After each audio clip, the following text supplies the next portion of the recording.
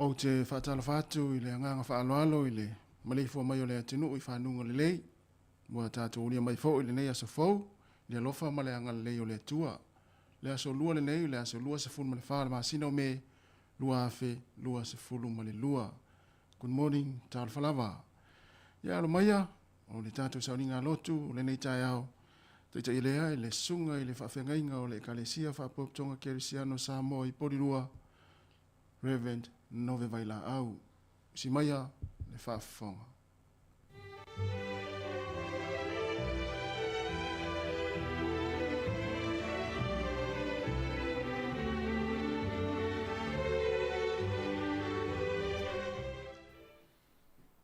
Yo tātou tāpua i le tua, tātou tālo. Ala whai mailo no, malau whanau le nei tai au. Ina wai whangu ina mailo mātou wola, maila mātou malo longo le pō. Ma ua e to e whaafowi na fo yo mātou wola. Ma ua sauni fo ilo no, ma u tangata. Whao ngā ina le nei aso, ua e fōa i mai e whao popo i aso lo mātou wola. Ngā rurua me tau tua i mo oe. Ao la mātou tāpua inga i le nei tai au. Ranga pa i aia fia mai. Tau tō lua ina i mātou, la mātou tāpua inga i whai aile, whane tanga i lau a fio. Mā vea ma vi inga i a te oe ono, lou swafa i Jesu le li i man whaola. Amen. Whaitau ina se upu mai le whionga le tua. Tus whaitau nei aso o mō mai le, lau tusi le salamo e se lau tōru si furma le iwa. Whai upo si furma le tōru. Wangata mai le whai upo si furma le valu. Lau tusi le salamo e se lau tōru si furu iwa. A le whai upo e si furma le tōru e wangata mai le whai upo e si furma le valu. Wasa ia te oio umana tunatu, na eu fiufi a te au il manawa o lo tina. O te vivi atu ia te oe, a wana whai au e alai o na mata utia ma ofo tele ai.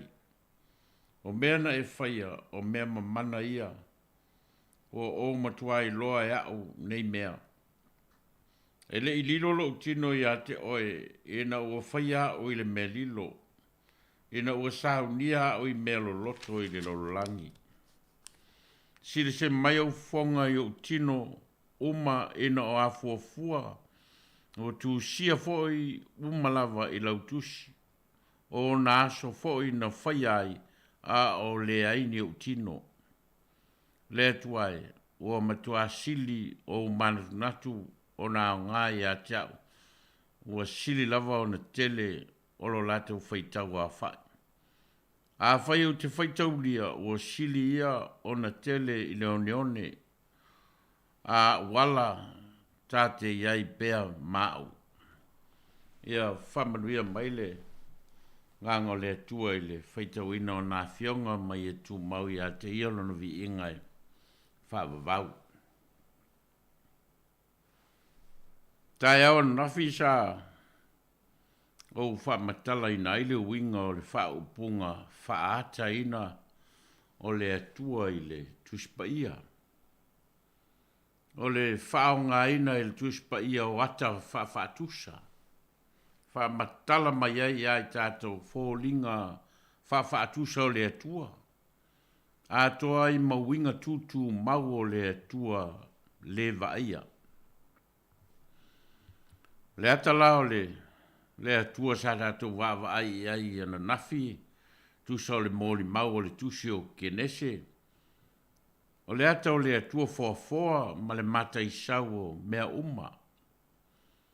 Ma le atua na ia whaia le tangata i ona ao mai le fuefo le ele.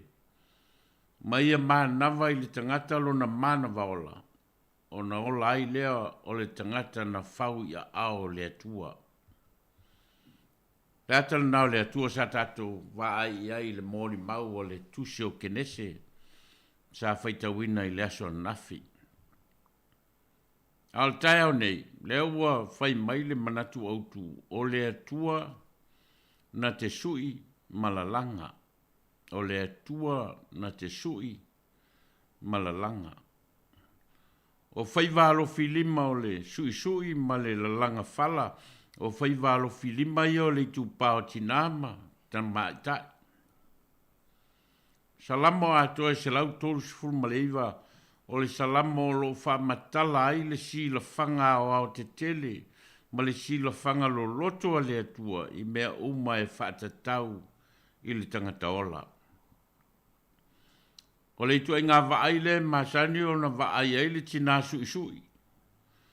Ma le se e papa la langa i e tonga. A o le a mata sui ina se ofu.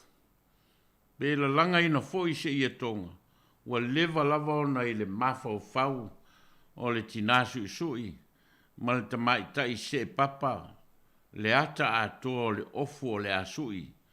Po le i e tonga foi o le ala langa. Wa leva lava ona nofo le mamanu ma le ata o le mea o le awhai.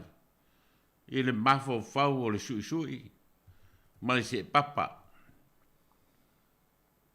I le ise manatu o le ofu o le asui. Le ai voi se tā ofi o le ia tonga o le ala langa ina. Ai o le manatu ma le mamanu atoa. O lo i le mafa o fau ma manatu na tunga o le sui. Ma le se papa. Pei lava le whaatusa o le ipo o mea. Ma le whai ipo o mea e pei o na tā ua i le tusi al perfeta o Jeremia. E le ai lava se manatu e whaia o le ipo o mea. O manatu na tunga uma ma le mamanu atoa e whau ai le ipo o mea. O loo i le mafa o whau ma manatu na tunga lo loto o le whai ipo o mea. Fo ringa wha pēr le ata o le atua leo lo wha matala i le salamo e se lautos furuiva. Mai le mo le mau o le whai salamo. A wasa i a te oe o umana tunatu. E le i lilo lo tino i a te oe. Ina ua whai au i le melo loto i le lolangi. Na sila mai au fofonga i o tino uma ina o a fuafua. Na e ufi a te au il manawa o lo tina. Wha upunga uma nei. O lo au mai e se ata o le ao te tele. Ma le lo loto o le sila whanga le atua. Na te sila fia i le ao te tele o le tangata ola. E o lava i o tātou tangata lilo. Se va enga le salamo le se lau tos fuma le iwa o lo wha pea il wha upunga le whai salamo. A whai o te alua i le langi o iei lava oe. A whai o te fofola so moenga i se oli wha uta o iei lava oe. A whai mo au apa au o le tae au ma o nofo i tūru inga o le lorangi. E tai mai e a tau i lea lava mea e loa ao. E tā ofi mai fo i a tau e lo 5 tau matau. A whai o le au te tele ma le lo loto leo le sila whanga le atua mo i tātou o tangata na ia whaia. E la se me tātou te popole pe atu vale ai. O lo wha ma malu au alofa. Ma poi le alofa tu no le atua lo tātou urufafo ma lo tātou urufale. Ma le mō le maua le whaisalamo. Ua e si o mai i o utua a toa mau uluma. Ua e whae e mai fo i lo a au i lunga i a teau. O le poto lea e sili o na whaingatā i a teau. Ua maua lunga o te le ma whaia. O le puinga wha lea tua lea. O le amalutia ai lo so i fua malo uola i le nei aso. I lo tātou whenga iai ma le so i fua tautua i tiute. Ua vala au inai tātou e le atua. Heo tātou talo. Le atua pai ae lo mātou tamā. Le atua lava o le na whaia le langi ma le langi ma meo tumu ai. O le atua e au lau pule. E au foi lo si la fia. E au foi lo alofa ma lo wanga le lei e te malutia ai mea umana e whaia e o lava i tangata na e whaia i lo whatusa. Ala whai mai lo nuu le nei tae au. Ma ua whafouina foi la matou whalongo. Ina ua e toi a fuafua o matou tino ma o matou mawhauwhau. Ma o matou mōli mauina foi lo matou ngofia o le nei aso. Sa au ni foi lo nui fe au mga luenga ma tiu te ma whaiva o le nei aso. Matou whaftai au whamanuianga o le nei tae au i lo whetalai mai ma e whamanatu mai i ai matou o e lava o le atua e te sila fia mea uma. Sila fia i matou e te sila fia lo matou wafua fuanga. E te sila fia foi lo matou uru fafo ma lo matou uru fali. Ma o le sila fanga foi lea matou te whatua tua i ai. O le amalutia i o matou wola i le nei aso. Matou whaftai ona o au whamanuianga whasoa mai. O au o matou maua matango lima ma whao ngā. Whamanuianga o e fo ina mai moi matou. Matou whaftai lau upfola fola i lo matou whaitau mo whalongolong. A mai pēla o fio moi matou, e vea ia o fionga e whai masulu i o matou vai. Ma le malama i o matou wala. Ma whtai o no whao le tanga e ala ia Yesu Keriso, lo walo a lo matou o li whaola. O leo wana o mai al wha moe moe ola moe matou. Ma o le vea e o matou wola o ni ola e mau mawina i le neiro lang. So i fua maola o e amana i eina. Ma o e te pena ina e ala i lo whaolatanga. E na ia matou toi fo i atu i le mawhitanga tu mau malau fio. Matou whatu ese o matou se ma ngasala ma vai vai ngā meo vai vai ai ma le ato toa i matou. Matou talo whamangalo lo matou leanga ma lo matou vai vai. Tui nātu le nei aso ma whamoe moenga o ma o le uru fafo ma le uru fale o le ngaru lue ma le tautua. Tonu o whale whai ngā luenga po tonu foi o ainga. Mātou talo whamanuia. Whanau sa ili ma whanau tawivi ngā luenga ma o onga. Hoa ili poto ma le tamai. Mātou talo mo loa tunu atua. Ia matou a mata le nei aso i au whamanuianga o e fōai mai. Ai ai ulava i sevi inga o lau fio. O au matou talo e ala i lo suafa i Yesu le li i man whaola. Amene. E tatou vivi le tua le pese ua saunia.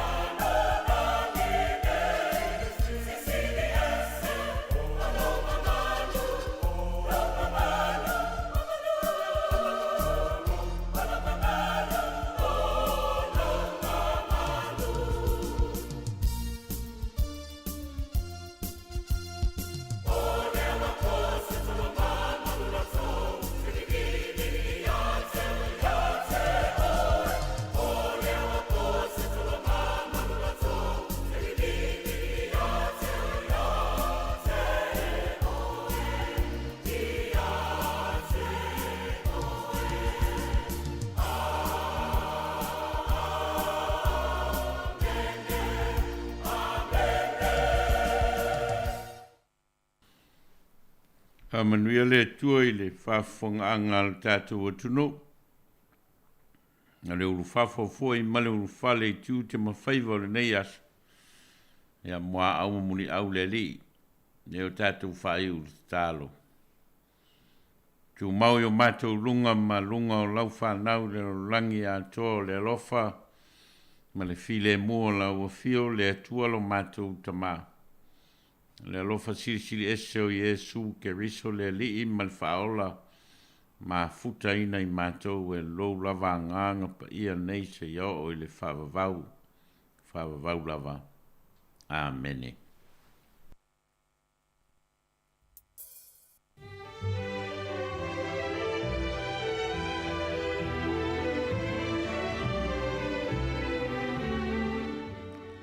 O le nā ua whaafonga le tātou atunuu i le tātou sauninga lotu o le nei tai au, teita ia le sunga i le whaafengainga, Reverend Noe Vaila au o le Kalesia whaapotonga Kerisiano Samoa i Porirua, ia mone tuele ngang whaafteitele, vele o lewe whaimafonga o le atunuu, ma le au whaafonga, mesi nā tua mai mo mai le nei taimi, ia mone tuele whaafteitele lau sunga le whaafengainga tu sai o le tātou sauninga lotu o le nei tai au, ia le fo te tala lo ia ili tau tua di fonga lau mua whaaftai mo le upo fola, ia mana fo ilea lo le upu le nei aso, ia i tono whaliwhainga luenga i maisi tono ainga, ma o ngā nei whanau, ma tau whaamni atu le atua i lau sunga, whaafengainga, whalitua mana no whaalo, ia whaapea fo ili tāpua i mai le Kalesia, whaaftai tele lava. Luas fultasi minuti o te ainele tu lai fitu, si fonga lau mua Wellingtone, o le viingo le atua mai le Kalesia, whaapoptonga Kerisiano Samoa i Porirua, ia ona whaangasolo i lea o le tātou Polokalame, tā lofa lava.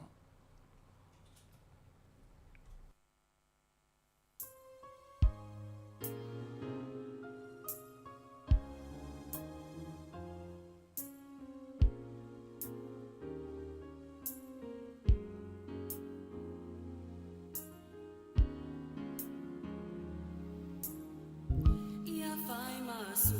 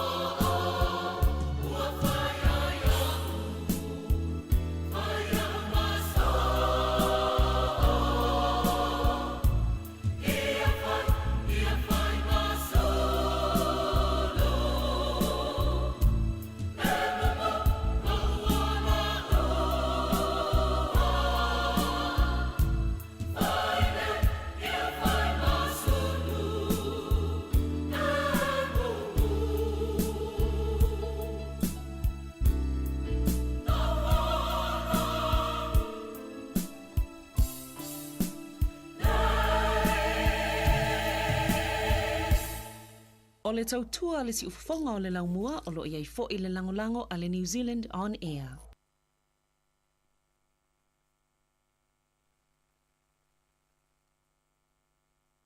O te tali tonu e le te tau silingia po ai. Awa wa ta oto i fala le matanga o le fesili. E ai e se tasi e mawhai o na ia wha umi o nas. Nof!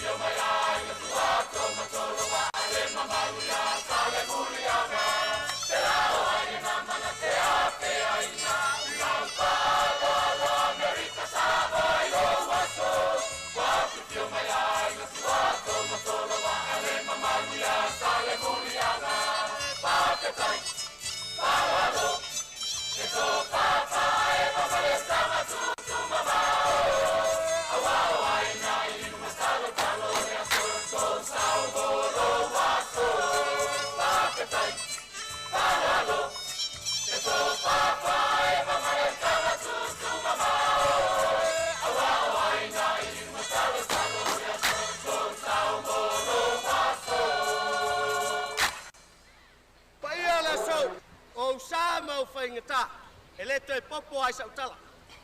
Tulo. Kom.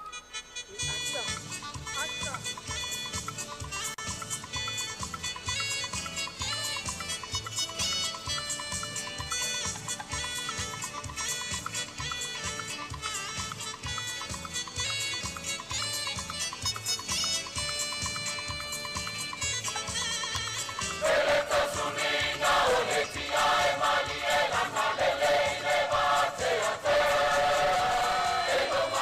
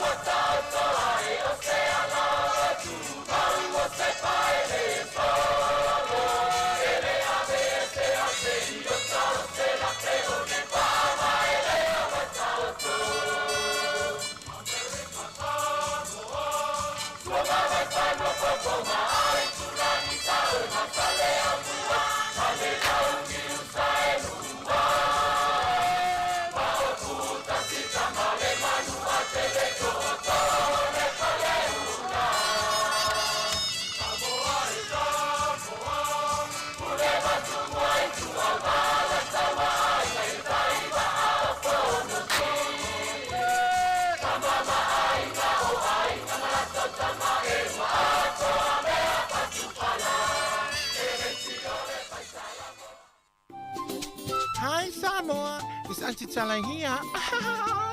Instead of Fifi Falo, ile atau le tayao. Laugh of the morning.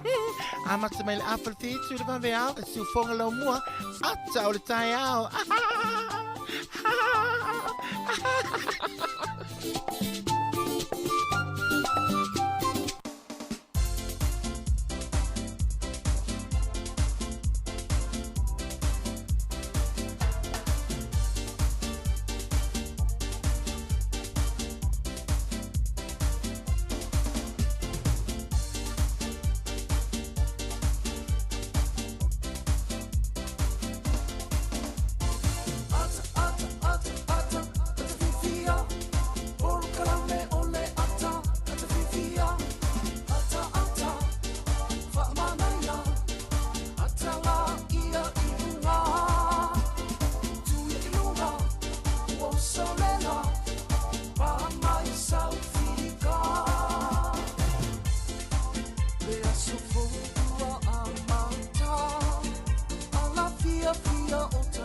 Yoe, mon leo por pese. Ia so fou amata, ia el manatu ala fia mo fo tatu wa tinu o nei tai ao. Ia ile lofa male anga leo le tua, ia ufa popo fo ile nei ia so fou. Ile uto so ifu mnuia, ia mai se fo iso ma wola. Ia ile tau tua ino tatu wa tinu. Ala mai le sikfonga la mua. Tatu le tio fa longo, tasi ono tesi ma tasi fa mo. Mai se fo idungo tatu app. O lunga le Facebook, ma lunga le ato YouTube nei taimi. Ma lo se fo mnuia, ia ma lo fo lange ma, nga lu mlo sa tu fo, tano fo ma lo su. Malo lava ya. Ta vela fo nei tai o ma nei. Ya lava pela tu num po yo lua. Ya le o tau. O lo ma wola ya le va. O ma sa salo la tu num po yo lua ya le o tau. Ma tai le li. Ma lo si ma le o fa popo so fo la le fo le tu ta tu fi lo ai no pe o. Ma lo fo lu spo. Yo ana fo ile tau ni tai ao. Mo ia ia tātou ele o malulu te le tai ao le usu fo ile tunu ngā nuenga. Sao le lava. So stai mea tate ala ile tai ao e whaftai ile malosi maleola. E whaftai ile tau ia ta sau fo ile uala. Te mawhauwhaua ila toina o na amata ile wha le mabeao, tonu mabeao, lima le mabeao. Ile malulu fo le taimi usu ila tau ngā nuenga ia. Tau si ia mo ila tau fo le fia le ia so wao le. Vanga le o ngā nuenga o le olanga whai ngā nuenga o tangata male. A mau lo fia. E sini atu na e lo te leo lo tongi a te lo fia. Na, mo. Po le anga luenga te a mau ai lo fia na. Yo. Ya, ai tango le fatu sai li stangata la fenga luenga te le tongi ai atu le loto al fenga luenga. Mo. E le mo se wing. Sa o le. Ya. Ya ole on mea o mau e lo li mai le aso mo le aso. Ia fia mi ele le. Yo, e mau le nga fafutai pe yo le. Ta uana le olanga lo tato ia tumu tato le loto fafutai i a tatou sai le ma tatou faitio e i tangata o isi nu o lalangi patatainga o le tau e timu no le fia to tene e mana tua o lai tatalo isi nu o lalangi fa mo le suava a le faitio ma sai tatou nga so se mea te mau ia fatou lia tatou le nga fatai mi fo nei aso yo ia fatai u tatou fe lo yo no pea le va o e nei ia le o to fa malo si man e fo o le uno le ainga ia e pule la ainga Ya ba o tina le ainga e pule alta ma le ainga wa o le ulu le ainga. Fe so le mo monga. Ya fa fe lo ai lo uso na wo nga lu le tai ao. Ya ma na ya fo fa fe lo ya ni sil tatu tu fa fe lo fa me wo au le ya ne yaso. E pe an na. Ti le fa le tu non na pia. Ya le ya tu va tu e pa ya tu fa sta fa fe lo. Ya fa ta lo fa tatu tu no le tai fo. Yo tatu fa i vi ia le atua ua tātou au lia mai fo le nea sa fau e whapopo i roto so i fua ma so mātou wola e whatala whatua ila ia i le paia o le suai o whainga luenga paia le atua i so o se whata whaitaulanga ia po whailaunga o le tala lei ia e mai se fo i o tua ama tua sina ia o toi ulu tai o le tātua tunu o lo mafuta mai tono ainga le nei taimi le tai au i so o se vaenga lava o New Zealand ia po Australia, Amerika ma so se atinu o laulangi ia o lo mafuta mai nei o tātou tangata mātua ma nei tamam, nei tina mātua ia whapea fo i whatalo whatu ia i nei mātua o lo whalangolongo mai tono mau ngase ia mai se fo i mauta o tangata mātua le nei tai au ia i manatu o lo manuia fo i o tou mo fo i o tou fia ia o tau sa idei fo i whasiringa marosi ia i mai fo i o tino ua fiai whatalo fo i le loa le tātou atinu ia i rātou ngai fo i ngā luenga le nei tai ao, ma rātou manawa ngā luenga,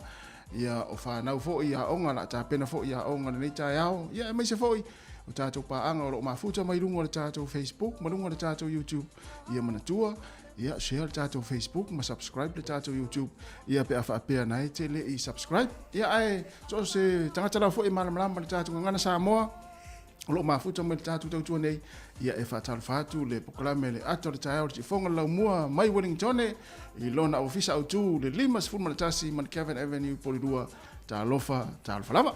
Ma lo lava, ia o le si vaenga ia whainga tu fo ia o te loa le mo tātou ainga lai Samoa. Ia. Ma se level tangata leu o lewa na fialu Samoa, la walu Samoa. Ia. Ia mtoa msia marta mao la ainga ia portina fo le ainga. Ai sao. La li o te me fiala i Samoa, o lewa nala. Te sau. Fua le leia, tā penanga o le malanga, te ova vealu Samoa, ia latu Samoa, toi fiwa sau. Nga, te pe o le si ta mana o atu le whae e la alutina i le... Ason te nei? Lei male wa lele la o atu le ata, o lele la o wha whama, lele wha mawai, na utina na ainga na ia. Alu Samoa? Alu Samoa, e tina na ainga. Ia, ai atu le tamana ainga. Ia, o la o le tina mana tamala i titi. Wha mawai o muna ainga wha nau. Ai toia o tamana i wha mawai, o mora wha mawai tamai le tina na ainga. Na tu lota mafusi melona fine 5 tausanga. Wa e fa longa tu afa pele e le tala tamai si ona fine le nita sa. Ia manuia lu malanga mam. E vai. Fa ya mam te rua va mai. Ele o iro tina na inga. Le tala le tangata le to ina le fa lona fine 5 tausanga mai. Ia manuia lu malanga mam e vai. Fa lu tina te rua va mai vai la e le talo alo ate si.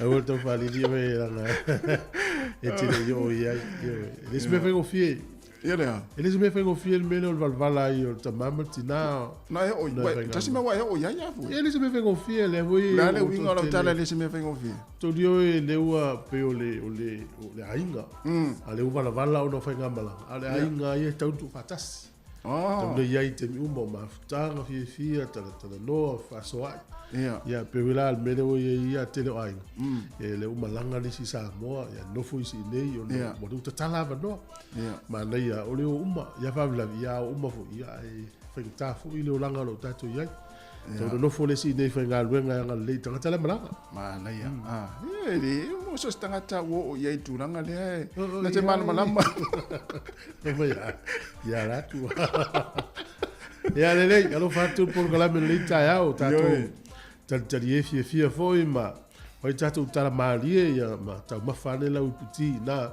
ia mai vai va tu il tatu le tu nga luenga se am tanta no tanga tana ti rufa nga luenga po ise me o ese le wa ne yaso ne ta yao ma le ye o le fai ama apatu le si yo o la voli tu no ina le stanga te le lo la mafatia tu solo o ma o ise me ia matale no so soni le si na ma le tele fenga na ia manuia ia nga luenga amato le ta yao mania fa tapo i mal ta tu ia ta to we vai va si ta to pese amata foi fa fianga o le ta ia no fanga soro le ta to programe alo au America Samoa ia fa fonga mai Samoa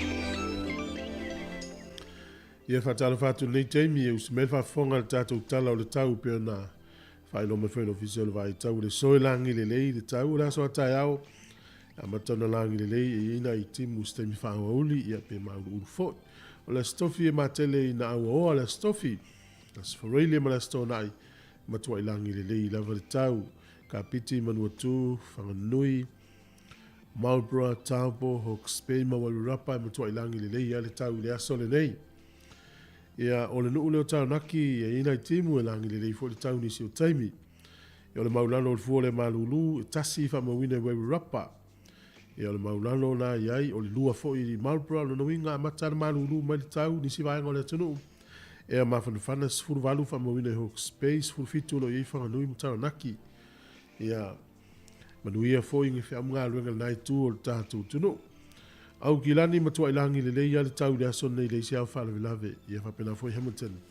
Langi le lei le tau ia o tau. Le motu i saute, pito i lungo le motu i saute au fiai i a kala i stete, whaasot solo atu i lalo i kala i stete, manu i lalo atu tu lou lava, Queenstown, Dunedin, langi le lei le tau le so. Enu kako i a ina i timu, e vai fo le mata le laini si o taimi. Maulano le fuo le malulu, whamawina le motu i saute, tolu le maulano lo iai, le fua tikawile o le Celsius i kala istete e a mawhanufana sfumarfitu maulunga whamawina ne le soni. E o le aterengo le atunu nei aso le alangi le lei le tau le moto i matu nei mtua i langi le lei le tau le aso le nei. Moto i saute e whapena fo i le langi le lei o le tau se i vana ngā enu kako le tau wha malu le nei aso.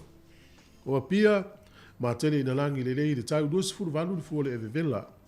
Le luas fulu mo le ono le fuole e mawhanufana o le angoto i fole lai le aso le nei i Wellington e 5 minute te ai le 5 na le fiafi e oso a ele la tai au luas fulu 5 minute te ai le 5 i le tai au a tai au fuole e malulu whamawine Wellington e manu tua oi o lo amata mai le lua nu le o mastone malulu o tou whamawine i apahat e ono lo i lo hat i amore tele o vaenga Wellington e manu tua oi ono i le se fulu o le ea mawhanufana whamawina sifuru ono ma le sifuru fitu o lo ta oto mai ai le nei aso.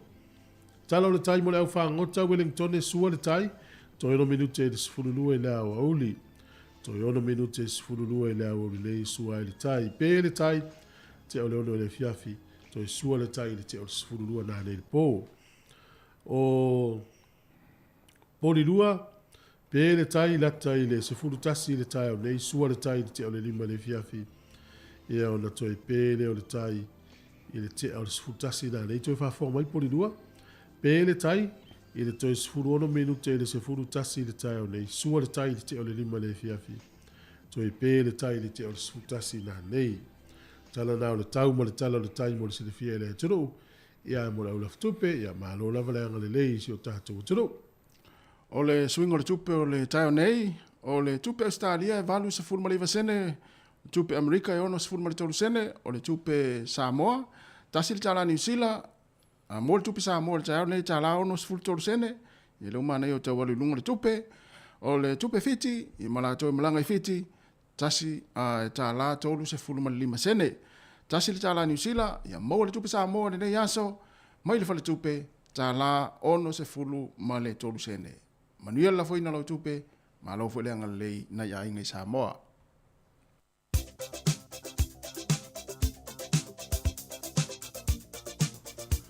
O whaamurianga o asoifua mas whanau ni nei aso.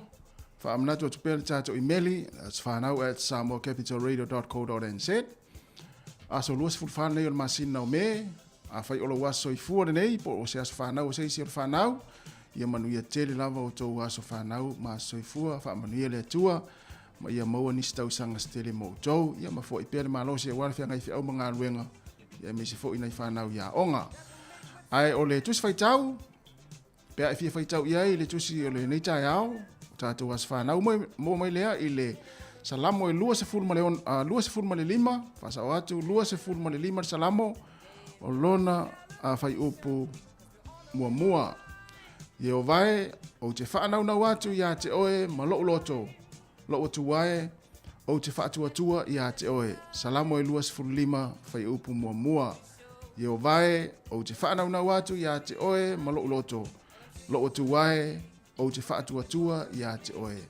Manu ia tere lava o tau a soifua le nei aso le pese nei, e teru si ainga mo o tau.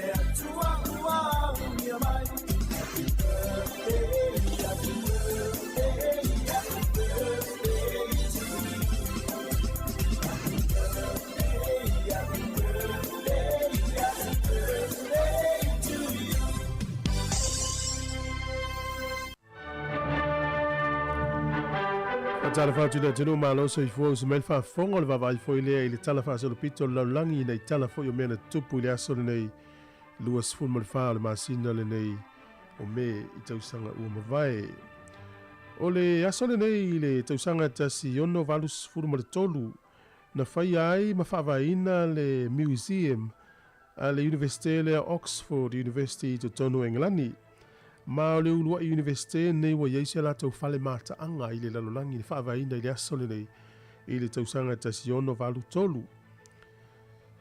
O le sol tausanga e tasiono valu iwa na pasi ai le tula fono le Parlemene Peritania e tau le Act of Toleration po i le winga o le nei tula fono i le iawe sea ai le whatutuanga katoliko.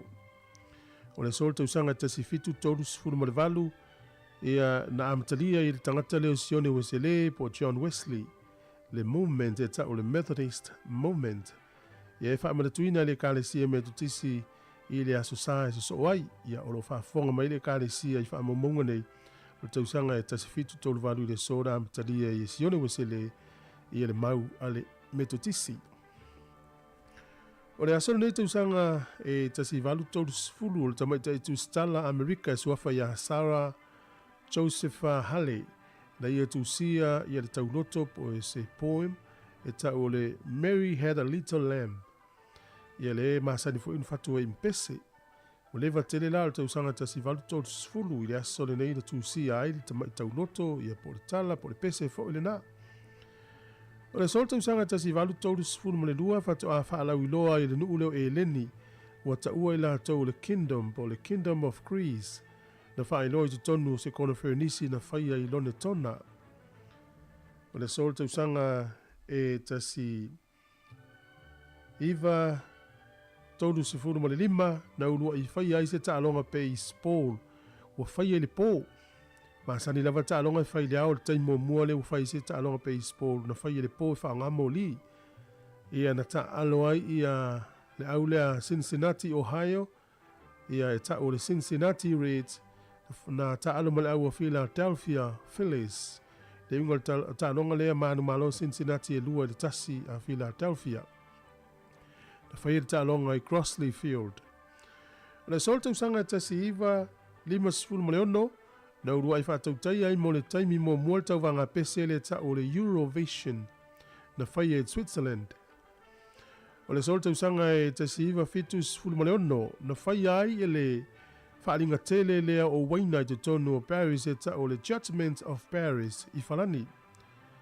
Ia na whaailoa mo le taimi mua i le whaalinga lea waina, o waina peto sili na le lei i le whaalinga lea, o waina mai le nuu o California i Amerika. O le solta usanga e tasi iwa 7 ma le tasi, o le uruai senatoa lea o le palemene Australia, o se tangata o politi po se tangata anu moni Australia o lon swafa o Neville Puna. O le solta usanga e tasi iwa tasi, na amata inga luenga ale malo Israelu e lau ese mai o na tangata mai tutonu o le nuu leo Ethiopia. E tau le Operation Solomon. Ia e amata ile selufu fa e uma le selufu 5 ile aise malo lo valele na lau ese mai tangata e lata ile se fulu ma le 5 afe tangata Israelu sai tutonu o Ethiopia. Ma e tolu sfulu ono i tula na whai e ngā luenga. O le solta usanga e tasi iwa fitu na urua i tatala i mo le taimi mua le whala inga le McDonald i tutonu le nuu leo Ukraine. O le asole nei i le tausanga e lua afe na o ese mai fita a Israelu e mai le tu isaute o le panona na la tono foia ma le 2 ma le 2 tausanga. I ni usila nei tausanga e tasi valu 5 ma le whae le so na ulua i no foia i le palemene e ni usila au kilani e 2 tasi whanua na whapapa a matai ia le palemene e ni usila i to tono au kilani le asole nei tausanga tasi valu 5 ma le whae. Fatasi ai ma le tausanga tasi iwa ono sfuluvalu na lulu ese mafu e fitu tasi ma le tasi le malosi ni usila nei. E lata i le nuu leo Westport. Tolu soifua na afia i le so na lulu le 2 minute te ele 5 le vaveao. Femele mau. To tele tangata na paa ese mai o lato moenga i le vaveao lea ina ua lulu le mafu e. O le so e wha amenatu ele tuto tasi o le nuu lea Eritrea. Ia mai pulenga sa pulea le nuu leo Ethiopia. Tausanga tasi iwa tolu, ia e whamanatu e latu tuto tasi le aso 2 ma le whaal masino me.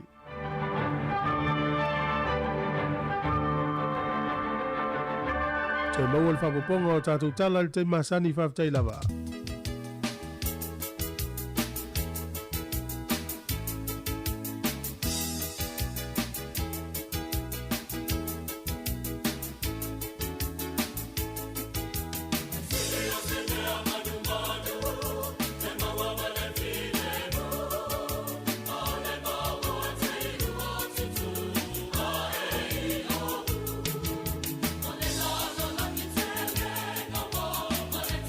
Thank you.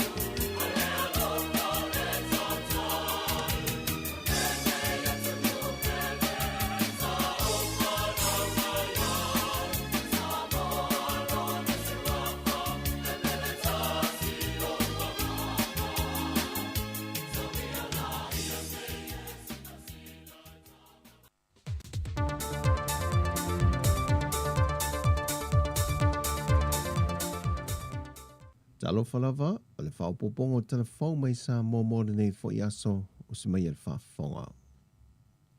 Ua sau no le whingole te mai tai pāle mi e whaata oto le porkala me mo le sisinga fu o le nei tau sanga. Mo le whaamna tuina leo no sifuru tau sanga talu o na tutu o tasi o le tātou malo Samoa. O le sisi nā loa i o le tanga vai o le malo tutu o tasi o Samoa. O le a whaatino lava lea le malo e le malai tia whau i mulinu. Mai na o i la tuto ai titi o le a wai atu iai po e ua wala au lia. E na ia tau sisia pea pui nga whaare soi fua malo loina. Ona o le pepesi al wha mai. Peitai ua whaai unga whona ina fo e le kāpeneta. O le ata oto atu le pa io a fiu anga mala ala whanga. E whaatino i lava la tu sau ni ngā lotu. E whaaftai e le tai au o le aso lulu, aso mua iuni. E vivi i mwhaaftai e a fiu anga mai tu malo te itasi. I le atoanga o le onus fultu sanga. E whapea fo i pol kalame o le awhina ngalo i le a fiu anga mala ala whanga e whaatino i le aso. O le ata oto tu la vai pule nga mamalu ali i mawhai pule. O le a avea fo i le aso mua iuni. O se aso malo loa loa ia i le atu no. Wa yel fa moe a matal por kala mel te tai no longo ma fa ilo ilo sai lini i le atu no i vai luanga o le po le aso lua. E fa feilo ia i le au lio i le atu no o lona onus fultu sanga. O na fa atino i leo sau ninga le tai au le aso lulu e se so ai. Aso moe yuni. Pei tai wa fa lau i lo fo el te mai tai pāle mia. O whaafia fianga uma maisi por kalame wa fua le tātou malo e samia ilu tātou tuto tasi. O le awhaato a whaatino le vai aso mua se tema. E vaa lua ma le whaamna tuino le te wila. O le fuafango on whae loe le fiona te mai tai pāle mia. O tālu sangai le lau le leile nei. E nuti mea whaatase tu malo o a fio anga mala la whanga. E whaamanatu le nei tuto tasi tā ua. I to tono lau whanua mō la tūloto i whale. O se whaamanatunga esele nei mai le telo tau sanga o mawai, ma ua manatu le malo o le asiri o na mātanga o fie, ma mawhai ei o na awai o mai vaenga ese eso i tu malo manu, e sea o na maua sea vanua, e o mai le taulanga o pia i aso tumo tuto tasi i le telo tau sanga o mawai. O tau nampal whainga malo i whaata oto le polo kalamele nei, e fua lo iai sa moe lungo polo ingo wha lave tup wha fosei, ona o le pepesi o le wha mai il kovitis furuiva, i te tono lo tato wa te noo. Wa tāno sanga foi le fiongo le tamai tai pāne mie le atunu atoa, au whaati noi por kalame ma fuafanga i te tono i tu malo mo le wha moe, i a tau si sia pēr le tūlanga o le whaio tali fafonga, te tū manonofo vā, ma i a tau si sia le tūlanga tū mamaa. O le whaalau tele ina o le whaatinonga o por kalame mo le tuto tasi, o le atu ina atu e sui o le komiti le tuto tasi, ia la leo nusi pepa ma televise i te tono le atu no. Wa watu foi whaamanu yanga le fionga te tai o le atu no, fia mena o mi mata afa, e tangata sa moe atu no e fio le lanolangi, o le a whaatatia lato por kalame mo le fo iaso e laungu te sia ai ma sa moa, ina ia whaamanatu whaatasi, le atoanga o le onus fultu sanga o le tūto tasi o le atu no.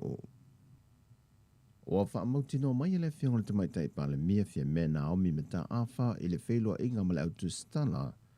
O le ato e sila le whainga malo i le toe whetu na inga po le toe ilu ina. O le tūla whono mon se 40% o te maita i le pāle mene. Ona o whe ese a inga o tūla i mai ai.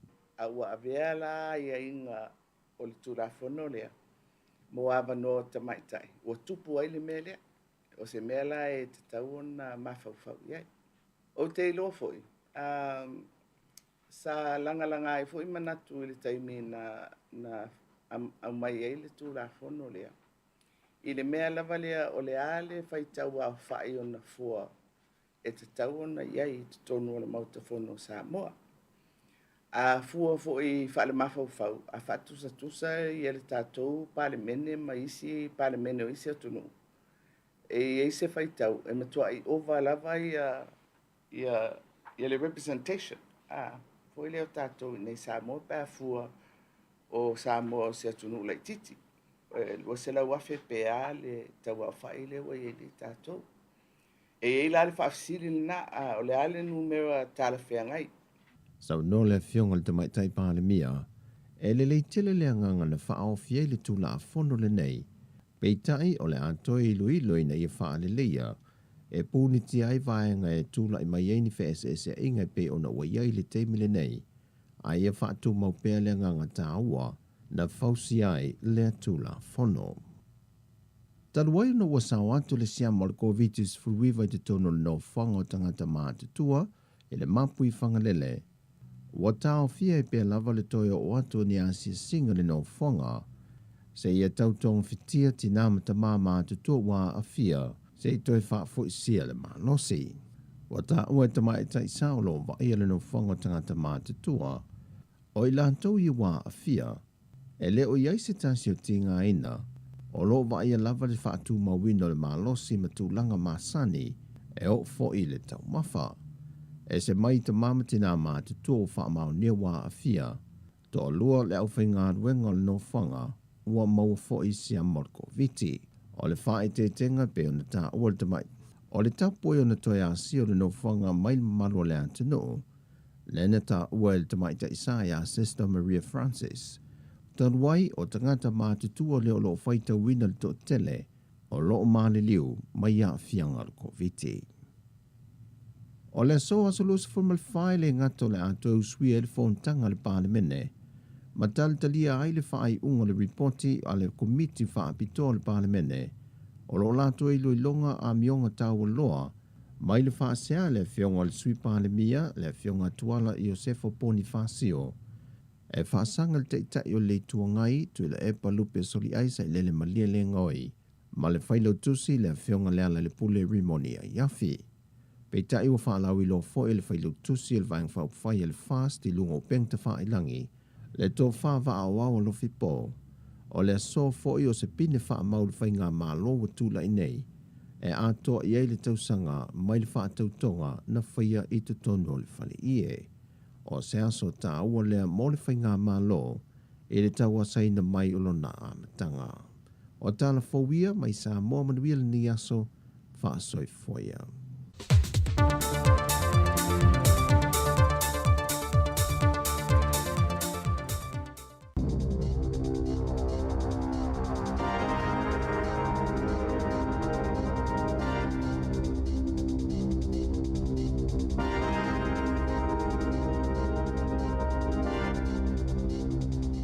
Tala flava le whapoponga mo mua telefon me le si ufonga le lau mua. Mo le nei tai au o le asaluas fulfau me lua fe lua. Sa whaamaunia le kapeneta o le a awina atuene usila i Beretania se isi to tolu se fulu whapopo o ana fita po ilato le malo si angatau i le puipuinga e a oa o ina fita Ukraine i le whaonga ni tu ainga o whana e tu saima le whaalinga le palemia. Jacinda Ardern i le awaulia na nafi. Wana pōna malanga tuai Ardern i le United States mom ta aptau whaatawa inga matu risi o se asia singa o le awhisa na saunoanga autu le University of Harvard. Manisi o whona tanga imta aptau whaatawa inga o tangata ta whao mai whafo upu whai o mālo. Mama ta aptau te konolosi whaatasia ma se whailoa inga luna lua ilunga pol kalami o le Late Show a Stephen Colbert. Na sauno Ardern, o le awina atu fita ni usilai o atu le whai unga i ulai, o le aiai e a awina fita Ukraine. I le whaongango ni tu ainga o whana mama, o le la tasi iwa, le whaapena o ni nai atunu olo o la tau whaongaina, e tu saima se saunoanga Ardern. Sa talu sanga ina whaapito lava ni usilai na ia whaia ia o onga, o le tole ninga o fita Ukraine. O se isile a wala mawhai ai e ni usila o na langolangoina Ukraine, mai to ititi lava ni vanga au e mawhai o na lato whaatino ina, ia i tu ainga o onga be na sauno a Ardern, na sauno le minsta o le puipuinga ni usila be ni henare, o le amatua atalia ina isi pa anga whaavao malua ni usila lea fuafuanga, ma o le a whailo i atu le whaala potonga, o le Ukraine Contact Group e au fiele tu sama le whase fulua tunuu, na ta ua le whaululunga le malu si angal fuava atawa ni usila, Kevin Short, e tu samal to lua se lau tolu se fulu, vai ngā awa Ukraine o le a o a oinai. E o mai le taimil vai ngā malangal to mai tai pāle mia le United States, e le ifa amaunia pe maua se feiloa inga, ma President Joe Biden, o lo iele ali i President i sana se singa ya pane. O le ai le taimia va ai e tangata ni usila, se si itanga o tau mawhai le iwa ai mo moe pena wha aleo i se la pata inga, ale au whaila fumanu, au wha awa wai pena se itia tau e ngausi ai o loa, na sauno David Clark, le President o le wha la patupatonga, o le au whaila fumanu mo kalai estete o ngā titono, o le tūlanga wha anua noa, ona ole a whai nei fo i pāketi a inga te tasi, o lo a fia le au whaila fumanu ma wha awhi tauli, o le wha atuai o le whela ua inga o manu o lātou lafo, e toi si iti ai fo i mai si tau, o iso wha awhi tauli au fia le ko vitis fulwiva, suinga o le tau ma le tau wa Ukraine, wa le lawai fo i le saito i le laulangi, na wha alua ina le tau o le saito i le laulangi talo na amata le tau wa Ukraine. E te tauno New Zealand, e to samal tolus fulu i le fase fulu pasene, wasi iti ai le tau, ai o stulang le leimo New Zealand, le te leo le mo mianga o loa awina atu i fafo, pe ona ta o le President o le whaalapa tupatonga o le au whaila fumanu, mo kalai e stete. E ripoti pitola tamai le Sikh mo ngā luenga, o mawai sa si iti le 15% le numero whaasilasilanga o awa noa whai ngā luenga, ma o le me tutia lo whaatau sina tuai tangata whai ngā luenga, o le si itia le ilunga o ni o fomo tutongi, e tolu pasene na si itia i tutongi mo au whai ngā luenga i bisinisi, e ngā o si ina o loa o whewa inga, ma le whela o inga o loa anga i tangata lātou te wha o ngā ina, na si itia tutongi mo i lātou e whaatu moina whatai whale o loa, whaatasiai ma i lātou e pole ina ma whaasosoa ina, le whenga solo inga o whai ngā malanga waalele, ma i le wao le 28% ma le 30% e 28% na si itia i tutongi, o e ngā lulue i ngā luenga e le mo omia i naini to mai a o ina whaapitoa, ma i lātou i ngā luenga e peo kā mōta maisi, sa pito silo na si itia le whai numero a awa noa whai ngā luenga, ia sa mo mia nisi, lātou te whaatu muina. E tolus fulu a whetala o le atau le maina i se tangata whai ngā luenga o sona taui, mai le company au kilani o le Mainland Poultry Limited, ina ua matua manu o ngalo na 5 matua, a o ia fulu ina le masini a le whale whai ngā luenga. Sa whaasala ina le company al whaamsinonga whaitu malo papakura i le asonga fua, o na le whaalawlawe le ane tupu le masina o keto palua a whelua sfulu, na whaasala ina le company le lua se la wa whetala. Ma whaatono ina e tutongi le tolu sfulu a whetala i le na manua, o le whaamutalanga le WorkSafe, le whaalapatupatonga le malo e tuli loa ina le saunga le mui whalwhai ngā luenga, a o fulu ina le tangata na manua ia masini, e mawailo na lima i tutono. Ma afia ai, mana ta wale suenga le WorkSafe, sa ilua il au whai ngā luenga le whaale tonu, beita ai ele isila fia ele pulenga. O le awhaataita ina le waka ko tahi, po le matanga luenga o whela wa inga, ni masini po e ata mo le saunga le mui ni mga ala titele se tolo, po State Highways i au kilani, e fia i loa, peta o fia ni tangata e whaonga ina lātou telefoni, a o awele ta avale mo se umiono masina, o le asa ili ai foi, peta o fia ni tangata e le whaiele fusi pa o le ta avale, na ta wale whaatonu sila le waka ko tahi mo whela wa inga ele, Kane Patton, ile le teo New Zealand, o i lātou i o le a maua le masini po e ata, o le a puipui a lava o lātou whaamaumaunga patino, ma o le a le whaasalaina foi, ona o se whaataita inga o le a whaia, e nā ona fia malama i se tōlanga ma se whai numera o iei tangata, e whaalawe le avenga o le ta avale, ona o le whaia o nisi ngā ioinga i pe o le tala noa le telefoni, ai o lo whaonga ina i masini po e ata whaateko nolo si ua iai le taimi nei, e silia ma le whaasfulu a whela o whainga o whaasalanga na tu inato leo, i le tau sanga talua i mō tangata na whaonga ina la tau telefoni a o ave le ta avale,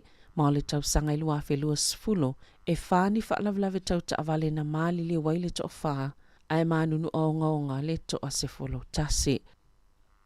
Sa savalia mga alo le tunu i le asoana nafi, e solo tite e tangata whainga luenga tau sia ngase, ono o le maula lalo la tau tutongi, sa o fui nato le malo si si tanga i tolu pasene peitai, O le tali tonunga o tangata whaingaluenga o se ngai o inga ua ai maua laloa ia i lātou ma o sa mionga whaatau emu pe a fua ia lātou au nanga na whaatino ina le taimi ato o le pepesi o le whaamai a o le ufea ngai fo imali si itia o le tau o le soifuanga e mana na o ia tangata whaingaluenga ina ia vavisi itia o lātou tutongi a o le imae a le ao ngā o le tau la fono. Le whaatulanga ina i o lātou tutongi mai e inga o lātou whaailonga. Ma pe a male masina ona mai a leo ngā wa mai ona whaailo le malo e a tangia mai leo isa fuafuanga e toi whaatupe ina ili sile ma le fitus fulu sene ile i tū la. Ili tangata whaingaluenga e to tasi mo se piliota e se fulu valu masina. O ia solo tite ena whai e whangarei, Aukilani, Hamiltone, New Plymouth, Hastings, Wellingtone, Calais, Tete, Dunedin, ma Invercargill. E fōlinga mai e le ono a fia ni usila i se whaafi tauli o le ono titele o le pepesi ai o le whaamai o le monkeypox pe ona ta ua se tasi o whaito whaamai pipisi. E silia man to avalu se fulu i lātou o whaamaonia ua a fia le vairusi le e pe ona pepesi talua nei Europa, Amerika, Kanata ma au se talia o Israelu, Switzerland ma Austria. Isi atunu ufou ia na whaamaoni e ni siwa a fiai, ma ua ato i eile se fulu lima o atunu i le lanulangi, wa li ipoti eile pepesi o le monkeypox, wa ta ue whaapia e le whai ngofio na pepesi le vao tangata, ma e masani lava o na leo ngaonga, pe a fiai nisi e mai se lava i atunu u olo o le leia lātou au nangal soifua maloloina. E pita ta atele lava lea vairusi vaenga tumba mao ese o Afrika tu tutono masifo, na whaali e Professor Kurt Krause o le University of Otago o le monkeypox o se vairusi e ainga le chickenpox whape ma le smallpox whaamai ena mawhai ona whaamutaina le awhaiv se lau valus fulu ona o le whaonganga o tui pui pui. O le monkeypox e ese mamao mai le vairusi o le corona o na le pepesi te lepe o na sauno leli i Professor o le tui pui pui le ananga o se tauwhia le smallpox pe tusale mal valu 5% e au ngā mo le pui pui o le monkeypox ma e ei fo inisi tonga fitinga e mawhai o na whaonga ina. E lata ile se 10% na si itia maulunga le whai numero ta maiti le lanlangi na le aini me no no whai le lua whelua tasi po le lua 15 testi ma le 2 miliona o na ofe vai inga o tawa ma whaalavlawe whaale nā tura o na le suinga o le tau. E to saima se whaamatalanga ale Save the Children, maolo iai ma le atunga lunga, e uina whaawau peo na si itia le tausanga lua whelua lua o na olwhai tau miliona o tamaiti ua tu ua o lātou a inga Ukraine. O ni whaamaumaunga fō na whaalauloina le IDMC na tā uai o le whai numero tangata ua tu ua o lātou a inga o na o whaafita au li whaapea. Ai lo whaamautu lawa inisi vaenga whaapitoa i o lātou atuno i tutono lalangi. E whaapea na o atu le 5 iwa tesi ma le tasi miliona. Ili whai ungol tausanga i lua whelua tasi, wa si itia mai le 5.5 miliona tausanga i toa atu. O le whai numero tamaiti nā vesea, na si itia mai le 2.3 miliona i tausanga lua whelua sfulu, i le 2.5 tesi ma le 2 miliona tasi,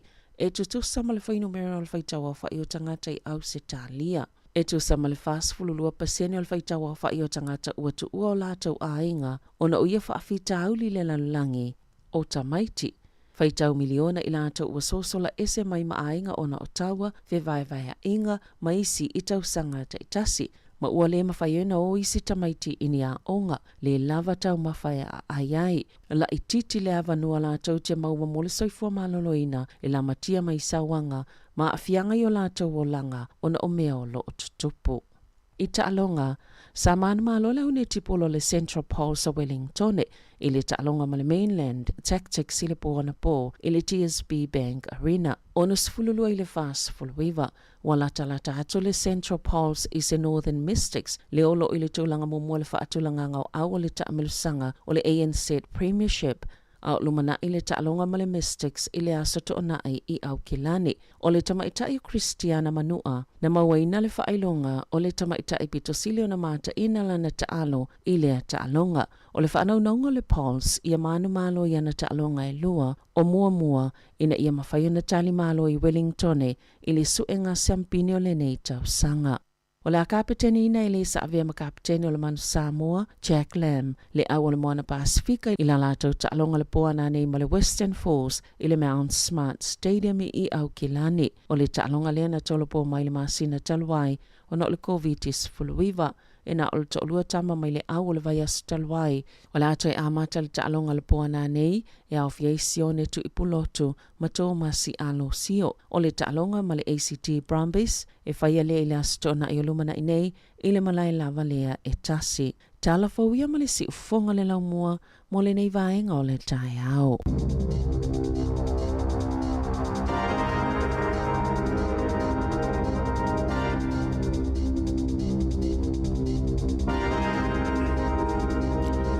Malo fatai ia le whaafonga mai le tinu na ua mai a tātou telefon whaaponga mo mua o le nei tae ao ia mai tala mai Samoa te whaafonga whaaponga tula iwa le tau nei luas fultasi minute te ai nei le tula valu pokalame le ata le tae ao te whaamalo atu ia le whaafonga mai mai tātou tinu na le mau al fia ioi vai nga ta ua na ole nei fo so fuanga o tātou i nei o fia nei aso le utufona pokalame le ata le tae ao tātou tatanoa ma tātou na e vai e va pe foi na te lo fia le tae ao ta se tanga usau pese ha usau pese ta te le lai fa no le tae ao la tu nga pese tau me tau fa no so sto inga pese pese a lai tu fia ya o le aso mo le aso just pese foi le sa vali means go for a walk nga vai pese fa pena tala means too much talk hey love fayate means I love you take it easy fai le mu vai mai ang halo tanga usul pese se vai pe to si paka to ai lutino vole le to foi me lo fia spaka el pao ya va pe ona te fa u se tu lo fa fongo mai le tai au ni ia ele mo fia lo loto na pa wana mele tu lai mai o lo wita esele ma losi ole vanga le falling ole tangata na te moli mai se fia na o ta li tonu iai o a fo ia ni tali nga malo poni malo asi e moli mai ai falling sa olele le fia mal fa no e te vai al tangata sias sa olele ma losi telefoning ole tangata me se ana to inga taimi fo le o lo sa fa fai uma tangata a pe o le ta te tuai atu le ala o sa vale tu tonu da te va ai lai tangata o la te sa vale tu tonu o sa fa in tangata o amata sa uninga pole ase me tasia a me se ho o po me tasia ne no fa ngo te vai ai tu rum kuka ai vai atu lo o te vai atu lo tu rum kuka e pe o tu mi fa pe pu fa o to fo ilo o lo mo so o ye me na a me se la termina na fata mal maftanga la primary school ya foi le ngona ngale na fata mal ale la ta ona maftanga fia me anta e po fia fai fon ta na tarie ya font ole maftanga na tua sekia tele dai tirar fa se ina foi la utai ina vai la wo na maftanga voi ule leita maiti oi ta telo ta maiti sa I maftanga sa la le investe ia vai ia te leo nga nuenga te balon fai sa o le ia la so te vela termine le wete ia le ula fala ia vai de ola le ula fala le o tu le o afeta apele ula fala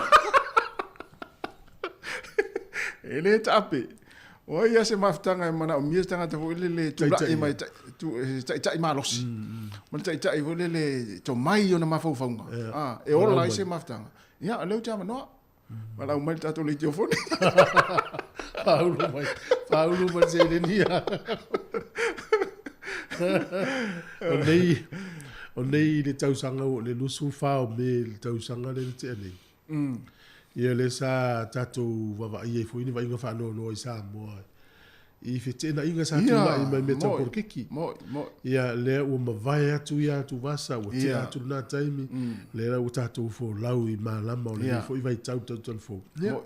Ia le tu o me le tupu le sulu fa me luafe luatas. Le wa di a tol tau sanga le so nei. Me vela te tu ala lo ata itel tatou fa longo I le o ia ta o le tu. Mo ta tau o tatou wo fa tasi. Tau tatou tu fa tasi. E ese ia fainga fa fainga party.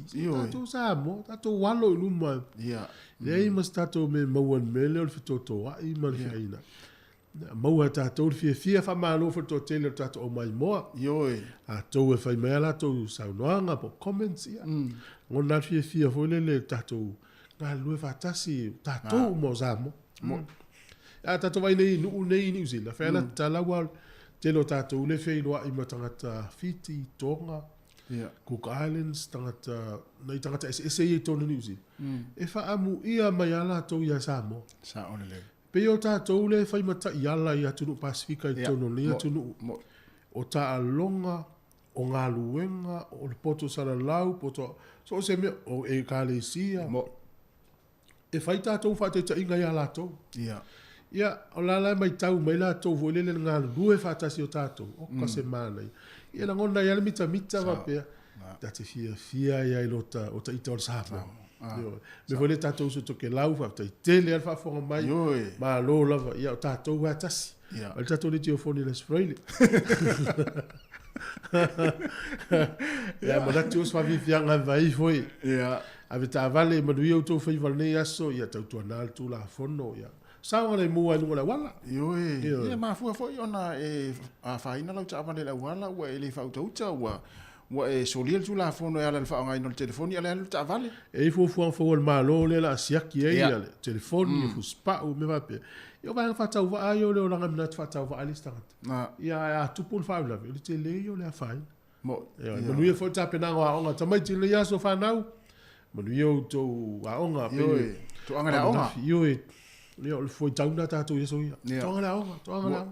Al terminate, toanga la onga mwhai mea onga. Ia mga lue whatasi mātua mwhai au. Wale, moni mau te leo a onga ta te whaalongo ia. E tau leo atu mātua e whailoa i mwhai a onga pēr o te me mana o mi ai. Ia mua e pisi nei mātua whai ngā luenga lua. Ia po le ano tele fo ia. Vai mea tamati le atau te pi ia tu e la tu a onga. E leilo tamati po whai alo ia. E le foi sana alfanga fa pe.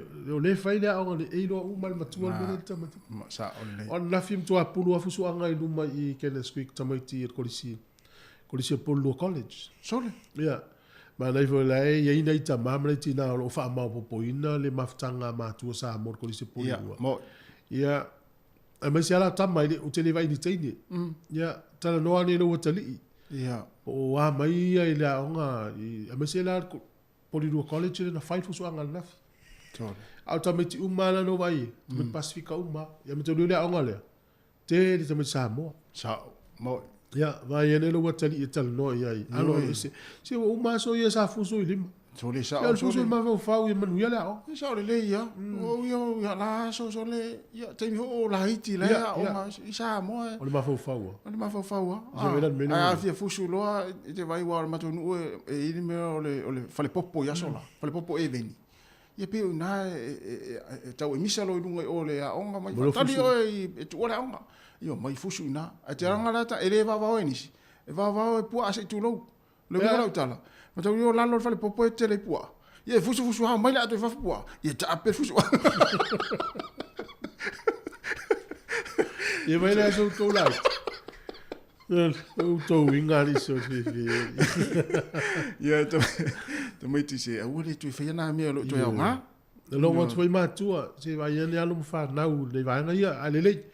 La ta spese vai foi si fongo lo mua lu sfuriva minuto o tel valu.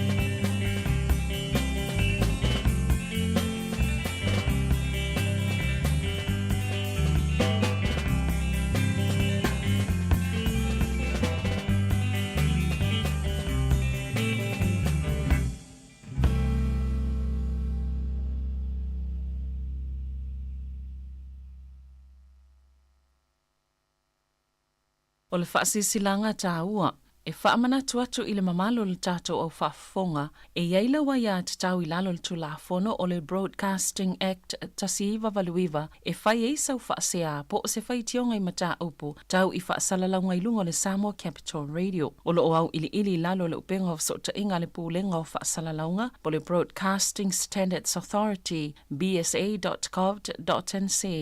A inga mo le whai o sau whaasea i se polkala me whaamanu alia i lau whaafonga anga. O lo au fia i vaenga nei, o le ale te me mawhaiona whai se whaasea, o ai tu ainga polkala me mawhaiona o whaasea ai, o ai e whao o iai la o whaasea mō le teimi mō mua, whaftai. Whaftai le whaafonga mai, ma le mai mō mai le tātou atinu, o le ua luas fulu 5 minuti ona tālea o le iwa. O le whawheri teimi sol. Mawe. Leo whailoa me le tātou mālo. Ia. O le ua maua le vaccine pass fau. Nale te musi foi le tau tatou le pasi foi le vaccine pass e le la o ye le vaccine pass fo mo la to na o ye foi no download pe au mai la lo pe of so inga le covid-19 ya o le tele o va ngale tau te ni pe le o to mana o mia ya ma le to fo to la fo no len ta fatati mel malo so se o nanga mana o fai ya Ai le o ye se fa mal si wele le o fa mal si mo o na no inga fa pe o le utao ni tate ai le fale inga le o ni tatu fa me fe lo vaccine pass e ye le fale inga la le ya tau si nge ta wa le ai mo yeso fa maria tu e le talia o rua sa wala ni sa i mo le fi ta o na la ave mal si anga la to e pule fa italia pe fa nga pe le fa nga ya na ya mana o si ta to telefoni ya pe download fo i fa vai le se no ye na mo wa te ne o le app o le pasi le sa ye na ye le tai mi expire pe fa umai o le masi no me ya uni ya ale le usau le pasi fo ya pule al fitalia tangata pe yo ya e ila to ia nga lue fo i tau si nei tau tangata matu te va tu fo no mela o tangata ia na faila to te e fo na fi tongi pe ama le ono sfulu lima afe ila to ia fia ila lo le va ngale tele pela so mo o yu la ye e umai le tu la fo no le na pasi ai e ma faina su ye yo la tu tongi ai fo nga mai tau le va ngale le la talte mi umai tu la fo no le na pasi ya ai le o ilonga na tu la emaila tu tongi se tongi le la na si ai le o la to ba ai le lava e le si tina le sa ul pepa tau nei o sfuru lima tau sanga nga luenga nei ya ono na tongi le ye lu sfuru ono ta la ono ta sene le tu la ya ele au fia tu tonu le umio le mamao e malanga ai ya la fa mai e umane mtua le ta fia nga ya no tong ya ai fu ye tau le o langa le utatu ye ya pole a tongi no sfuru ono ta la a tu ulo i tongi ngol mo kesi pe fa isi mo kesi ya mai si lo a pe ta vale la foi tu tongi ya mai si ava e ngol o langa ye uma e mtua fa popo tu lo ia i mal pensini ya so uma ta pensini te le lava el menai e ta fa ta ia ile i ta tu ai nga sa mo le mi sai nei bo lua tau te no fa ta si ai le mama me ta tu malanga nei ai nga Australia ile ai nga e pe tu la a to pe tu la ma fa malanga ta fa le o le lotu e vai la mama e a fa pela lunga e no foi por lua e lotu e pamste no ile vale e po tala tu fo e nga Hastings tala mai ai Australia now nei e te no foi por lua e ai lotu Wellington e na sfulli ma no su minuti te alwa ai no foi por lua e lotu por lua e na 5 minuti alu falsa le valora na esel man ia fa le mau nei ai nga Australia ale mau e tatu ya e fu le fo i wai e tanga fo fa longo fo le e la tu mo ton falsa ma mau me falsa ya wala lot ya me pensini la tu mo ton falsa le la si le mo ton falsa lo mo ton le si fa le wai ai mo ma la mo pero si ona wo what you look malo lo tu la tau le wo na wala mo ya pele ya ala wo fa la unga le tu lo fo ya ai mana tu e te alu langi tu malunga tu malu ta le mo ya le ona no fo me ta tu fo me malta la ai mana tu e te le alu langi tu malunga so la tu lo na no fo mo tangata wo te ilu tan ye ma tangata me malta la le fisha ai lo sili le fa tu nei la tala mai nei lo fa tu tangata e lo ile alu langi tu lu ale wa tu manu me tala lo na ta o mane tu la le mi tala le ona wa fo la fo tu fa ale no fo mo le lo tu lo wa tu fa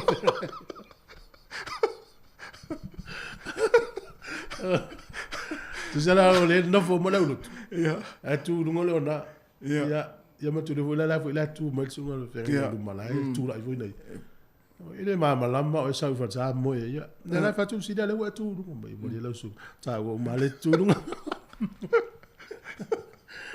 ya si da tu la mo fa sa li tas Australia Australia o le tala fia le mo tatu wa inga ia e fa longo mai o le Australia o le wei valo anga le wata mai le va Australia mani usila e ono fa ngo fie ona mau la to citizen ni manofo mau Australia ono mafu anga sa fai ia taimia le fa nga ta ya ta le tule na parliament malo le na Morrison Au le tuangai lena iei Albanisi ma latou vanga le leipa. Sa latou tau ma latou whailoinga. E te le lewa no e tau na fsosoni tangata New Zealand la iu. Ia. Le la o latou taimi. Ta lo sia ia muli ta ia latou upu. Ia. Ia, ona o le mai tau atu. E fiu tele ia statou atu nu e tau whai Australia e.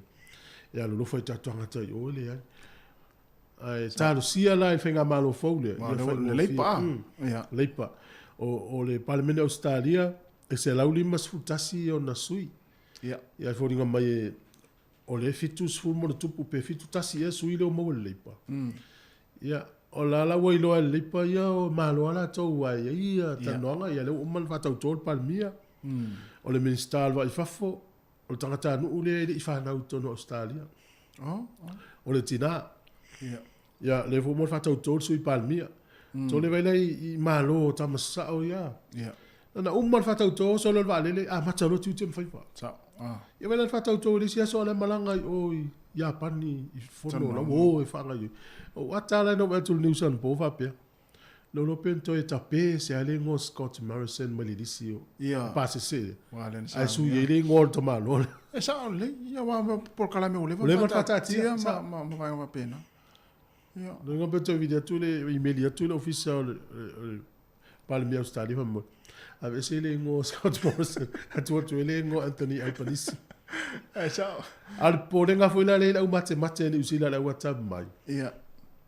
Pe foringa mai o le fa tu le va Australia ya America, Britania, Initia, Japani. Ia. E pe fa le ano mai ni usila. Ale matelis ya o New Zealand yo pa anga oti ya le Australia. Mai la temina malo i Albanese fa lu na tal no mo Jacinda i tonu o lesto na ile talu mai no man malo to pa le ya le pa o le pa nei ya ya wa leva tele le to la mai le pa ti le pa to Australia pe fa mo a to no se swinga tele le la ya wa te no lava no le foi le te tu ai lo New Zealand wa yoi even I tom fai ya le mo mo lava no le pa yo ya na sa o le to no ya mo me vo ye sa le ma vo ina ya to anga talo ya le wa fo ya to no le wala fo ile ya sa wala fo le tu na we tu ale na we no fo mo tanga tai la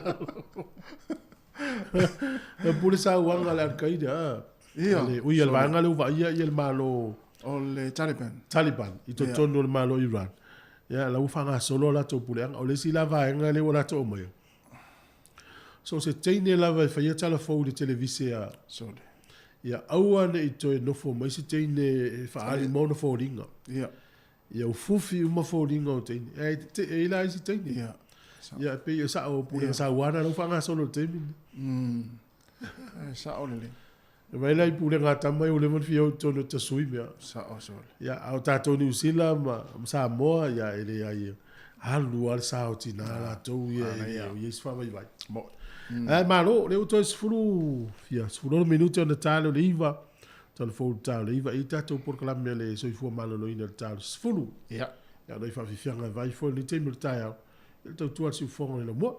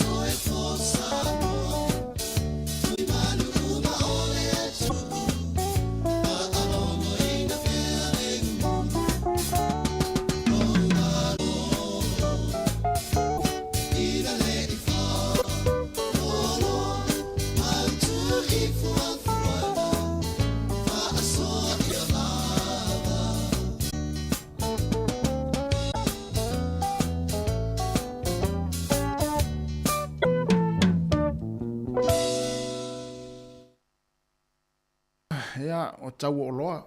Io i Samoa. Fululu minuta na tane o le tula Eva. E le tala le na vatu nei sa vedina i tatu al fo. Ia. O le tele yo le so nao ngā o tala nei. O nei i la to e manu nu e ngā luenga. Ia. Ia o na tau mawhai loa le e fwile le fina wina lo tu la fonu. Ia e manei ia o le wha mau mau le lei ma vaenga e tonu manino le tangata. Ia. O le health and safety po le vaenga fwile saunga le mui ngā luenga ma le soifua malo loine ngā luenga. Ta ua i New Zealand o pena Australia manu umano lan. O la nganga al malo alu tangata whenga luenga toi fo i fi el fale. Ia. Mo. La tu loa fai ne le soifua. Ia. Te le la vale a fianga o le company lea e whenga luenga tangata. Ia. O le voilana la tu telefos tangata na fufuluina masini ya le stais company le na fai leno na lima. Ya le na mo le tau i tupe. E le fa pe le tupe au tu. Ai te tau na tau ia le tangata le a fai na ona o le ngalo. No ngalo nga fatamala. Io, me voilana ta te fa malusi au e ta tangata fo le ai se ngalo ngalo e se o tatou ai fa malusi fe ngalo ngai le sa ngale mu au le fai ya. Ia. Ele tu sa malo tu la fono ngalo nga sa ngale mu. A fa per ngalo nga mo mia se vai malo, mapulo malo. Ai fa tonu o e fai au no mal au mai e au company o vai nga ia. Sa ole le. Fai le fai no fai ole o ta yala ia mai tonu se vai malo, fai pulo malo. Ai me se ngalo nga foi le faufale, palama, ngalo foi le fa ngai safety, safety issues. E o foi i lai lo le ia tu o e sta vale, me umana laua silfia. O longa lua i tonu se fale sui e vai la au. Ia. Tau nei mas. Io, o ma vaenga mana o mia tau fwena munu mulita ia i au wala e tau nu fai ei. E le pepa o le tai o nei le tu sia e. O le company sa la tau valia le fale o le ampasa o le malo Iran i tono Wellington. Le ufa tonu e fai msinonga le ampasa o le malo Iran. E tu tongi le lua se lau fitu sfuri mafe. I le company le na valia la tau fale. La tau fisa. Mafua. Mafuanga ele o tongia la topili. Ui. Ia, ele tongia. O va pe sole lua se lau fitus furi maafe sole. O wai o company o tongingo valingo falele o se me tango fi. O na la fu ia lu. Ai ma se la pe fa per company le te mai fo ia vai ngo vali ma me umai fa nganga. Ia pe au fi e ton. Ia, sa olele. Ia, le la tuli le temile. O a fetu tongi na ave o le masino Januari lua felu sfurun fenga luenga. Ia ma le masino au kuso tau sangana lua felu sfur. E o lo ia pewila ia ave lo ele company le ampasa ma le malo Iran. Le tono Wellington. Ia ele tongi o pili. E o le temine ele ia se me o tongi. Alo fa tonu fam sinong. Fa tonu fam sinong la. Vina mata la tatou le faingo me te wa faina se company o tatou po se wonanga. O le isi va nga foi le mana ia le au le ia to tongi nga luenga materials po me fa nga. Ia. Ine i le to tongi le tongi ma materials ale walu le tupe po le ia o le tele le faina. A fa pe wa le fi fenga luenga o e ka muta. Ia mana ia lu sau fa pe mai ia o le tau hato le nga luenga. Ia ma le tau le o me fa nga luenga. Ia na fa pe mai le ia. Ma le fa tau mai o e me nga luenga fa pe le sfuli ma fe tau materials me fenga luenga. Fa tau ia. Ia.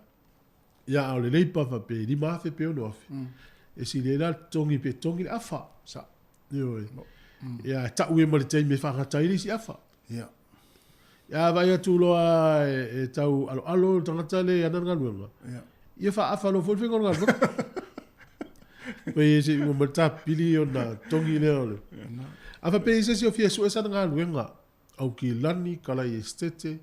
Te le nga luenga. Ia vili nu mena lea ole olua o fa o valuiva. O fitu fa. Sili mo sunga pe che pe ole nga le o si va nga le so soni o tatu tangata la tau su nga luenga. So se nga luenga. Ia. So se nga luenga whaina e whai o ele le isa nga luenga. Mese o tau lalo kala estete. Palmerston North au Kilani. Ia so se vai nga au Kilani o iai. Ia ole. O lua o fa o valuiva. O fitu fa. Mai se tatu tangata sa moa. Ia. So soni leo la tau o ina so to mai le titi fo le so so nga lu e po le ya so to mai su e la to nga lu tal fe ngai mo to mai a sa va pe o le lo ka muta ya sa wa o so se nga lu nga so se nga lu si le mo su nga pi che o le o lu o fa o valuiva o fitu fa pe fa fo me ki la ni o tau su e fo sa nga lu nga ya no mela na mana ya me se fo isi alo sa mole o su nga ya lo meleone ye Romeleone ia e mana e fo ile so sau se fa ia nga luenga o lo fale ia mana e fo ile sili sunga ia lome ia le alo le sa mo le wo qualify ma va ai fa nga luenga ia ka muta ia vile lan telefoni o le o lua tolu tasi valu fa fitu lua fa o ia le kompania le alo le sa mo wa va fo i qualify nga luenga ka muta ni sila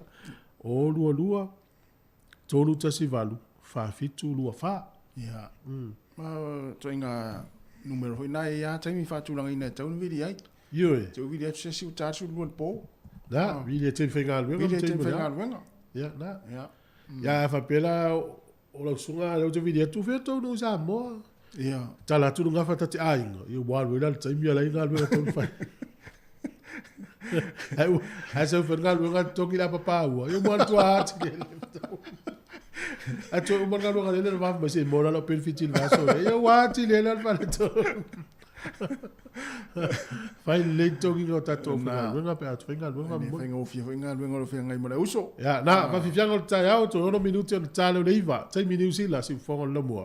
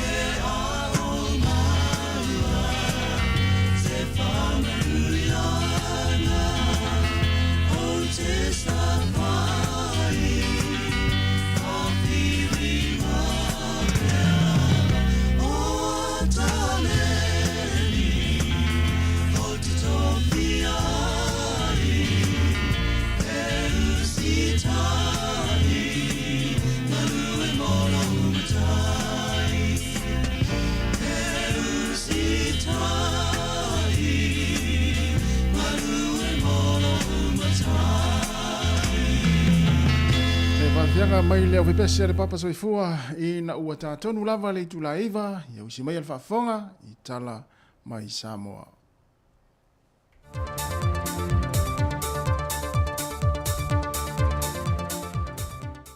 Talofa lava o le whaopopongo telefon mai Samoa mōre nei fo i aso usi mai alfa fonga. Ua sau no le whingole tamai taipā le mi e whaata oto le porkala me mō le sisinga fu o le nei tausanga. Mol famna tuina leo no sfulu tau sangtalu o na tuto tasi o le tātou malo Samoa. O le sisi nalo i o le tanga vai o le malo tuto tasi o Samoa. O le awha atino lava lea le malo e le malai tia whau i mulinu. Mai na o i la tuto ai titi o le a awai atu iai po e ua wala au lia. E na ia tau sisia pea pui pui nga wha de soi fua malo loina. Ona o le pepesia le wha mai. Peitai ua whae unga whono ina fo ele ka peneta. O le ata oto atu le pa io a fiu anga mala ala whanga. E wha tino i lava la tu sau ni ngā lotu. E wha aftai e le tai au o le aso lulu, aso mua mua iuni. E vivi i mwha aftai e a fiu anga mai tu malo te itasi. I le ato anga o le onus fultu sanga. E wha pia fo i pol kalame o le awhina ngalo i le a fiu anga mala ala whanga e wha tino i le aso. O le ata o tōtu la vai pule ngā mamalu ali i mawhai pule.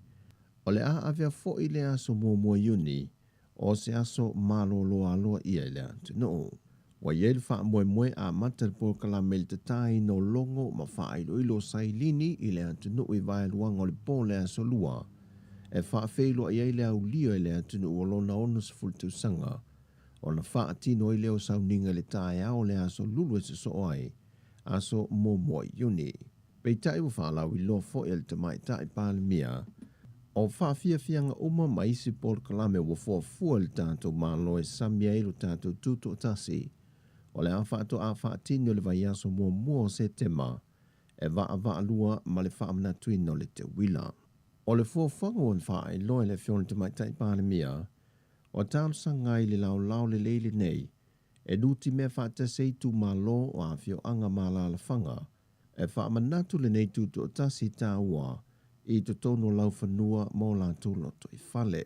O se whaamanatunga ese le nei mai le telo tau sanga o mawai, ma ua manatu le malo o le asiri o na mātango fie, ma mawhai ei o na awai o mai vaenga ese eso i tu malo manu, e sea o na maua sea whanua, e o mai le taulanga o pia i aso tumo tuto tasi i le telo tau sanga o mawai.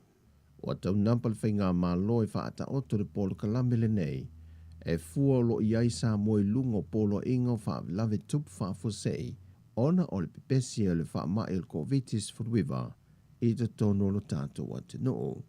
Wa tānu sanga foi le whiongol te mai taipāne mie le atu noo atoa, au whaati no i polo kalame ma fuawhanga i te tono i tu malo mo le wha moe moe, i a tausi sia pēr le tūlanga o le whaio tali whafonga, te tū manonofo vā, ma ia tausi sia le tūlanga tū mamā. O le whaalau tele ina o le whaatinonga o pol kalame mo le tuto tasi, o le atu ina atu e sui o le komiti le tuto tasi, ia la leo nusi pepa ma televise i te tono le atu no. Wa watu foi whaamanu yanga le fionga le teitai o le atu no, fia mena o mi mata afa, e tangata sa moe atu no e fio le lanolangi, o le a whaatatia lato pol kalame mo le fo iaso e launga te sia ai masa moa, ina ia whaamanatu whaatasi, le atoanga o le onus fultu sanga o le tūto tasi o le atu no. O whaamauti no mai le whionga te mai taipa le mia fia mena o mi mata awha i le wheloa inga ma le autu stala, o le ato e sila le whainga malo i le toi whetu na inga po le toi ilo ina, o le tūla whono mōle se 40% o te maita i le pāle mene, ona o whe ese a inga o tūla i mai ai. A ua avea la ia inga o le tūrafono lea, mo awa no te maitai. O tupu ai le mea lea, o se mea la e te tau ona mawhauwhau iai. O te ilo foi, sa langa ai foi manatu i le taimi na au mai ai le tūrafono lea. I le mea lava lea o le ale whaitau au whai ona fua e te tau ona iai te tonu o le mautafono Samoa. a fua fo'i fa'alemafau a fa'atusatusa ia le tatou palemene ma isi palemene o isi atunu e se faitau e matua'i ova lava ia le representation fo'i lea o tatou nei Samoa pe a fua o Samoa o se atunu laititi ua se lau afe pea le taua'afa'i le ua iai le tatou e iai la le fa'afesili lana o le a le numera talafeagai Sau no le fionga le tamaitai palemia, e le leitele le anganga na whaofia i le tula a fono le nei, peitai o le atoi ilo ina ia wha le leia, e pūni ti ai vaenga e tula i mai eini FSS e inga pe ona ua iai le teimi le nei, a ia wha atu maupea le anganga ta ua, na fausi ai le tula fono. Taluai na ua sao atu le siama le COVID-19 furuiva i te tono le no whanga o tangata maa tutua, e le mapu i whangalele, Wa tau fia e pia lava le toio o atu ni asia singa le no whonga, se ia tautong fitia ti nāmata māma tutua wā a fia, se i toi wha fo isia le mālosi. Wa ta ua tamai tai saulo wa ia le no whonga tangata mā tutua, o i lantou i wā a fia, e le o iai se tasi o tinga ina, o lo wa ia lava le whaatu mawino le mālosi matulanga māsani, e o fo i le tau mawha. E se mai te mamati nā mā te tō wha mau nia wā a fia, tō lua le au whainga ruenga le no whanga, ua mau fo i sia morko viti. O le whae te tenga pe o na tā ua le tamai. O le taupoi o na toi a si o le no whanga mai marua le antino, le na tā ua le tamai ta isa a Sister Maria Francis. Tōn wai o tangata mā te tua leo lo whaita wina le tō tele, o lo māle liu mai a fianga le ko viti. O le so asolus formal file ngato le ato usui le fontanga le palemene. Matal talia ai le fai unga le reporti a le komiti fa apito le palemene. O lo lato i longa a mionga tau loa, mai le fa sea le fionga le sui palemia le fionga tuala Iosefo Bonifacio. E fa sanga le teitai o le tuangai tu le epa lupe soli aisa i lele malia le ngoi. Ma le failo tusi le fionga le ala le pule rimonia yafi. Peitai ua whaalau i lo fo e le whailu tusi e le vaeng whau whai e le fast i lungo peng te wha ilangi, le tō wha wa awao lo fi pō, o le so fo i o se pine wha mau le whainga mā lo wa tūla i nei, e atoa i ei le tausanga mai le wha tautonga na whaia i te tono le whale ie. O se aso tā ua lea mo le whainga mā lo, e le tau asai na mai ulo na amatanga. O tāna fōwia mai sa mō manuia le ni aso, wha asoi foia.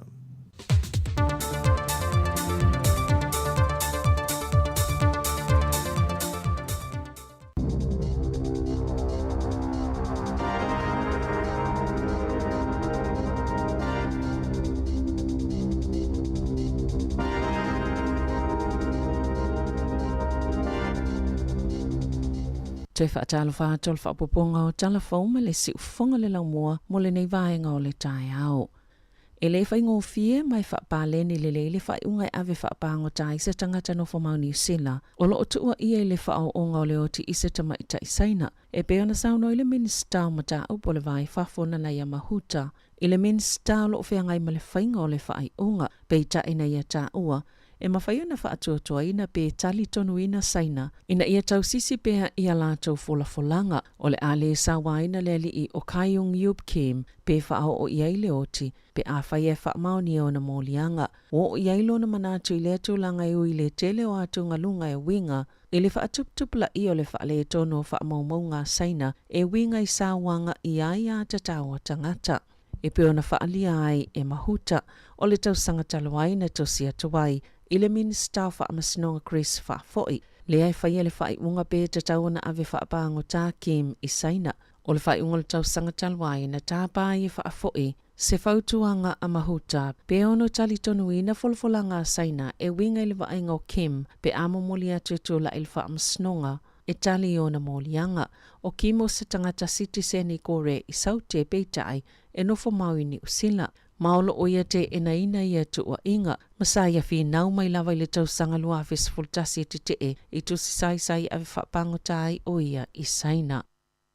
Sa awai whaatasi le minista whatawa inga New Zealand Damien O'Connor ma isi suyo malo na tūlai ma te wa ese malefono le ABEC e whailo ile te ele awa ia o Lucia na awa iato le minista le fono Asia Pasifika. Le ngā lulu e whaatasi mo le tamau ainga ile whaiunga le vaiaso ma sa tutu whaatasi ma suyo Ausitalia, Kanata, Jili, Iabani, Korea ma le United States ile te e whaasanga i os whainga Lucia ia Ukraine. Na whaamaoni e so upo O'Connor, le tula ese le minista mai le fono, ina ua whaiese fola sanga le minista o tamau ainga Lucia, e tu saima reportia le staff. Na toi fo iatu ina ua mahea, o le masina talwaina taita i le United States, sui na te wa ese mai le fono ale G20. E ono whaingofia mo tangata ni usila o lo o au Maui Australia, le awale mawai o lātou sitiseni, ma maua le avanoi le tele o nisi o whaamanuyanga, ina ua maana malo le vaianga whaia le Labour, ma whaamutai le whainga malo a Scott Morrison, i le whainga palo ta tele Australia, e tu saima nisi o reporti, wa le vana vala au tangata ni usila o lo o au Maui Australia, ina ia whaatawa ina le tele o lātou ai atatau, ona ol to tele lava, e le mawhaio na palota, e le whaingo fia le awale mawai sitiseni, po le maua fo ini fsosoani, ma le lango mo le tau singa o le soifuanga, whaapei manuno ngā tupe mo tamaitia onga po student loans. I le tau sanga i lua fesipuluewa, na whaalia i le Labour Australia, o le ato i loilo ni suinga i mali lienga mo feo inga i le wao atunu ue lua. Mō tangata ni usila, o le o au mau i Ausitalia, o le au lātou ilo le tūlanga o no fo mau, manifetu na inga e ona mawai sitiseni o tangata ni usila o le o au mau i Ausitalia, i lalo tuutuunga o le TTTA, po le Trans-Tasman Travel Arrangements, pe ona fola i le Labour i lea taimi. Sa whaamaunia le kapeneta o le a awina atu ene usila i Beretania se isi to tolu se fulu whaupopo o ana fita po i lato le malo si angatau i le puipuinga e a oa o ina fita Ukraine i le whaongango ni tu ainga o whana e tu saima le whaalinga le palemia Jacinda Ardern i le awa ulia na nafi. Wana pōna malanga tuai Ardern i le United States mom ta aptau whaatawa inga matu risi o se asia singa o le au fisa na saunoanga autu le University of Harvard. Manisi o fōna tanga imta aptau whaatawa inga o tangata ta whao mai whafo upu whai o mālo. Mamata aptau te konolosi whaatasia ma se whailoa inga luna lua ilunga le polo kalami o le Late Show a Stephen Colbert. Na sauno Ardern, o le awina atu fita ni usila o atu le whai unga i ulai, o le aiai e a awina fita Ukraine. I le whaongango ni tu ainga o whana māma, o le la tasi iwa, le whaapena o ni nai atunu olo o lātou whaongaina, e tu saima se saunoanga Ardern. Sa tālu sanga ina whaapitoa lava ni usila ina ia whaia ia o onga, o le tole ninga o fita Ukraine. O se isile awala e mawhai ai e ni usila o na langolangoina Ukraine, mai to ititi lava ni vanga au e mawhai o na lātou whaatino ina, ia i tu ainga o a onga be na saunoa Ardern, na saunoa le minsta o le puipuinga ni usila be ni henare, o le amatua atalia ina isi pa anga whaavao mālua ni usila lea fuafuanga, ma o le awhailo i atu le whaalāpotopotonga, o le Ukraine Contact Group e au fiele tu sama le whase fulua tunuu, na ta ua le whaululunga le malu si anga le whaava atawa ni usila. Kevin Short, e tu sama le to'olua se lau tolu se fulu, vai ngā awa Ukraine o le a o a oinai. E o mai le taimi le vai ngā malanga le tamai tai palemia le United States, e le i whaamaunia pe maua se whailoa inga, ma President Joe Biden, o lo iele ali i President i sana se singa Japani. O le ai le taimi wa ai e tangata ni usila, se si itanga o tau mawhai le i wa ai mo moe pena wha aleo i se lapata inga, ale au whaila fumanu, au whaawa wai peona se itia tau e ngausi ai o loa, na saunoa David Clark, le President o le whaalapatonga, o le au whaila fumanu mo kalai estete o ngā titono, o le tūlanga whaanoa noa, ona o le a whai nei fo i pāketia ainga te tasi, o lo o a fia le au whaila fumanu ma whaafi tauli, o le whaatuai o le whela ua inga o manu o lātou lafo, e toi si itia ai fo i mai si tau, o iso whaafi tauli au fia le COVID-19 fulwiva, suinga o le tau ma le tau wa Ukraine, wa le lavai fo i le saito i le lalangi, na whaalua ina le tau o le saito i le lalangi talo na amata le tau wa Ukraine. I te tau no New Zealand, e to sa maltolus fulu i le fasa fulu pasene wa si iti ai le tau, ai o stulang le leimo New Zealand, le te leo le mo mianga o loa awina atu I fafo, pe ona ta o le presidential fa la patonga o le ofaila fumano, mo kalai estete.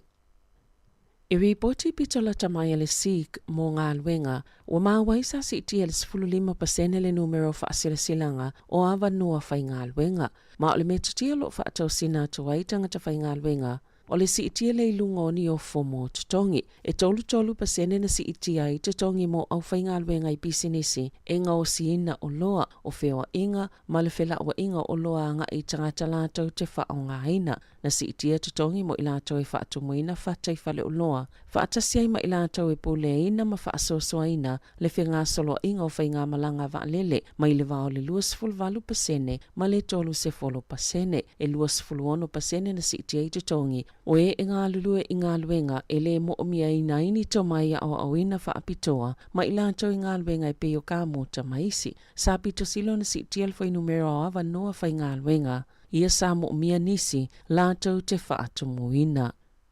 O le a whaataitaina le waka ko tahi, po le matanga luenga o whila wa inga, ni masini po e ata mo le saunga le muini mga ala titele se tolo po state highways I au kilani, e fia I loa, pe to ofia ni tangata e whaongaina lātou telefoni a o ave le taavale mo se umiono masina, o le asa ili ai foi, pe to ofia ni tangata e le whaiele fusipa o le taavale, na ta wal whaatona sila le waka ko tahi mo whila wa inga ele, Kane Patton, ile le teo New Zealand, o I lātou o le a maua le masini po e ata, o le a puipuia lava o lātou whaamaumaunga patino, ma o le a le whaasalaina foi, ona o se whaata inga o le a whaia, e nā ona fia malama I se tūlanga ma se foi numero o iei tangata, e whaalave le avenga o le taavale, ona o le whaia o nisi ngā ioinga pe o le talanua le telefoni, ai o lo whaonga I nei masini po e ata whaate konolo si ua iei le taimi nei, e silia ma le whaasfulu a whela whainga o whaasalanga na tu inato leo, I le tau sanga talua I mō tangata na whaonga ina la tau telefoni a o ave le taavale, ma o le tau sanga I lua whelua sfulo, e whāni whaalavlave tau taavale na māli le waile to o whaa, ai mānunu o ngaonga le to a se fulo tasi. Sa savalia mga alo le tunu I le asoana nafi, e solo tite e tangata whainga luenga tau sia ngase, ono o le maula lalo la tau tutongi, sa o fui nato le malo se si itanga I tolu pasene peitai, o le tali tonunga o tangata whainga luenga, o se ngā ioinga uawa ai maua lalo aia I lātou, ma o se amionga whaatauemu, pe a fuaia lātou au nanga na whaatino ina le taimi ato o le pepesi o le whaamai, a o le ufea ngai fo imali si iti o le tau o le soifuanga, e mana na o ia tangata whainga luenga, ina ia wawe si iti o lātou tutongi, a o le imae a le ao ngā o le tau la fono, le whaatulanga ina I o lātou tutongi mai e inga o lātou whailonga, ma pea ma le masina ona mai a leo ngā, wa mai ona whailo le malo, e atangia mai leo isa fuafuanga e toi whaatupena ili silia ma le fitus fulu sene ile I tūla, ili tangata whainga luenga e to atasi, mo se piliota e se fulu valu masina. O ia solo tite ena whai e whangarei, au Kilani, Hamiltone, New Plymouth, Hastings, Wellingtone, Calais, Tete, Dunedin, ma Invercargill. E fōlinga mai e le ono a fia ni usila I se whaafi tauli, o le ono te tele o le pepesi ai o le whaamai o le monkeypox, be ona ta ua se tasi o whaito whaamai pipisi. E silia man to avalu se fulu I lātou o whaamaonia, ua a fia le vairusi, le e be ona pepesi talua nei Europa, Amerika, Kanata ma Australia, o Israelu, Switzerland ma Austria, Isi atunu ufouia na whaamaoni e nisi wā a fiai, ma ua ato I eile se fululima o atunu I le lanulangi, wali ipoti eile pepesi o le monkeypox, wata ue whapia e le whaingofio na pepesi le vāo tangata, mai masani lava o na leo ngaonga, pea a fiai nisi e mai se lava I atunu u olo o le leia lātou au nangal soifua maloloina. E pita ta tele lava lea vairusi vaenga tumba mao ese o Afrika tu tutono masifo, na whaalia Professor Kurt Krause o le University o Otago, o le monkeypox o se vairusi e ainga le chickenpox, whape ma le smallpox, whaamai ena mawhai ona whaamutaina le awhaiv se lau valus fulu, ona o le whaonganga o tui pui pui.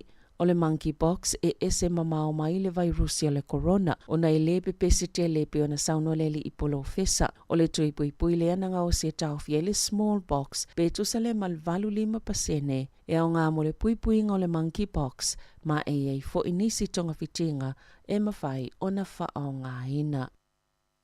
I Ta'alonga, sa mana malola une tipolo le Central Pulse o Wellington, i le Ta'alonga ma le Mainland Tactics i le Pōna Pō, i le TSB Bank Arena. Ona sfululua i le fast fulwiva, walatalata atu le Central Pulse i se Northern Mystics, le olo i le tūlanga mo le whaatulanga ngau au o le Ta'amilusanga o le ANZ Premiership, au lumana i le Ta'alonga ma le Mystics i le aso to'onai i au kilani. O le tamaitai Christiana Manua, na mawaina le whaailonga o le tamaitai pitosili o na mata ina lana Ta'alo i le Ta'alonga. O le whaanaunonga le Pulse, ia manu malo i ana Ta'alonga e lua, o mua ina ia mawhai na tali malo i Wellington i le suenga siampini o le nei tau sanga.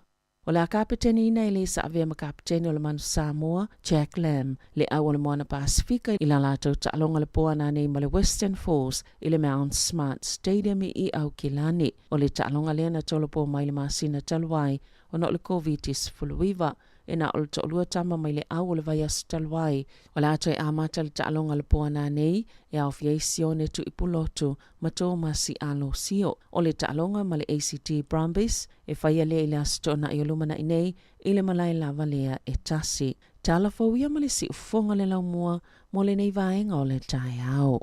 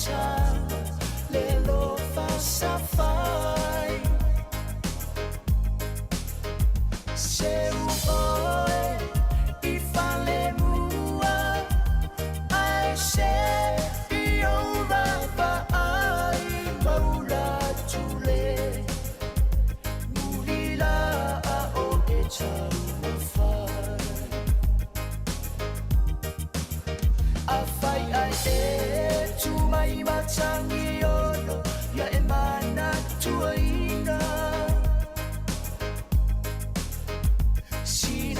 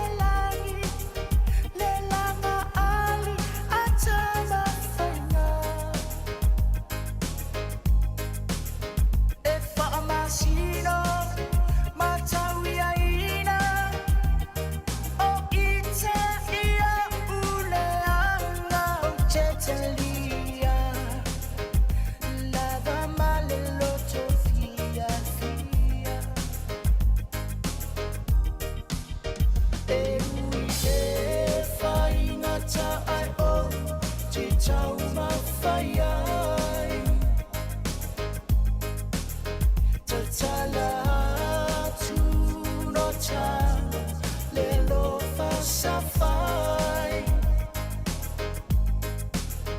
se uoe I fale mua ai se I ora ai maula tule mulila o e tau mawhai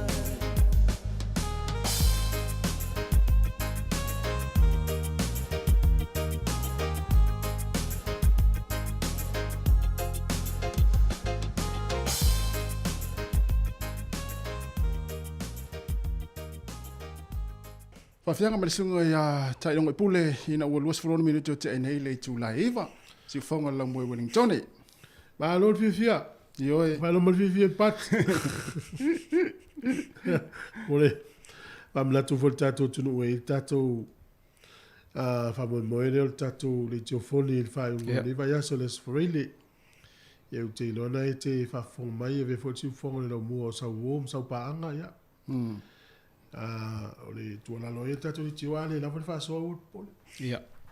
Ole vele tiofoni vai ngai. A fai na fa so si wainga ia la fa se me te maua ia talia malenga fifia. Ia o tato whaptunga tupe po le tato account e tu ia ia fa moi moi. Ia. Na wei lunga le tato Facebook, ma lunga le tato, ia Facebook na watu ia i lunga.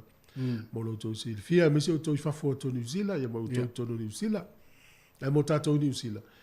Ia ma na ia tu ia su fa ia ile ai au di fa into ma ua le tasi va to lo se leni.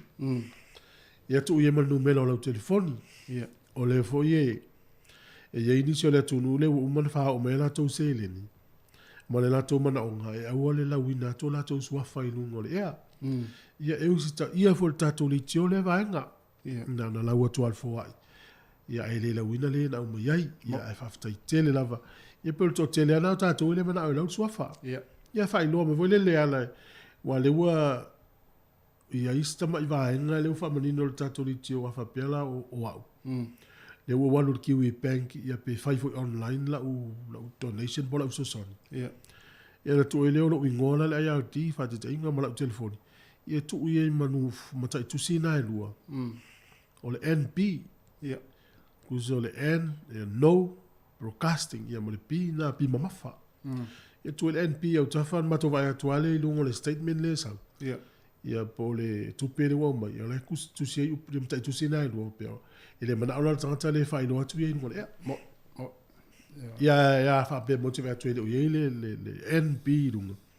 Ia lo ngale la u atu ngol ia la fo. Ia. Fa tai la to le uanga solo mai ma mai la to fo. As for ile limatasi man Kevin Avenue. Limatasi man Kevin Avenue i polilua. Ia pe a fi su mai ia le account na we lungo le tato Facebook mono to Silvia fa tai. Ia. Alo va tai. Ia e fai mali le tai ao. O le fa be si le tai ao. Io ma vai pole ase ma lu tai sto ina masilo matua ma vai pe ni la poi me no le yaso. Ia ma la fala au e me se o na lo e na fa male vaenga. Tau. Ia va pe o to ina o ele tau sia u o te lo le ia o le so lulu e su ye yo winga. Aisa. Foi le mo lo pen fit.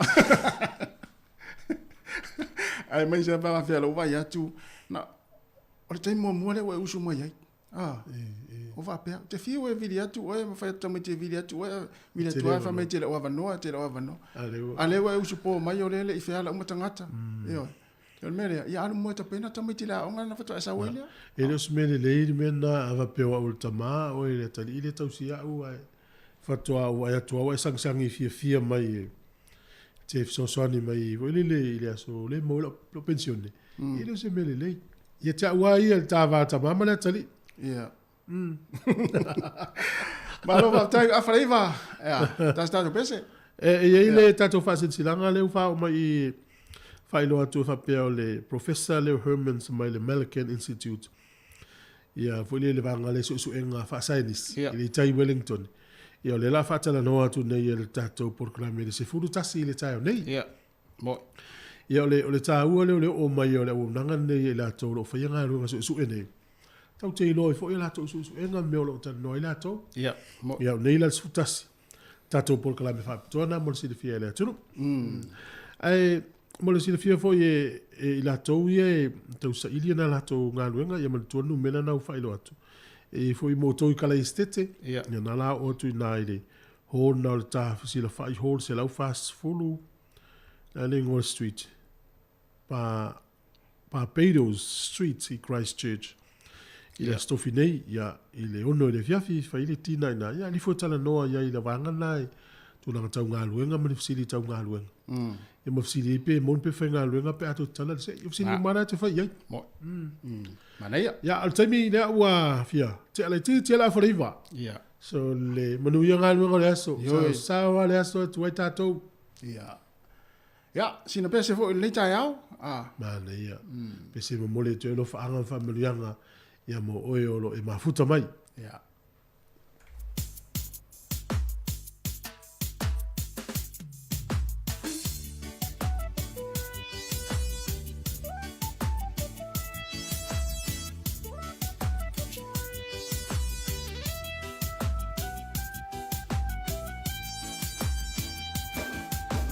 Sama matini tato sila fapitai. Ile tua ile mea fasili uae au mai. Olene ua tato ala fia fiai. Ima tua pelelene uae au mai. Ima tua fapitai. Imea tele uae fai.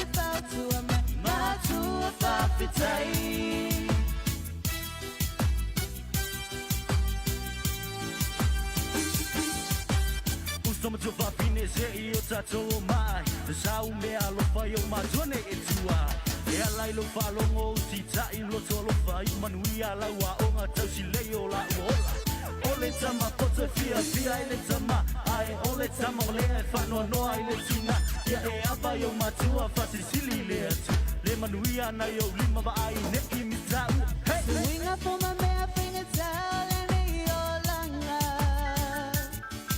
Ao te mi o mauti tangi ai e te le whatafa. Telefoni o pupau me ai e ma whai ona pala. Ao loa lo whai tu ma wele ai sona mutanga. Matua whaaputai i mea tele ua e whai. Le lati mui ai le ma whai. Ona e whawai mai ai. Te mi o mauti whaalonga tai e le mapulo leo e te whautua mai. Matua whaaputai. Matua whaaputai. I mea tele ua e whai. Le lati mui ai le ma whai. Ona e whawai mai ai. Te mi o mauti whaalonga tai e le mapulo leo e te whautua mai. Matua whaaputai.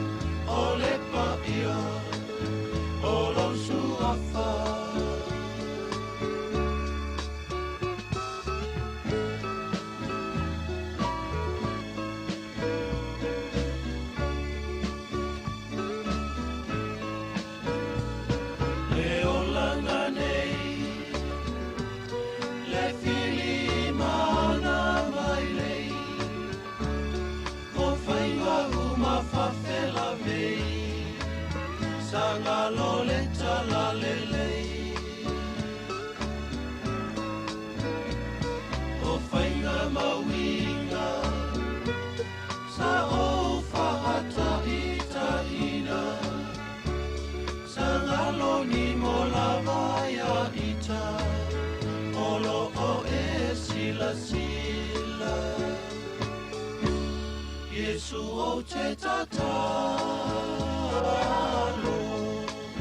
Whaato e senei Awa ua mautino O au Sanga masesei O leo te langona O lau Whaata Au maa Ai o te fiata O le paia O lo suafa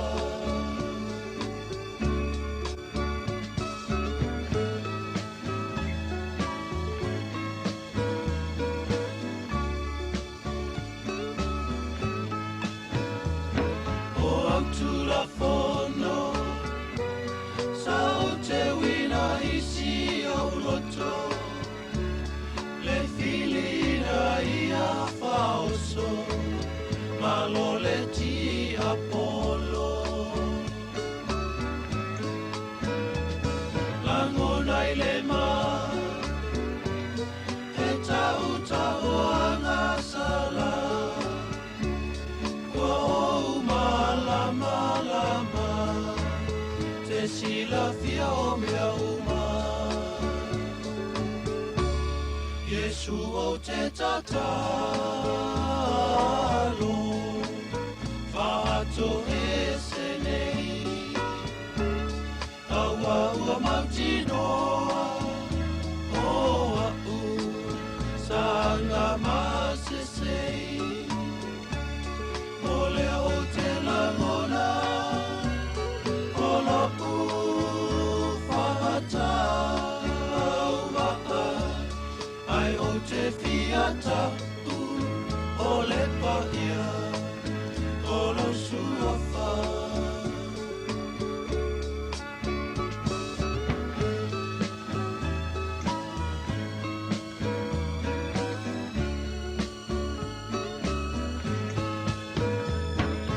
Tangi ai nei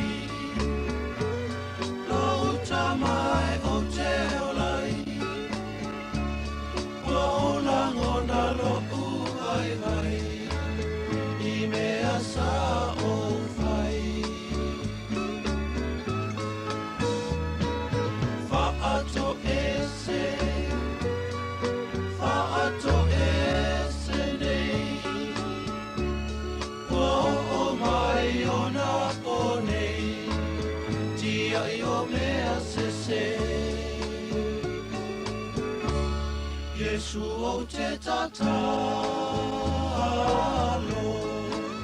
Whaato e senei Aua ua mautinoa O au Sanga masesei O leo te langona O lau Whaata Au maa Ai o te fiata O le paia O lo suafa Ai o te fiata O le paia O lo suafa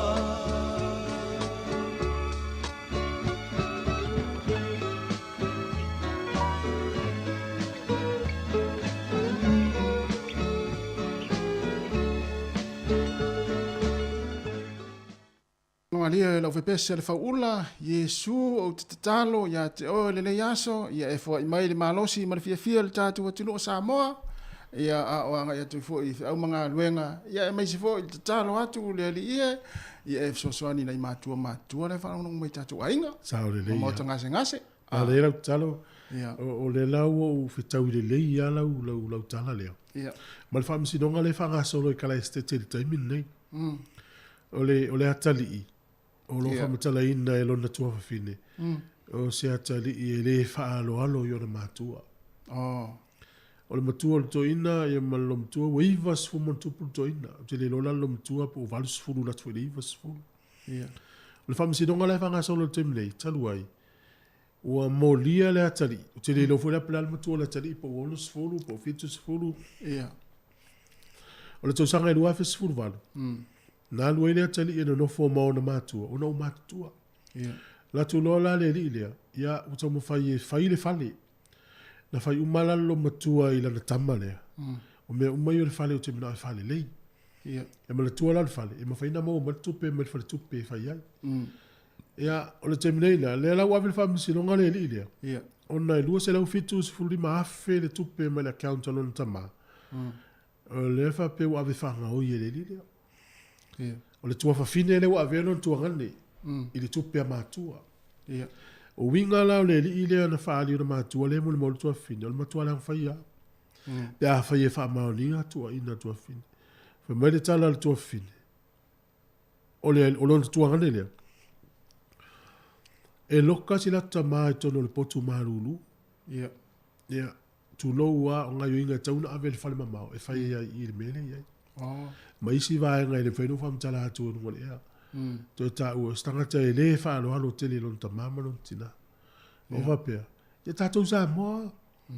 Tu sa le o matua tau ave ale a tātou o le. Nei tātou mātua. Matua tau si ma lau mātua. I le whawhea loa. E le eise si o tātou e pole a fio le vale o sa moa. Vai le o mātua. O tangata mātua. Whai folo i lalo. Sa o le. O le ali le au tangata e runga e whanongo lo le matua. Polo tina. Polo tama. Mātua. Whai fo i lalo. Na le ia tono tātou lo tol vale whea loa i lea. E te whaaloa lo mau whaaloa lo tangata mātua. Tangata mātua. Sa o le. Ia o lau tala i le whaamisilonga le tali ina. Tawa ia lo whatua ia mo ia o le tūlangalo ia Ukraine ma Rusia. Le walau le unga o le li i fita mua le a Rusia le na. Tangata wale ina nei tangata lau si tamavo i le. Matua fu ia stamalo. Ia le na lau le po anafi le na lau wai le wa solo ato le pui. Ata vai atu ni sta mai titi ila i titi tele. Ila i titi. Wasu tastau sanga. Ia o mea fu lele o le alu le malama. Wala tala na nana fai? Ia. O ia lana muli al whatonu? Whatonunga. Ia, ale tang ia silo matua ma fai ei, mai vore tala sta majiti ia. Te ilo e whenga tana e wha mangalo ina au au te ai o iatu e wha mangalo. La usana mosta majiti, tanu e whatonunga i e sau mai lunga. Sa olele. O tonu, ta whana ma fai uma me. Sa olele ia. E vai ele o ano me alu si ia e whaamsinonga ia e whai i o le tangata i o amata ona. Ia le foi la, po vaso ene, foi le la tula iri si eri. Le la amata na solo atu ia tangata ia na. Le na pu e la whaamsina. Ai, e i foi le o tantonunga. Ona e tanu e o tala anga o nui o Lucia o Saina ko rei mātu, pio nui e sawala tau whaamsinonga. Ia. A toi foi nei tama e Lucia o te loa, fita Lucia. Ia. Le wha pe o tau valera Lucia ia auto. No inga yo foi whaamsinonga le la, e sala leoti, pe solo ato foi pui. E pe file mua tu fasala yo lo me fasala i Lucia sa pa walona ai la nei tu se te e tangata nei a Lucia ia pa mano Lucia i matua mahinga ia mo ia e o vai fo ia ta na fine ta mata le pepa oi so e tangata pu ia ta ni usila le malanga yo alu i mele le tau ma fi po ngata to le tele o le tangata o le ato to ai tu tino ia la le usau le news mo ia e vai ia male alofa foi le fa peso te ia wa fa ina vo nei tangata o no mele tu sa ia tal si e va ve mais te me umai mo e vola ia o le na tai sa mo te me le fa ia fu fulu a to ele fa se no upo tatu ai ga sa mo te me le to fa so ta pena la ta vai ia Ukraine sa a fa pe to fo ile o langa ma sa ni to fo i fa le wa tu ni fa ia te leo ngal venga la toi fa ele tanga o toi fa wina o to ma fa o tanga toi fa tu langa le la to ma fa o malot ia ta do mele tu ele o se me fa ngofi sa ia amu ia ta to ni usile le tu pui fa la sa le ia so le tu la pui ngal le tu no lo ta to wala fi ai sa o le ia ina e foi au tau fa se ma au ia o mo ta to lo fi vai le auto fa se au le se ta to ia le la vala ta mai o le foi ele au tau fa se le ai e alu ala to tau fa vale o te fo se o tato o le la ta itua ia o so uma fa mai o mau lo fitus furu afe o mau lo fitus o tato no es ia me pero uma me se me na le memo ma le si alo no tato tu no le o ta vita le o Chanel Harris ta vita le ta le Warriors ia lu sul tolo no tau sanga le wa Na ave le ua le se ko kala te saini. Wa le to sanga nei umala ko kala te fa mele ai fa tai. Ya, ora ma fo. No mana o malo lo mele na ra. E anu e faisi vai ngolo langa lu ta fao. E malu fa mele se na fi melo tusi. Mana ia tele. E te wa ia le tulanga lo ia ni le afianga o isi tama fa na o ja jo me ta alonga ona o le.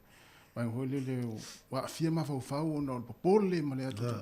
O mana ia tele fa inga le lona le atu. Alu se i ta fao. Fa fi ma fa se tu lo ma. To e foi me le wa le titi. Lu fur tolu ta usanga. Ia.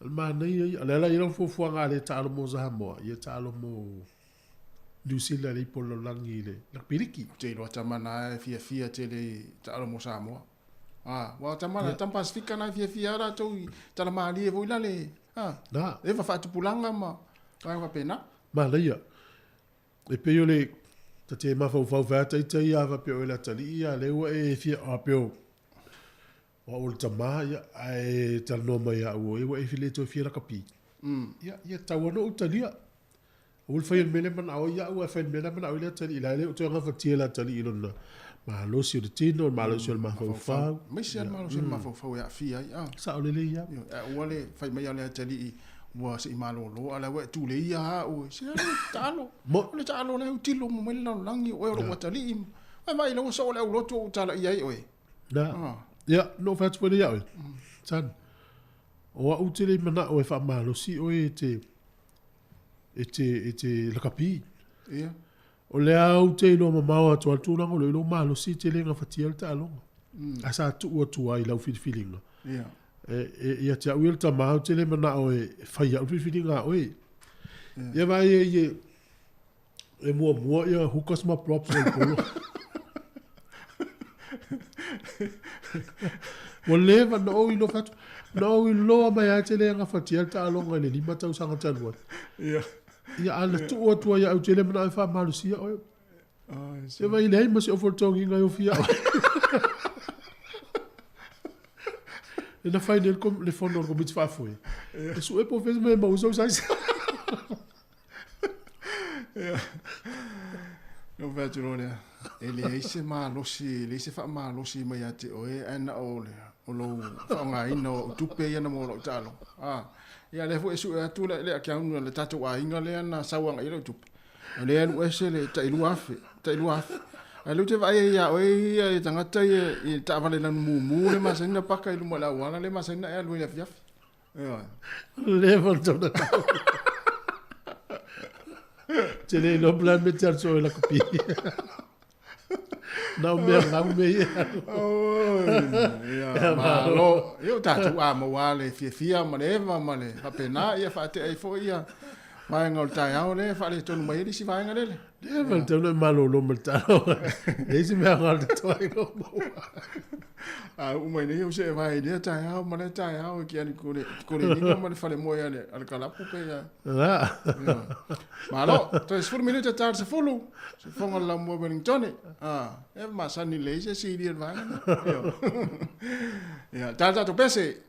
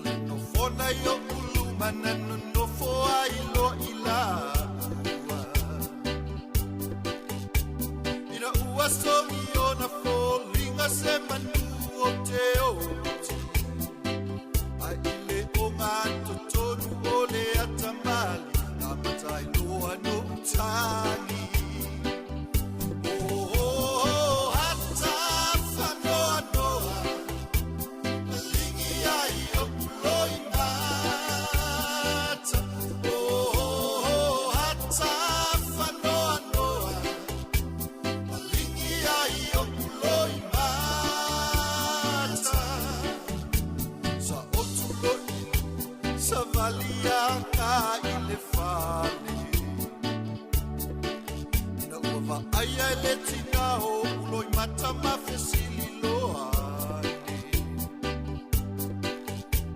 Ai ina wau kusune yo tau atu ia yo sepe pelo Ai o tali atu wata whanoa noa Malingi ai o uloi mata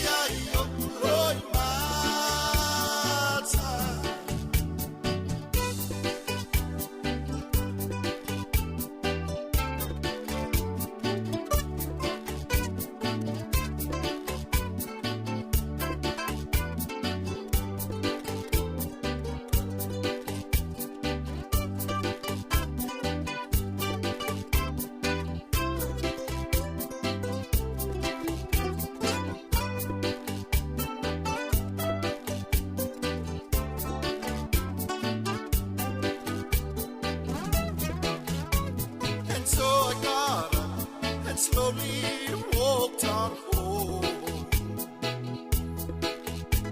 When Mama saw the tears and said, "What is wrong?" So to keep from telling her a lie, I just said, "Sad movies always make me cry."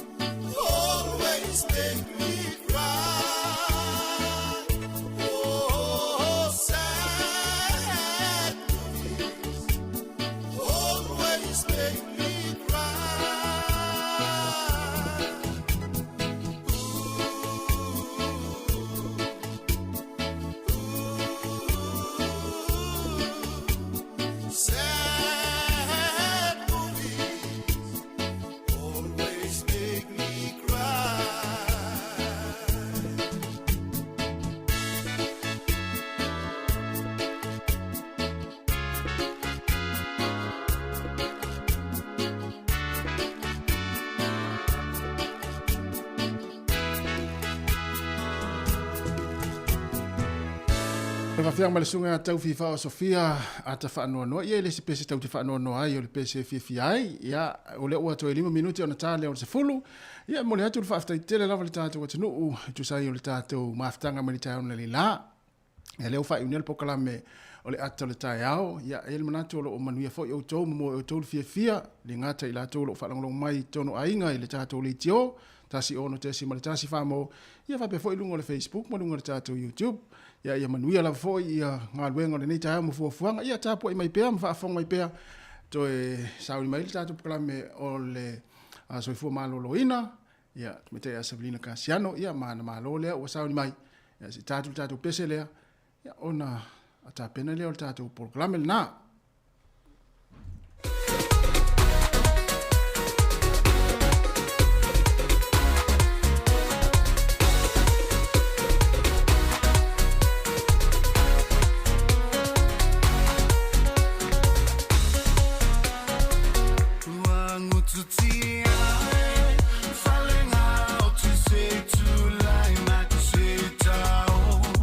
Say follow, ile malele.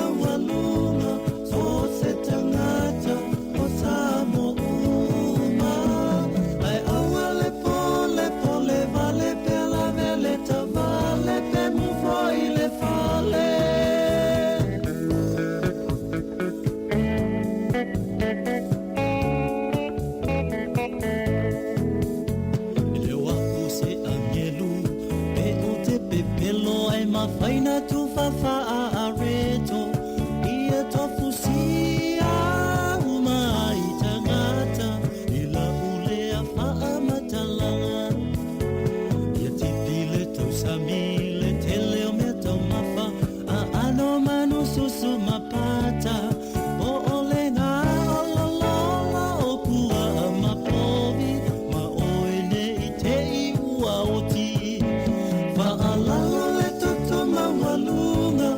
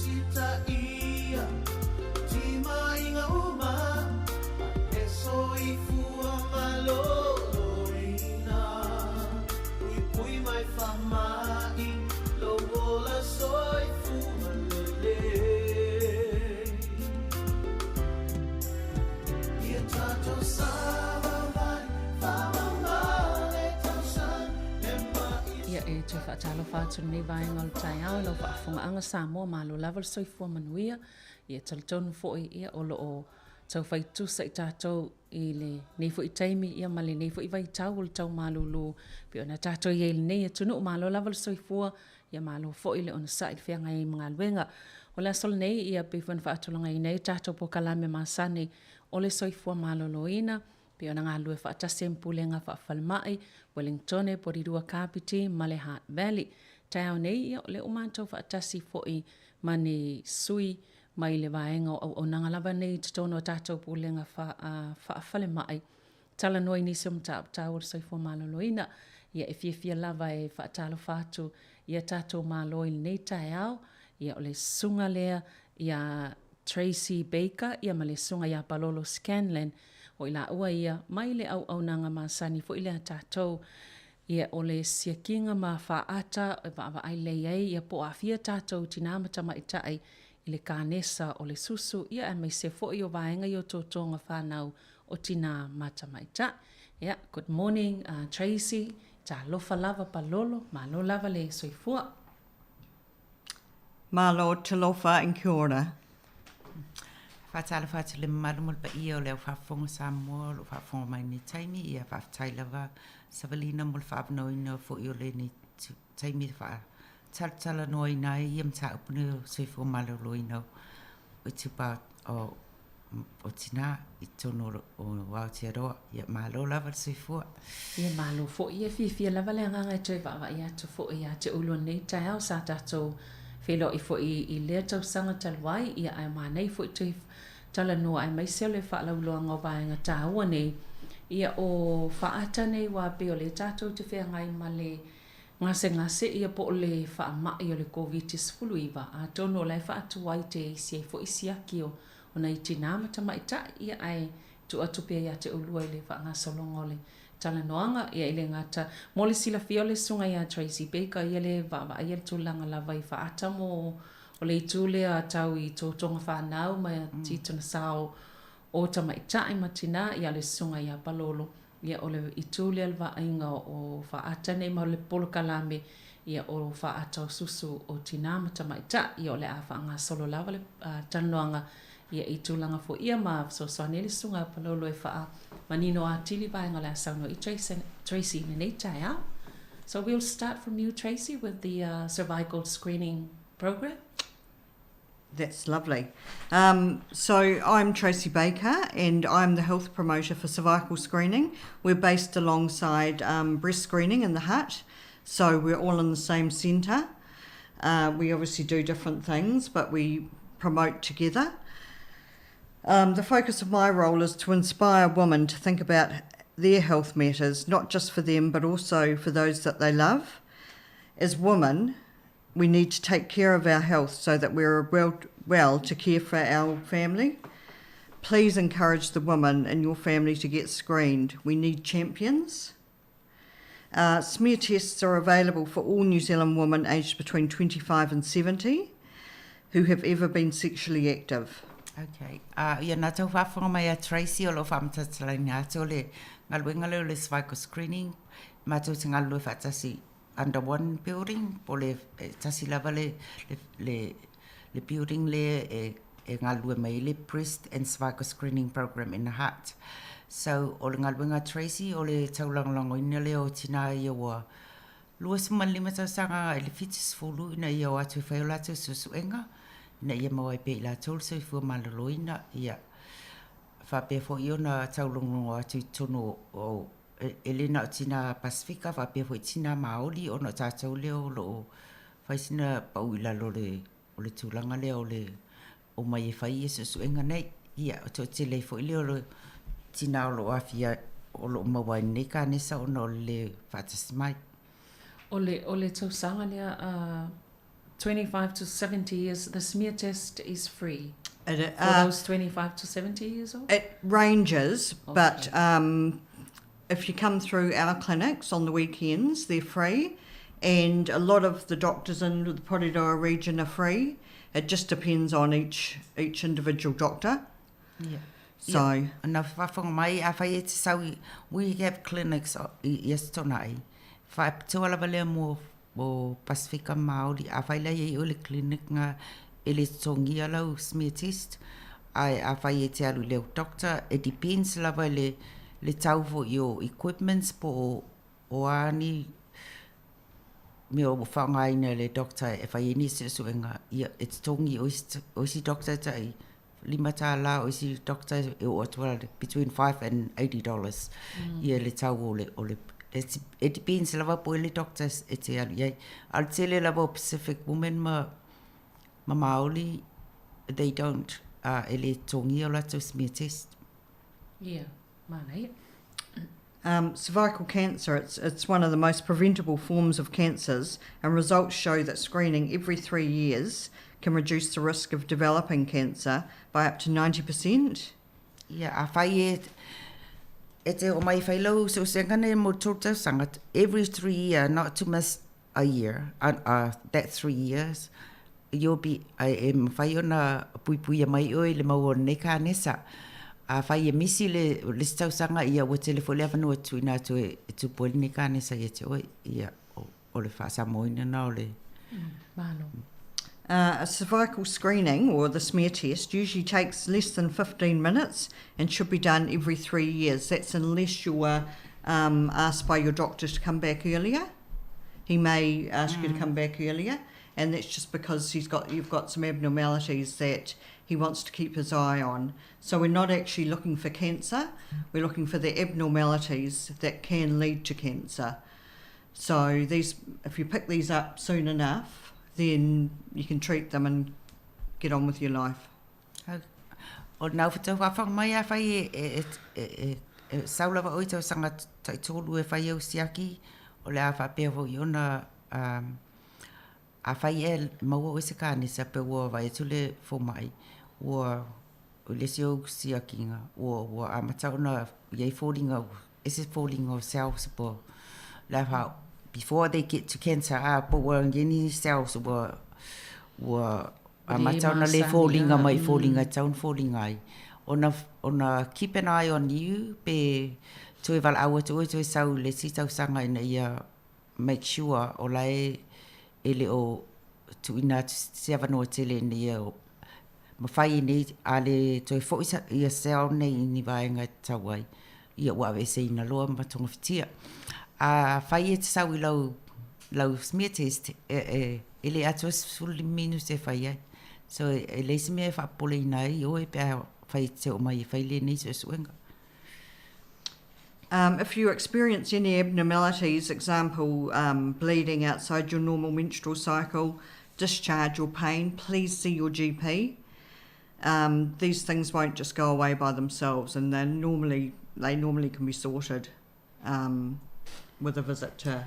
A whaile te watu pe e inio se experience fo lele wa te iwole te maitai po le te mile o le menstrual period o le maitai masina ta se tulo lava a whai wa ise swinga wa ese wa le mwhain tau file le alul palpala ia e mwhai ona e lato e siaki o lau fo mai a wale tu ina ne te iwo atu ni i tūlanga whale tonu o le smear test pe a whai e fo e whai sau siaki e fo mai pe a whai weis whale tonu wale tu sai me tawana iai ele o wa ai ini ka nesa pa o lo wa ai ia sel nei abnormal o lo wa ai o lo su e la tau ia sele i tino o mata ona na afia nei wole normal o sele la nai ale te fo i tūlanga tauna i o la avese ina loa ai o atu ni taimi e whaintonga fitinga. You can get a screening done at Family Planning or other providers, Marai or Pacific Health providers, or you can ring Regional Screening Services, that's us, and we've got 4 lovely girls out there who answer the phone, and that number's 0800 729 729 to find out in your community who offers free smear tests. Now we've got a couple of clinics coming up. We've got one on Saturday, this Saturday at the Hutt Valley Hutt Hospital, that's with breast screening. So we run them in the breast screening centre. That's 8 till 1. So you can come along for that. I think breast is fully booked, but cervical, you can bring that number or you can just walk in. And the following one is at Wellington on the 18th of June. That's a Saturday as well. That's at Wellington Hospital. And then we've got Kenny Peru outpatients on Saturday the 30th of July. Okay. All right. Ole na ua fa fulfilling na to Tracy or clinic here for Māori and Pacific women only, mainly for Pacific and Māori, but any woman is welcome to come. Ole la whaia lesi le clinic te levaso nei mulmuli o le masino me I Lower Hutt, I le pre-screening centre Lower Hutt is open le time open at Silkland? 8 o'clock. 8 o'clock to 1 o'clock for... Yes, that's right. For cervical screening, and pre-screening is the full day.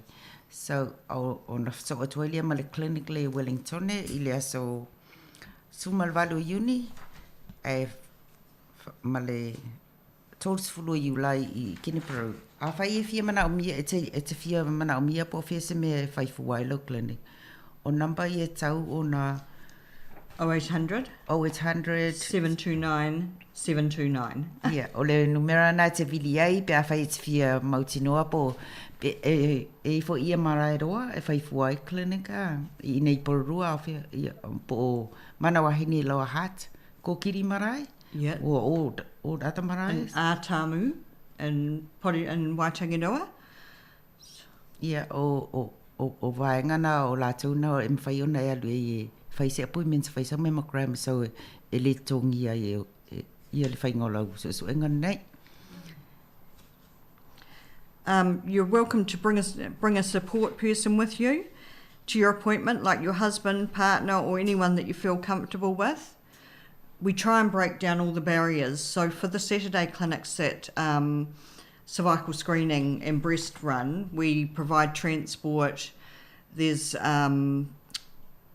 things for children to do. We can look after children while you're having their appointment, and it's really relaxed. It's not rush. You know, you go to your GP and you get 15 minutes to have your appointment. Here you can talk to the nurse. We have 3 lovely sample takers on from 8 till 1, and they'll explain what they're doing and why they're doing it, which is, it's just more time than if you went to a GP. Yeah, nā te whawha mai a whai te sumai pe te whia mai whailo so engan nei le I clinics e rani tono whalmai yes tonai. Yeah, all time out na for na o e le se stress whamta tala tul ten for mai e te oe por te mai ta ismia taika e te oe tūlanga pole a le reason ma le tau o nei so enga ia whape fo une a whai e mwhailawa o na mai lo tau ainga o lo your husband, your children, look after mātou tamaiti e le tu ta aloi tamaiti me ta aloi fa ta aloi tamaiti. You have a cup of tea when you come for your clinic, for your test. Yeah. So sisi lava te mana o te lua mai post support person, whoever, your friend, welcome to come. A ole vaengala le ole cervical screening e mawhai lava ona e you just walk in. It's a walk-in clinic. You just come in and ask for an appointment and they'll give it to you on the spot. A ole vaenga le ole pre-screening e te tau ona puk whalela appointment ele I ole sole clinic. A whai fo I wasui lo ma whawhau e te le to sau le lo appointments o lo mammogram. Yeah. E te vili e koe cancel I te watu lewa noa I le tangata lai o lo fia sau I le e whailongo te suenga. Yeah. Ma lo lava whafonga. And we're all different shapes and sizes, so don't be shy. Try not to overthink these things. The nurse sample takers are absolutely lovely and will put your mind at ease. The actual appointment or the actual procedure will take only approximately 5 minutes. So you're only, I mean, it's a lot of people find it uncomfortable, but it's 5 minutes once every 3 years for peace of mind. Yeah, na sa o tangata e mā mai lato fui la tau tino ia e le se me fa pole nai o nei tamai tai ua fa pitoa mo nei so enga ia e tu sa lava le vai I party o lo tino la fa so enga ma pa mai si ma lo mata ma lo you know it's normal to them e le se me fa mai tatou o me tau on fai o tatou tino o it's tau lava ona tu mai leva noa ina isu ina ia ye tu pani lim fai on tal noa ina ma se lava tu mata tu no a o nei su enga em fai on it's tau on fa tau no ina ona o le tau o le su enga nei na ia awa nei maua tatu nei fa mai leanga ia e pe e sa o mana ia le tui fa po tu vaenga ia pe ona sa no fo le sunga Tracy o e moni lava palolo I tulanga e mata mumuli a tātou tangata ona e taulo tino mawaenga I o tino e tātou te pui pui ia ole me te tauna whai pena e sao noa sao leo me tauna whai awale mai o e whai le so e ngā lea pe on sao noa Tracy e se o mā tangata ai le tutusa po ai to inga o le sais ma tō langa wha pena ia ai e mo mia lava le na le 5 minute so it only takes about 5 minutes to take the less than taste. that, you know. Yes, if I So the other, you're in with the nurse, she'll explain what she's going to do, ask you if you're comfortable, you'll go behind the curtain, undress from the waist down, and you'll only be on the bed for 2 minutes. And the cover, they put a cover on you. Yeah, you've got a lava. There's nothing to worry about. You know, it's as simple as that. It's if vavele fainga o le susuenga nei elis me te mai. You know, all me it's if you wola. Your life is more important than being ashamed to show your body. Yeah. Another myth is that, especially with older women, they have a partner or a husband that's passed. But if you've ever been in a relationship, then you need to get checked because we're checking for mainly HPV, which is a slow-growing virus. It's a slow, so it can rear its ugly head at any time. Yeah.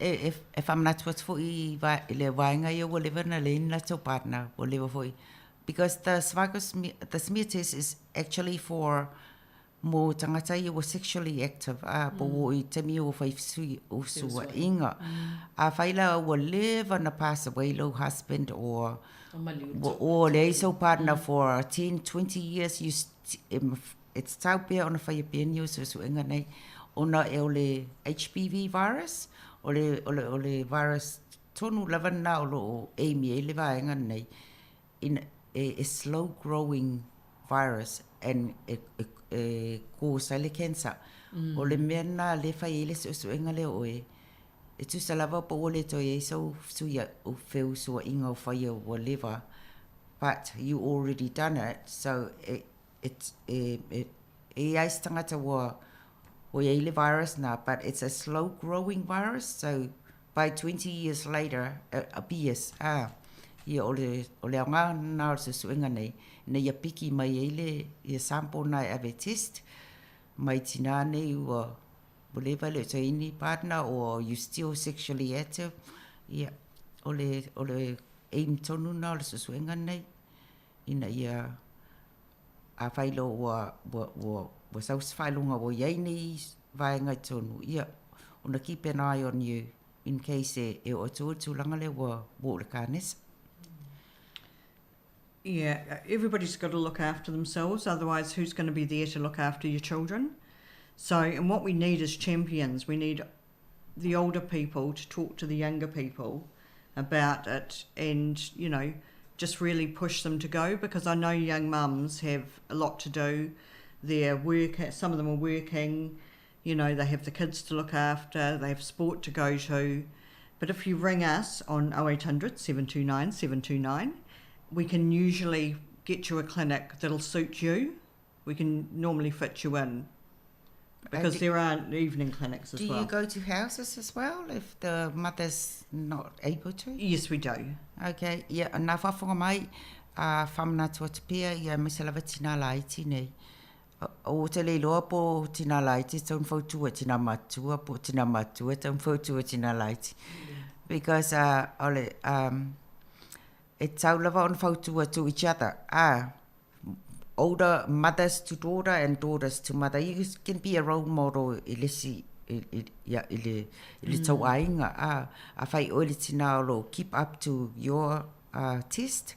You're giving a good example for your family. A whai oili tina whamanatu i si au tamana e pisi laila isi il whanau po telefo i mea e a fielo no langa ta longa o ai no mau mea le ronas le vai aso. Whamanatu i lesi, whamanatu i si au tama pe whamanatu fo ilo tina. Ta ofi, go have your test, look after yourself. Those things we can do those things every day of our life. This test is only every 3 years. So it's important. Sorry, I find it hard to find. Yeah. Te tahawana o le vaenga fe fautua i le tina malana tamatene i le vaenga le a whai o le pe whena e sauno palolo a whai o le tina o le tau sisi lava iana suenga i e whai ma whaata ia vea i mwhaata i ta inga le leilan tamatene i ho whaatasi mo e whaina ia e tahawale tau si leo le soifua malolo ina mai loa o lai solonga le leilava tūlanga leo le fo i vaenga o le tino i le soifuanga i ele nei lang. Yeah, o se vaenga tāwana i tina malato whanau tine i support each other. Yeah. I do it with my daughter. I check them out. I'll go pick them up and take them down. Nei te ia tina tonu mo le whafonga e se tāua vaenga i le whalau sauno palolo e ngā lui whaatasima malana ia fo i tamatene ia alu piki mai ma ave whai le siaki ma po le whaata ia ina ia whaamauti noa ia e sao lea wai pisi tamaiti ia mangalo atua ia e ave tamaiti ta alonga maisi mea whapena ai ngalo ai le vaenga tāua le soifo malaloina ia whamalo lawa i tina ia mai e whai o latu test it's not an easy thing to remember langai. Every 3 years, it's a long time. Easy to remember. You should get a recall letter from your doctor, from your GP, but you can go anywhere to have that sample taken or the smear test. So, yeah. And another thing is we always have evaluations at our clinics. We've done hundreds of Māori and Pacifica women, and we've never had a bad comment on the evaluation form. Everyone walks out happy and, really thankful that we have those clinics just to, have a peace of mind, really. Yeah. A whai e o atu lau, every woman o tina umau ia o due lot of appointments. E taunu ua tu eile e lafo tu il tusi remind lesi appointments ko e wakule si appointment le tai te oi maua tu lo tu si tam fai lo te alu lo fai otherwise e ke wangalo ya o e ngalo ya le it's easy to do that le alu lo fai le appointment pa ka mo ko ko si ia e va ve ya o ko ngalo mai le ko ma fo ye ngol pisi o le langa nei ai famna tu a fai o tu lo appointment later. You remember to go to it right on time because it's so easy to forget things like this. Especially if you're a well woman, you haven't got any problems down there, but you never know what's going on inside, so it's better to get checked. Yeah, as soon as you get the letter, it's a good time to go while you remember. Otherwise, next week. Yeah, it's our vanga for inta Tracy.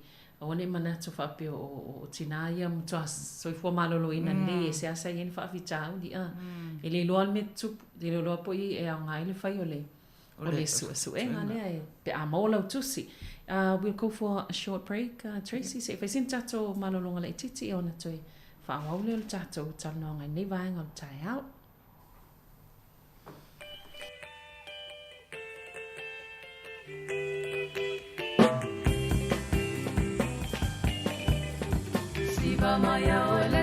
sala ai ai o lea leo ni tama e o le tei lea tapa tapa e mase tei polo la nula aha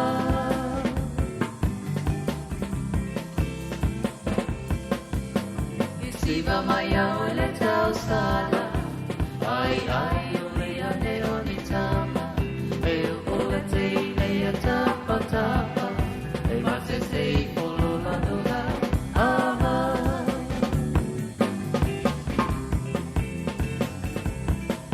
e mana ia telefo i le vai i se tama i tai e si vai vai ai ai atu pa malo o pa ale o mo ai o e po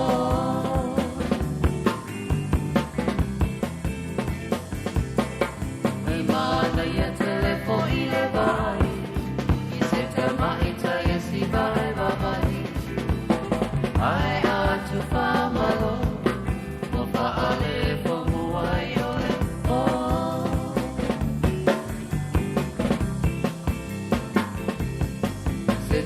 Salala matata ata ai ai o leo mauta ngata ai amata pa au o pa urua ai po ile maku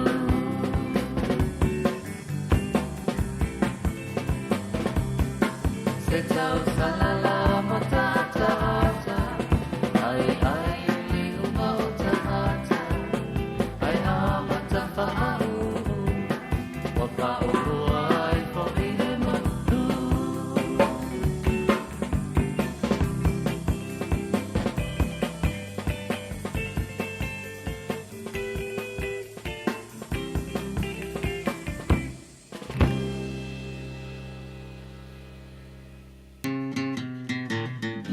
Ia e toi whaatalo whaatafo i nei teima lea so pe lava o nau tau whaafonga mai. Ia mau tau silsila mai foi. Leo lo mātou whaatasi ato ma le sunga ia Tracy Baker o ia leo lo nafa ma le waawa ainga o whaata ia po suenga foi o tina mata maitai i vaenga ia o tōtonga sā ia po o i tōtonga whanau o le tupa o tina mata maitai ina ia i loa po i eini sele po ni vaenga foi. Ua a mata ona le tutusai pe o tūlanga nei ai. Ina ia puipuia mai le ngase o le kānesa, le sauto whawhong mai tatano atu i manisunga ia palolo. Ia whape folisunga ia palolo a Scanlan, o ia leo lo na whamalpo kalame o i la ataui o wa ia whaata ia po o siaki fo i tinamata maitai ina ia puipuia mai le ngase o le kānesa o le susu. Ia pe o le lawa o mai le talanoanga fo i palolo ia le wo mai atu le isi vaenga le talanoa i le tūlanga so enga mawhaata mo tōtonga sāpo i tu tino whanau fo ia o le tupa o tina mata maitai. Ia e pe o le isi vaenga tā ua lea o so enga mawhaata o tina mata maitai i mai o le susu. Mana i fo i toi wha manatu mo wha manino ia ne fo i so enga wha molmol. Ia, te whaatalo whaatu le malu la whafonga. Ia, o tata pokalame masani lava leo o le whaata susu te maitai. O maitai le wa whaasima lima tau sanga nga ilunga leonu suma le iwa. O le ni pokalame whaatau tonu lea vaenga, ona o le vaenga leo tau sanga o tina ua tōtile ia tina ua o diagnosed with breast cancer o po o maliliu fo i le nei fo i whaamai o le kānesor susu le vāle o le whaasima lima nga i le ona suma le iwa tau sanga. Ia o le alaua a mai e le malo New Zealand le nei pokalame ina ia whai a fua i wha atau ta mai tai nei tau sanga nea. Ia pei o le mafuanga le nā watu ina mai e le nei pokalame tonu New Zealand o le pokalame fo e free mo le age group whaasima lima na i le ona sfun iwa tau sanga e le se tongi. A whaifo o se tina e te mana o e te roa te whailo whaata e taulawana a veo e matangata anu o New Zealand. So e mwhailea ona e eligible i tonu fo i nei pokalame ia po le pokalame le nei e ta ilua tau sanga ona mawhai o whaata. So it's not as bad as the cervical screening it's also sanga breast screening is 2-yearly program. So every 2 years e te ala to e failo fa ata ai o ile fa pe wa ya ta tina umolon fa ata ta sita to videos from na to second appointment wa uma no my it's only one. She only went once. So it's every 2 years, not just one. So ole si me tauna ana e manatuaina e fai ele fai se fa ata o e ma fai na enroll o le family doctor e ave matau enrollment form matau tinga lu fa ata si ma GPs polo family doctors e tu ye enrollment form alu atu e wo fa su ma limo tau sanga on fa pe atu lo fo mai e tu ia saulo le fa su limo tau sanga o tau na ya lu ngor po kala mele ia o le famna tu foi tina o le tina amesela tina ta tau Samoa. The doctor don't do your mammogram because I've o telo tina o te vilia ti ai fa mai o la o fai langa mammogram i o le fo mai. The doctor don't do your mammogram, you come to us. The doctor refer you to us to do your mammogram. It's like the dentist. A fai e le anga litini fo e ai alu lo fo mai ona refer le fo mai o le dentist. Fa pe na fo la po kala menei e refer mai o le fo mai ya te matou. Matou tinga lu fa tasi fo ila ma fo mai itina ia ua tai fasu ma lima o rātou tau sanga wa turn 45 po matina ia le i whaia lava ia ni o rātou whaata Pasifika mamaoli mātou te invitinga la rātou nei e mai le lisi mātou kō leo tina nei mātou te le e mawhai ona enroll se tina without consent. Every woman we enroll on a program e mātou tala no mo iai, a le malie le tina le sime mātou mwhaia. E whamalie mo le tina pe mwhai ona lunga pokalame ona whailo le enrollment form. 60 days later, that woman will get an appointment. Because it goes through the process of downloading ona whasosoa ina i leo o appointment i le i tina. Yeah. O mea nā tau ona malamalama i tātou, a whaila te mna o te whialua te nunga pokalame, i lau lava te mna o e enroll i o le nambala le tau na e vilia te ai, o le oval se lau, lua fit se fulu, lua se lau. Oval se lau, lua fit se fulu, lua se lau, po lunga foi, te mwhai on enroll online, time to screen.nz, pre-screening. So, o vaengana tau ona, pea whai e te mana o e te enroll, e te le lopo wheme, either your family doctor, enroll online, or call the 0800 number 270-200. Ia, pe ona whamta tana ina mua atu o mātou ngaluenga mātou te ngalue whatasi ma GP to do data matching, for tina ia o ta i whasuma lima o tau sanga, po o watu fo ilunga ele i whaia ni o lātou screening, au mai lātou lunga po kalame. O nisi vaenga mātou te ngā lue whaatasi ma communities. Vaenga i o le providers out in the community, all the GPs out in the community. Mātou te ngā lue whaatasi mo le follow up i tina i leo mai i appointments. Po o le amainga fo i tina i lātou appointment me o transport, po support person to bring our women to appointments. Yeah, if I been for promotion events, or nisina me mātou te whai on mātou enrollina ia tina mātou ati to a community events ia whai ia a tina if you enroll ngol paklame ia o mawhut nawa noa e mai i lātou ia o Saturdays o clinics so to telo tina e work full time or 2 jobs, Pacific and Māori women. We work either 2 jobs or work full time. E le se awa noa e watu e tātou whaini o tātou so suenga nei. So suenga nei e se le tāua.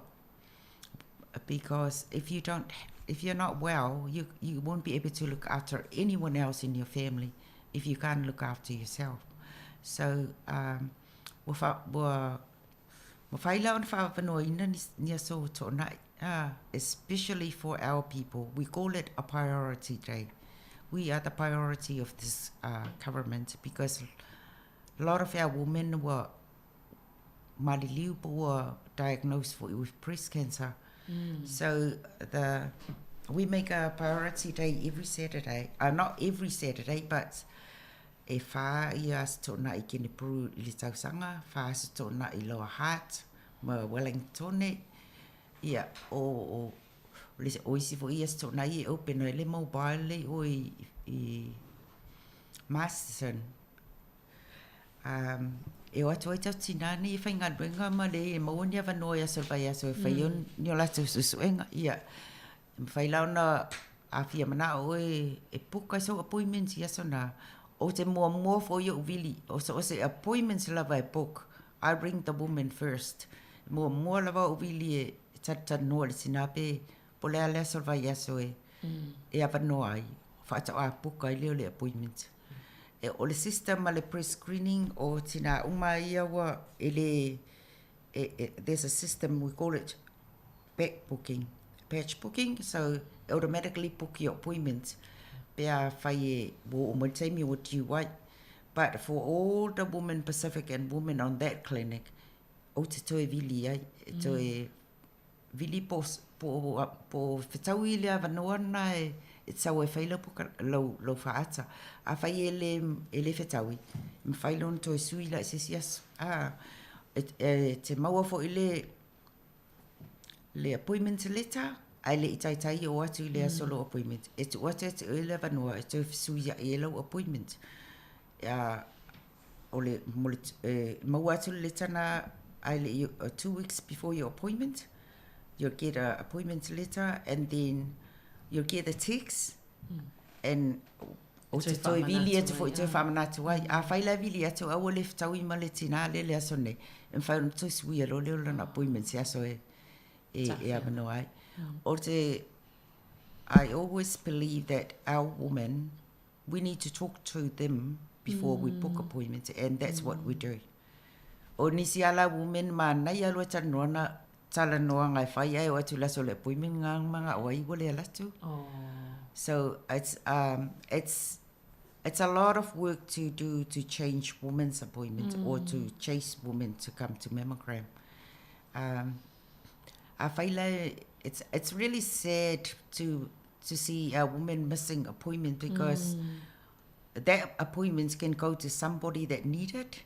Yeah. Some women need to have appointments, but we give it to you because we need you to look after yourself. Yeah. To say to have good health, but ale latula oe wa mai mau te ana appointments o lai telisanga sa lai fia mana mia ia lai fia mana mia appointment time nei e me se level time nei o le lockdown le covid telisanga tinale mamai tele ia clinics were cancel pe le lavatanga tai fa ia mammogram a short staff, things like that can happen. Yeah. So when you get your appointment, please do come or ring to change. Yeah, o lesi foi me whamanatu atu a whai walu tina change your address. Let us know. Update your details so it's easier to send out the letter for your next appointment. Or even if you go overseas, if you got an email address, just email pre-screening to say that you're no longer live in New Zealand. Yeah. Yeah, we usually remind our listeners if they can't make it to their appointment, they should ring and change, you know, a date. And if you see vanga ta wana wai pe o le DNA ya le do not attend le tam faya au mai lalo foi no berni o tatu tangata Pasifika. It's not only for pre-screening but for all other. For cervical as well. It's really important. We usually double book our clinics, so we might book 80, but only 40 will attend. That's a lot. So on a Saturday, that's good, but it's a lot of work goes behind it. Yeah. Because you know that half or a third of them won't turn up. I sometimes think I put myself into trouble to trying to save our women, because in the policy at pre-screening, if you missed appointments 3 times, they won't give you another appointment for the whole year. So I don't want those women. It's what if that woman get cancer? I always say, and if I find a woman, I talk to them, and please, it's not nice if you wait for this long to get another appointment and something might happen to you. Yeah, so o le vaenga le mo le au whaafonga e tā ua tele le vaenga le toi whaamanatu mai e tātou malo nei tai au. Tūlanga i o le me fo le mansa ni whaamanatu fo e tātou le tio i tēnā tātou po kalame. E le na o le breast screening ma le cervical screening po ngase po o whaata ia. Aso se ngase lava. Tā ua ia la whai le fo ila tā ua e palolo ma Tracy. O whaafitau li fo ia whianga i malatou o le wo mana e na whaatulanga lau appointment po lau siaki la solea. Ai o tulu taimi e whai e leo o atu misi ato ale se avanoa e mwhena ave le isi tangata e mwhai o nalo atu e whai lana siaki. Ia e ngalo ian tātou tele tā penanga lei tua atu o vaenga nei. Ia e maua nei avanoa.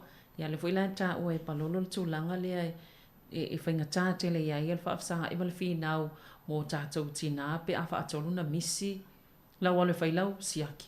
Ia le maole o sau siaki tau sanga atoa mtua te le whale ton por teimi nā lei so solo ia le mai a i le tangata. If you got something wrong, then you give that opportunity to your body to make it worse. Hey. To say we don't think it's important because we think we are well, but it's better to know than not to know what is going on in there. And o le whaingala whaata o le paulea o le avanoa e te iloa ai ni whaale tonu susu. Se wanga nā ua te le nei whaale tonu o na whaile o na e tangawhia po o e whaalangoina ni swinga. You only can feel it when it's bigger, but the X-ray can pick up little tiny wee dots of things goes wrong in your breast. So mena na tawa I le whainga o le X-ray. Ina ia mwhai ona piki ia whawhitauri nei o la iti. Mwhai ona toi tongwhitia ma e seina before it get bigger. But if you missed your appointment, if you get 3 appointments and you don't turn up, 4 sometimes up to 7 appointments, they still don't turn up. Then we put you out in this box here. This like a naughty corner. So we put you there for a year before we rebook you another appointment, because we don't. Every time we talk to you, you said you're coming, you're not. You don't turn up. So whaila e teno whai I te iwa i se whale tonu taimina between that time and the next time wa koe a mai e oi lunga koe. It is sad. Then o ke leo o ngā rua ngai whai ngā rua ngai whai ele ngata i mātou nei ngā rua lunga pre-screening. You might ended up having a big cancer, you ended up in the hospital and more things to do, and your family worried everybody in your family, your children. Yeah. Ole whautuanga nei, whautua pia. Keep your appointment. Keep on time. If you can't come on that day, you can always ring us and change it. It's not that hard to change to the time that's suitable for you. If you're not ready to have a mammogram, please say so. Don't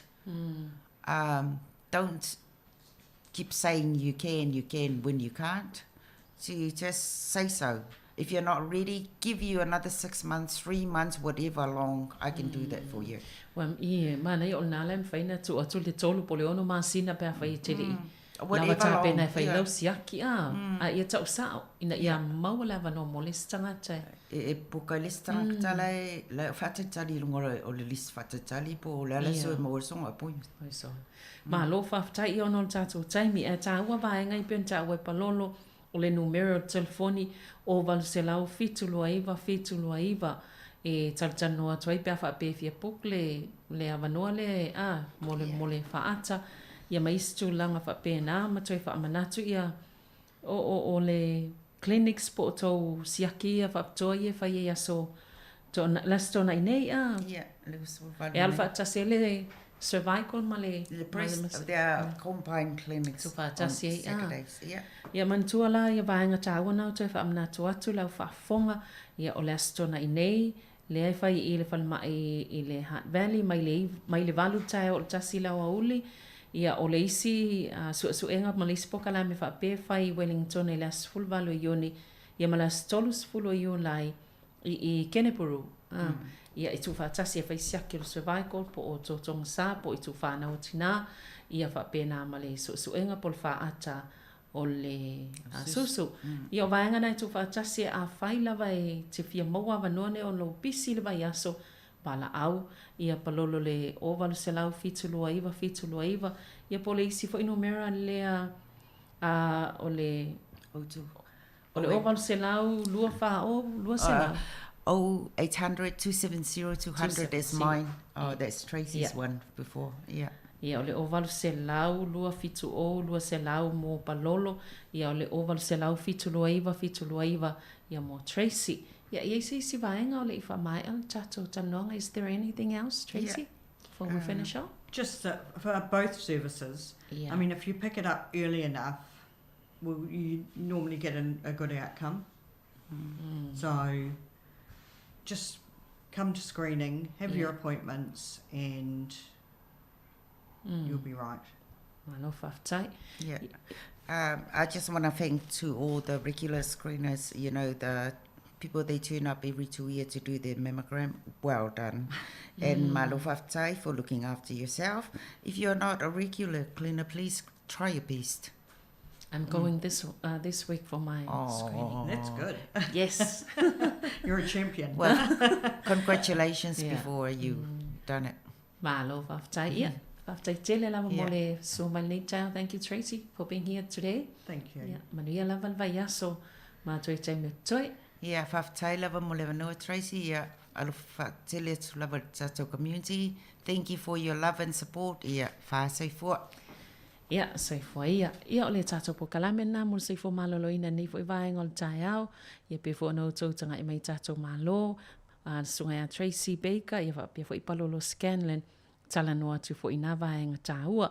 E mantua tātou numera nā, ovalu se lau fitu lua iwa, ia male ovalu se lau lua fitu o lua se lau, wala au iai ia pe awhia mōle awa noe whailau su enga, mai le whasfulu iwa tausanga nga i, whasfulu lima nga i leonasfulu iwa, mawafua le su enga i leise tu pe tongi mo i la tautu pao tina, matamai tai su enga susu pol whaata, ia maluasfulu lima tausanga nga i fitu sfulu tausanga le mātua, o tangata wanga waa po o tina matamai tai wanga waa mo su enga ia o vaenga ia o tōtonga whanau ina ipuipuia mai kānesa.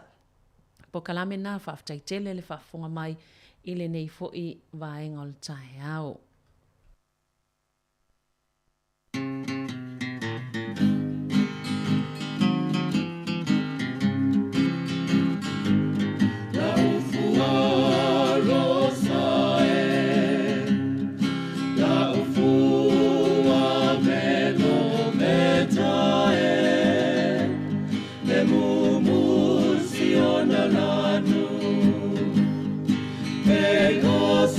Susana oiganu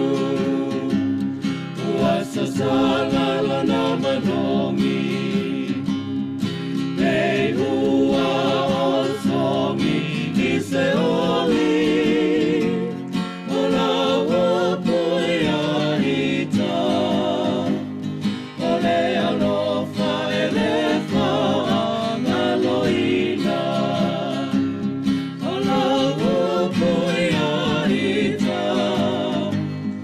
Ole alofa elefa Angaloina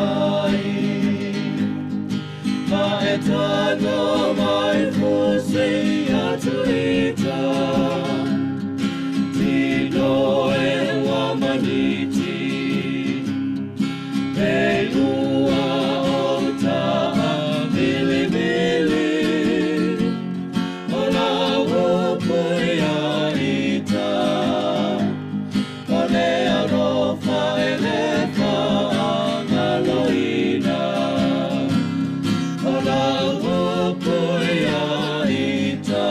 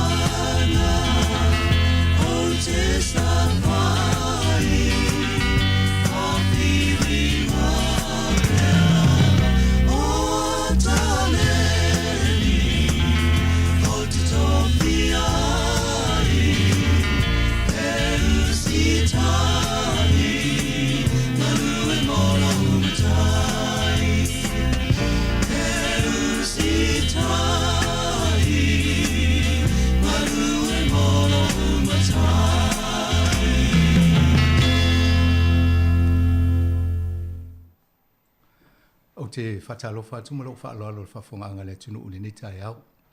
Ma to malungi fo tato le tio nei ma tu si ma Professor Ian Hermans mai le American Institute of Medical Research. E tata no atu nisi o la tonga wenga lo whenga i malato pe na whailo atu te mi whanu. Tam whai tato le tio ina ia whatala no i la to ina ia tato malamalama i tūlanga o Yesu su enga mo niwa i taimi. Ai mese lava le tau so o fo mo tong fiti mo tato ngase ngase. Talofa, welcome to Samoa Capital Radio this morning, Professor. Talofa, Afumasanga, and talofa to the Samoa Capital Radio listeners. Well, it's good to have you hosted in our Pacific radio station. It's lovely to be here. Thanks for the opportunity. Yeah. Professor, I see that you've been involved in a lot of other things which we'll come to later. But today, I guess for the audience, I see that you've been involved in a lot of research on therapies for some of the treatment of the diseases. And I thought, so what discovery have you made for health or prevention or contributed to at this point in time? At this point in time, right? All right. I started off doing quite a lot of what I would refer to as basic research. So we just wanted to understand how does your immune system react to pathogens or bacteria or viruses. I was really quite interested in whether the immune system could actually fight off cancers, and there's some good proof now that can happen. But when I started, it was quite a controversial idea. So we contributed to the sort of basic research around that concept that the immune system could actually recognise a cancer cell and kill it. So that was some of the sort of basic research that we did, and we were always really interested in seeing whether we could take those basic discoveries and turn it into a treatment that could potentially go to the clinic. Now that's a lot of work, and we've tried a few things. We've tried some vaccines that we designed to go into melanoma patients. We showed that the concepts that we had sort of come up with in the lab actually did work in patients. So you could stimulate an immune response that looks like it could target cancers. But there's a lot of competition in the space, and so while we were doing that work, a few drugs came on to the market. They came up with a similar idea. So we're pipped at the post there. Okay. But nonetheless, we feel like we contributed in a way to the whole concept, and we were, brave enough to stick our heads. Yeah, you said it was controversial when you started. Why was that? A lot of people thought that the idea that the immune system was capable of eliminating a tumour cell was never going to work. It worked a lot in the test tube, if you like, in the lab, just looking at tumour cells. And it worked in small animals like the mouse. But whenever people had tried it in patients, it was never as effective. And there have been a number of treatments that had got all the way through to testing in patients, but didn't get very far. And so it was because of a sort of bad backstory, unsuccessful treatments. But actually the whole concept's not new. So back in the early 1900s into the 1930s, there was a researcher in New York who started injecting bacteria into tumours and seeing whether that would initiate an immune response to the bacteria that would also kill the tumour cell.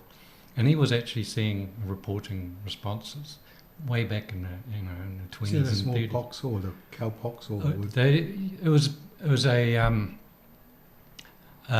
it wasn't anything as serious as that. It was a sort of skin associated bacteria, and just injected it in. And he made this this extract from the bacteria. It's this really bright red colour. We've actually got a little vial of it, and at the Malagan, it was called Coley's toxins because it was the sort of toxins that were released by the bacterium, and injected that, and it did actually cure some patients, but it was a very variable product to make. Some toxins were better than others. And at the time in the 30s, chemotherapy came on, which was a lot more regulated and much easier to make. And so what was called immune therapy back then in the 30s lost favour, and chemotherapy and surgery and radiation therapy all became the treatments, and immune therapy lost favour until, when we started, and there was groups all around the world sort of picked up the idea, and in the mid-90s, 1990s, sort of building on those original concepts, and now there's some really successful drugs. So where do you see us heading? I think at the moment, the drugs that have made the biggest impact, they tend to unleash really strong immune responses that kill the cancer, but they also kill some of your own normal cells as well. So it's like the early days of chemotherapy, where the chemotherapies were quite dangerous. Killed everything. Like using a gun, the old blunderbuss gun that spread bullets everywhere. You kill your target, but you kill everything else around it. And it's a bit like that at the moment, a bit more sophisticated. So I think what we're going to get is immune-based therapies that are going to be a lot more targeted, more like using a vaccine rather than these. The strategies they use are just sort of unleash immune responses all over the place. When I read the material preparing for this interview, I thought, what's going to happen with all these pills? If you guys are going to come up with something that's sort of folk targeting it, you're going to do away with all the pills we take. Well, I think there's possible. There's a lot of diseases that actually involve the immune system that hadn't been appreciated. Things like heart disease and all that, and obesity. They all involve the immune system. So, drugs that alter the way your body reacts, your immune system reacts, is the way a lot of medicine's moving. And so, it's possible that we will be treating diseases with vaccines, and I don't think we'll be injecting them. I think there's going to be nicer ways to do it. Some people are very scared of. A lot of people are scared of injections, but also oral ones. Vaccine will be. It's a bit tricky to go down the oral route because your stomach is acidic, and the drug's got to survive, or your vaccine's got to survive. But there are people working on that. One thing that's really exciting is these little micro patches that you put on. It's just like a bandage, and they've got a whole series of little micro needles, tiny wee things, and then you just put it on like a bit of sticky tape, and they sort of dissolve into the skin. So there's no pain associated whatsoever. It's just like putting a little sticky. If you turn it to like a fashion thing design so that people can wear it, and people will like it and start putting it on. Yeah. If it's anything like a sticky plaster, the worst bit will be taking it off. We're not just ripping your hair off. It's I think there's going to be new immune-based therapies. It really is changing the way medicine. Thank you. I hope I can actually catch up with all the things we've been saying in English now. Let me try and translate some of it. Ole tato whaafonga pinto sisila mai mo tō mai mo mai lungo le social media mawhatasi name Professor Ian Hermans. O ia le satala no le vaenga na taula i ele ne fo i suenga ia o le fo i taula i vaenga o tong fiti mo le kanisa ile amatanga ina ola to papa ai i sui i tato immune system po vaenga o tino tato le te e nai fa mai bisa i taltong te le i la rangi i pe fo i va ai mai de faingo fiele mai tau tangata ona sui e to tongo tato ia fofuanga le ni a le tam foi tangata ina faisi suinga tam foi te e nai fa mai ia pe o vaenga na le na amata mai ai saula ia le tau tangata si va to sfulu pe na ia ta ua na matai ona maua ia tonga fiti mo kanisa ia foi tui matulanga fa pena ia no o mai le tai milena ta o le vaenga le chemotherapy to teleta to malamala mai pe fa ia fo ia tong fitingo kanisa ia fa lave ia si vaenga le tino ya fia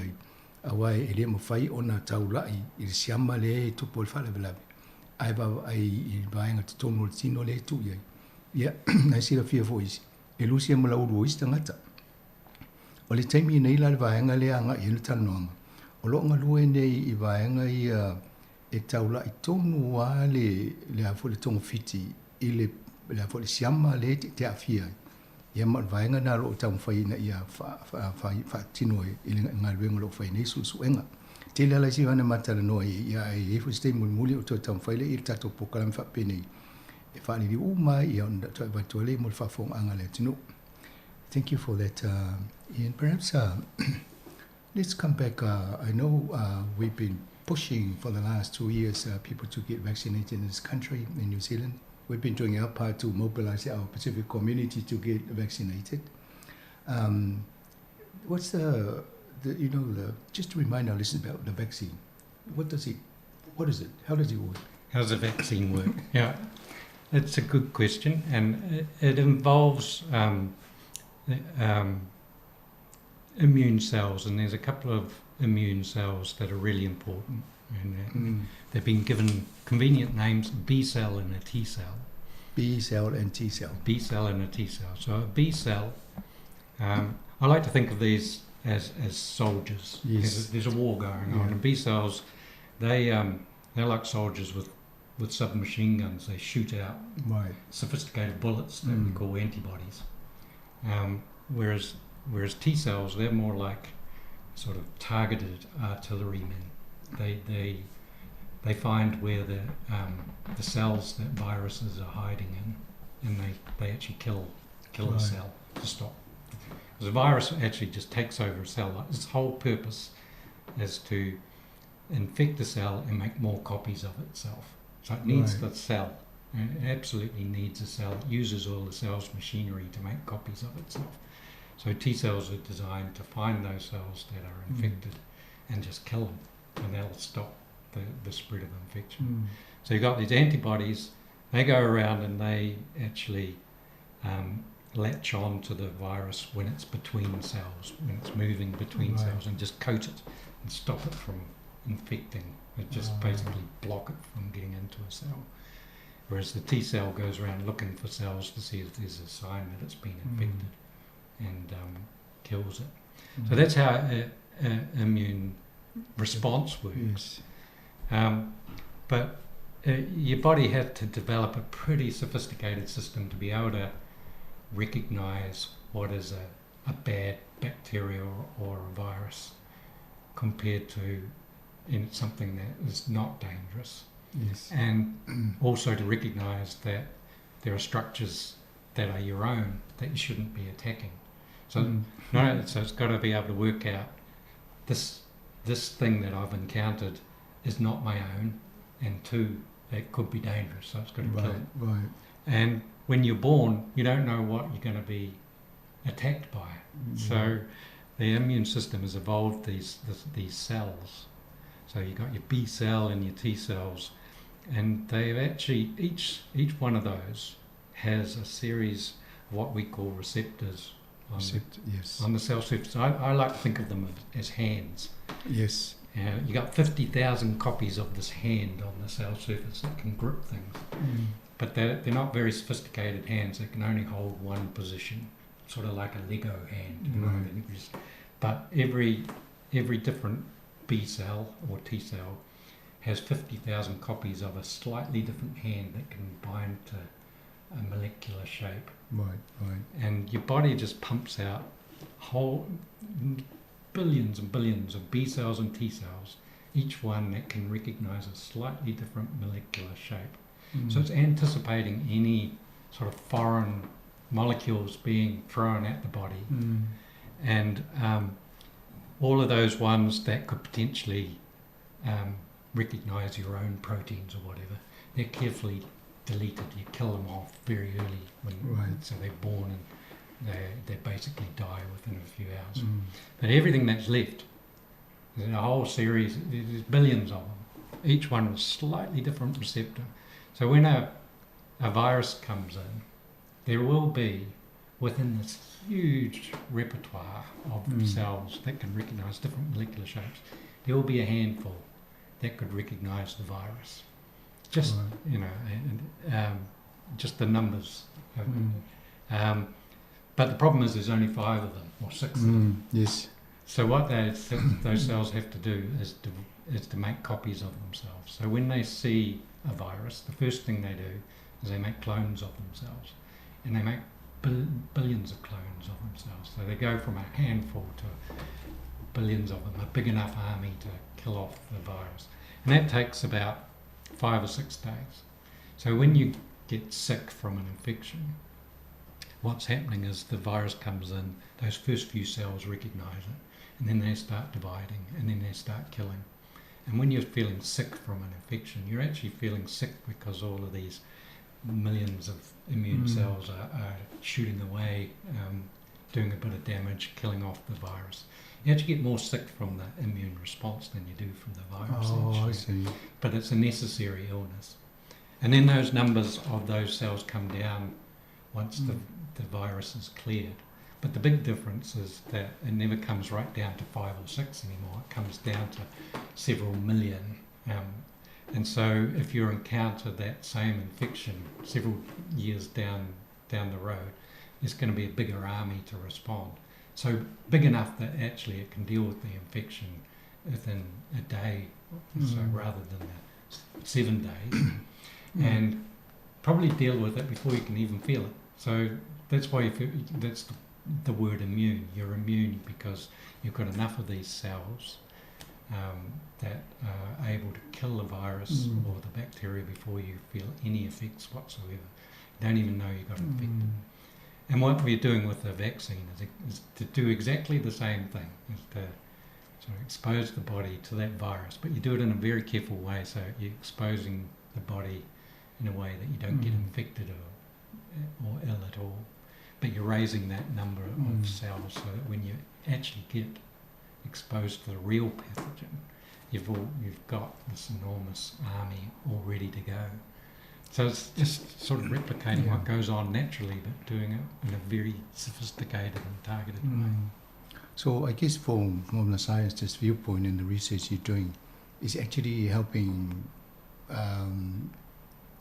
add to what the immune system already is working on. It's a completely natural process. Yes. It is, but we've done it in such a way that first time you're exposed to the virus, it's with a part of the virus, so you're not exposed to the dangerous thing of the virus.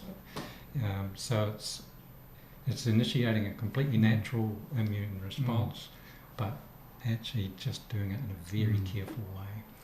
The reason why I put this question here, because we still have some people who are hesitant. They're not quite sure whether it's safe. And then there are people that actually coming up with mis and disinformation, sort of discouraging people from going and doing the right thing. That's right. But obviously, from the research viewpoint, you're only helping what's there already. Exactly. And that's the sad thing, really, is that it's so much better for you if you just have the vaccine rather than actually get the disease. You've already made this army. It's going to deal with it. And it might not make, in the case of COVID-19, make you completely protected against getting sick, but it's going to stop you from getting seriously sick. So that army is big enough to prevent the really, really bad infections that people end up in hospital. And I was just wondering, you were talking about the B and T cell. Is there a ratio of how big these armies are inside you? Or That's the body, a good question. every individual will have to dictate how many they have? It's a really good question. And that sort of stuff we are really quite interested on knowing. What is the relationship between B cells and T cells? Because they're like a good functioning army. You need good communication between these cell types, and our research is looking at that communication. I think you can't just have a B cells alone or T cells alone. You've got to have them both. So you've got to design your vaccine so you make sure that you get both of them at the right ratio. So it's a really good question. I get at times, you scientists must marvel at how God created man. In other words, sophisticated sort of bodies. It's got all these systems in place. It is pretty sophisticated. I remember when I was a student finding out about T cells in particular. I mean, the T cell's job is really amazing because it has to actually work out whether a cell is infected or not, and it's only able to look at the outside of the cell. Yes. It can't look inside. And I remember how's that problem ever solved? And it turns out that a cell functions like a household. At some point, you've got to put out the trash. Yes. And cells have evolved to put the trash out on the cell surface, and that's what they recognise. They see bits of virus in the trash cans out on the cell surface. That's how it's done. I remember being blown away by that. It just simple explanation, but it's very complicated when you're looking at it. Yeah. Thank you for that. Let me try. Well, that's a good answer to the question. Now I'm fully educated about how it works. Ole fesili le tu ne ai. E toi fa manatu mai o le ale me tau o le vaccine. Ai fa fena ngalue. Le ala ngalue ngai tonu fai tonu tato. Le lan tau fa mamlama mai e tu sa fita ia e fo e ia fa o le vaccine po le tuile fai tato. E ta ola ia vanga le ta o le B ma le T cells. O P o vaenga ia e esia o vaenga ami e pa fa pe o fita ia. E esia la le tu ainga siama po o vaenga ia le masani ona va ia tonu tato tino e watu loa o mai loa li o ai fa il tonga fiti te pe ina ia o ine e mo le tino tato le mai. Vaenga lana e o mai e so no sala lau solo pulu e fana la to pe le fate te ngana mai. Ia e ha faina mai si vaenga o tato to tongo tato. Au le T-cell e fa pitoa a mai ava ia to ainga tangata ese de usau tonu polisia malia. O la tau ana fitfita na fa pitoa ma la tau mai lo la tau te pere vaenga na. Ia pe o le vaenga na la tau i so enga fai ina ia tamu fai. Po le ase fai ngai a waine i tele ia vaenga o le tino e fa amalu alia i fai ngoa fo i o tong fitinga i tono tato tino. Ia na fa matala fo ile ia le tūlanga o meia ta o receptor o momo lima. Le pi i mai i vaenga o fo i o siamba nei to tono o sela le tino. Ia ma fai nei tato to tonga. Ia mania fo ila le fai ngol vaenga fa matala ia le ava ai le mo le sela. E taipea o le household fa punga le na fai. Taipea tono ainga. E i teimi tono tato tino o tumu fo i vaenga le tauna i taulena fa mama. Taipea fo tono ainga mo la pisi ma vaenga fa pena. Ia e fai e stone fiti. Ia ai e mawa e no fasile ia. Il va ainga la fa scientist i fo fuanga le tua. I tato tino wa le wo i lobo ia i uma ia vaenga i ta pena e fai tato. Au ngā luenga le whai la tau e wheso soani ina ia whaale leia tiri ma tau lai ia le fo i le waingo tātou i sela ma fo i ma siama ina ia whaingo fia i le waingo tātou tino lumana. Ia antono vaenga na le fo i o ia te ia i le puto a mata ona sue sue. E ese fo i lana wa ai tono tātou tino mga yo inga la ma mene. Ia antono le ua tau mua tu i whamranga mo tātou. There's been a slow uptake of COVID vaccination by the year 5 and 11, according to the Ministry of Health website. So everybody's trying to encourage them to go and get vaccinated for their own, health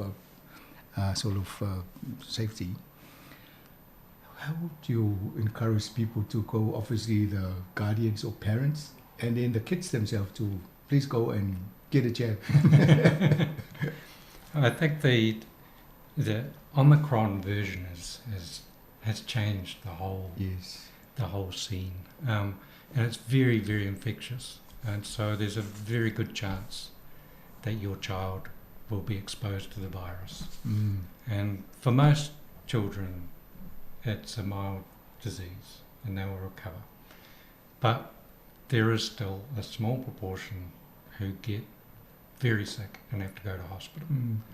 And it's very clear from the data that's particularly coming out of the United States that if you look at the children that have ended up in hospital, by far the vast majority of them have not been vaccinated. So vaccination will give you the security that you're not going to have to rush your kid off to hospital in the middle of the night because they've got horrible breathing difficulties. I think that as a parent, that's enough for me.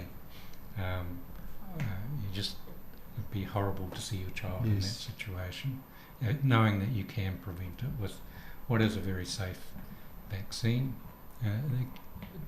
I've had the vaccine 3 times. I didn't feel it the 3 times. So it's not painful at all. The child might become a little bit listless, a bit tired the next day. I actually took a good excuse to have a day off the next day after my second one. I slept. It was wonderful. So the side effects of the vaccine aren't that bad. And when you weigh that up against the risk of ending up in hospital from Omicron disease, and as I say, Omicron is spreading through the community like wildfire. So there is a high chance that your child will get it. As you're thinking, when you said that you slept after your second dose or whatever, I was thinking, as a scientist, you're probably thinking, I wonder what's happening inside my body right now. I know what's going on. It's those cells dividing, and that's what's going on. It's a good sign, actually. Yes. If you feel a little bit sick after your vaccine, your immune system's doing its job. Yes. Yeah. Oh, good. Ole vainga le pe ona mo fa mo ngal tato tanga renga falmai. Ele i tausanga 5 o fulmal tasi to telia ele o faini la to tui ele taimi nei ole ala tau fa malo si au fo i matua ma alum fa na e pe ola nei fa tusa e ai lo o mona fai tui o lo nalo ye nei lola ye ele o falmai tinga ina wala ele fa si tui to tele o tamaiti e na avel falmai America pe nei fa mo mo la to ole to tele le faini o la to tui pui ya tonu o le vaenga na si de ia ia le fai o le tui nei lola ia e fai ona momoe ai dese me ona tupu fa le tonu fo le tu nga mo le alo matamaiti nei ia wala o mana fai le tui pui. We'll take a little break here. I'll have get our DJ to play a piece of music and then we'll do the second part of our program. Alofa lava, Rodney Soyalo here. Keep listening to Samoa Capital Radio and stay healthy, Samoa.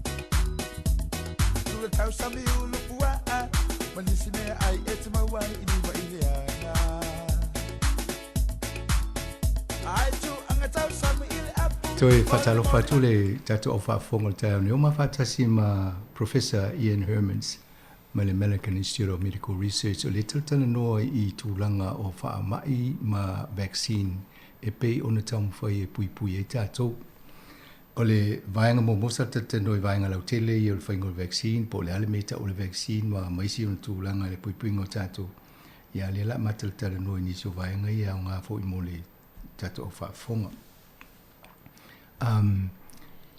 Let's go to the what you're doing now. While the traditional vaccines are designed to prevent diseases, I understand that researchers like yourselves are working developing therapeutic vaccines. What are therapeutic vaccines? Right. So most vaccines you're either given as a child or recently, for COVID-19, we've been given vaccines that set up that army of immune cells to prevent you from getting sick. And the really important cells, we said there were B cells and T cells. And B cells make antibodies. Antibodies prevent the virus from getting into cells. But there are a number of diseases now where it's too late. People have already got these infections, and they've become what we call chronic. They've always got these infections. A classic case is hepatitis B virus.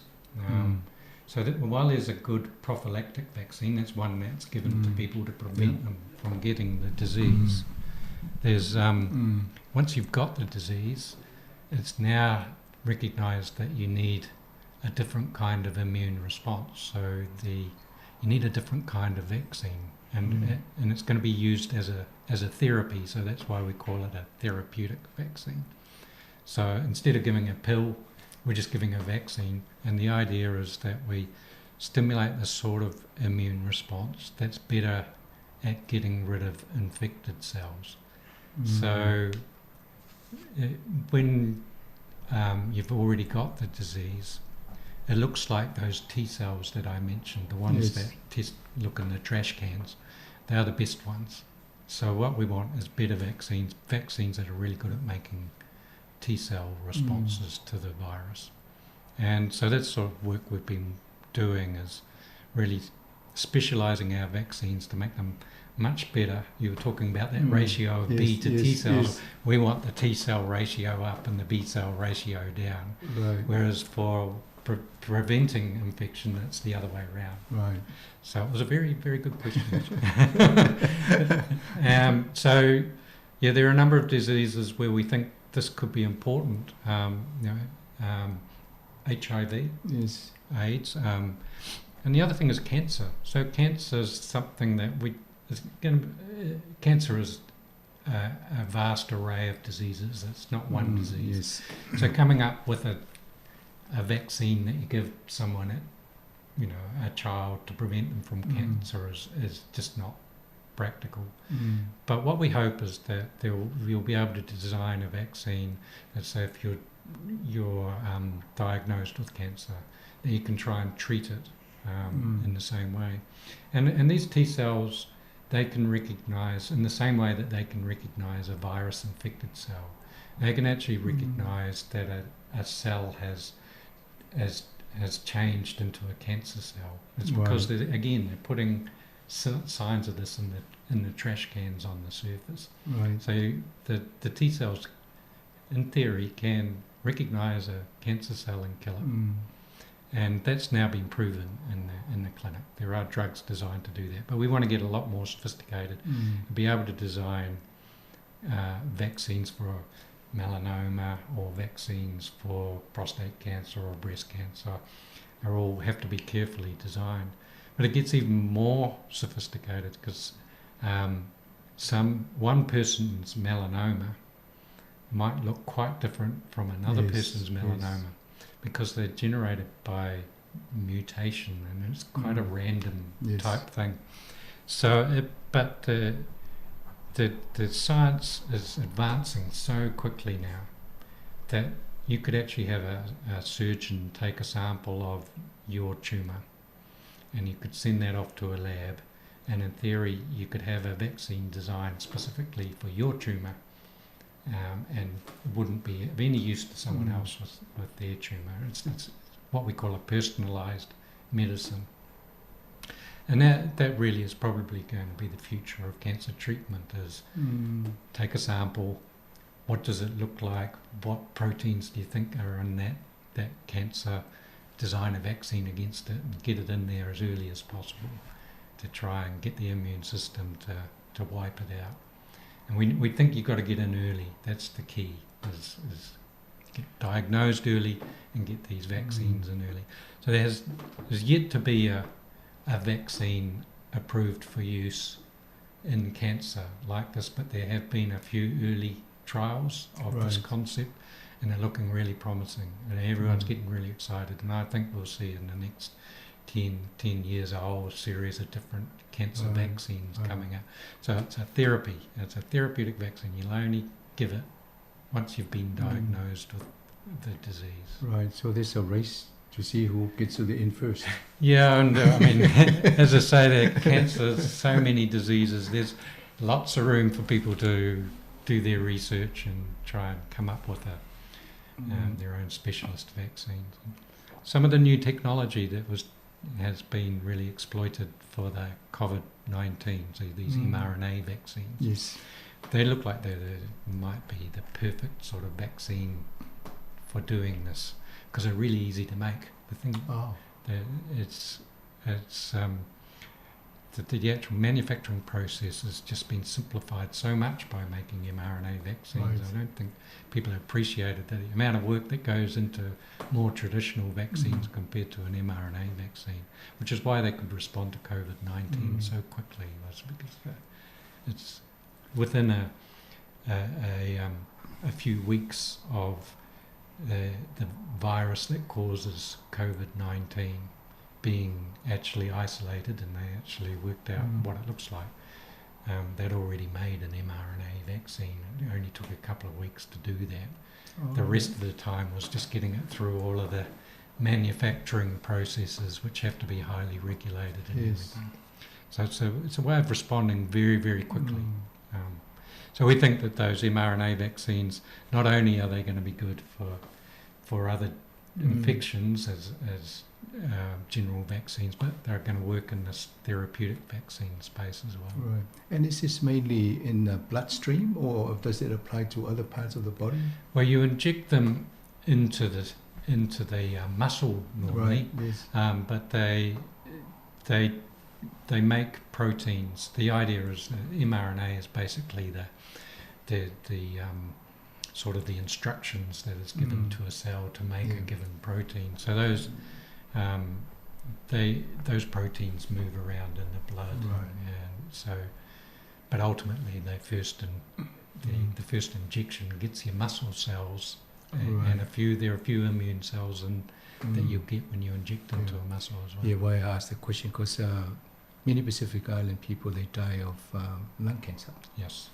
And I thought, this treatment you're looking at, hopefully you'll come up with something that help them with the treatment of lung cancer. Yeah, well, so lung cancer is really, it's a big issue here in New Zealand and amongst Māori as well. Yes. So it is one of the ones that the immune system is going to work against, and there have been a few drugs approved for lung cancer, but we need to get it more sophisticated.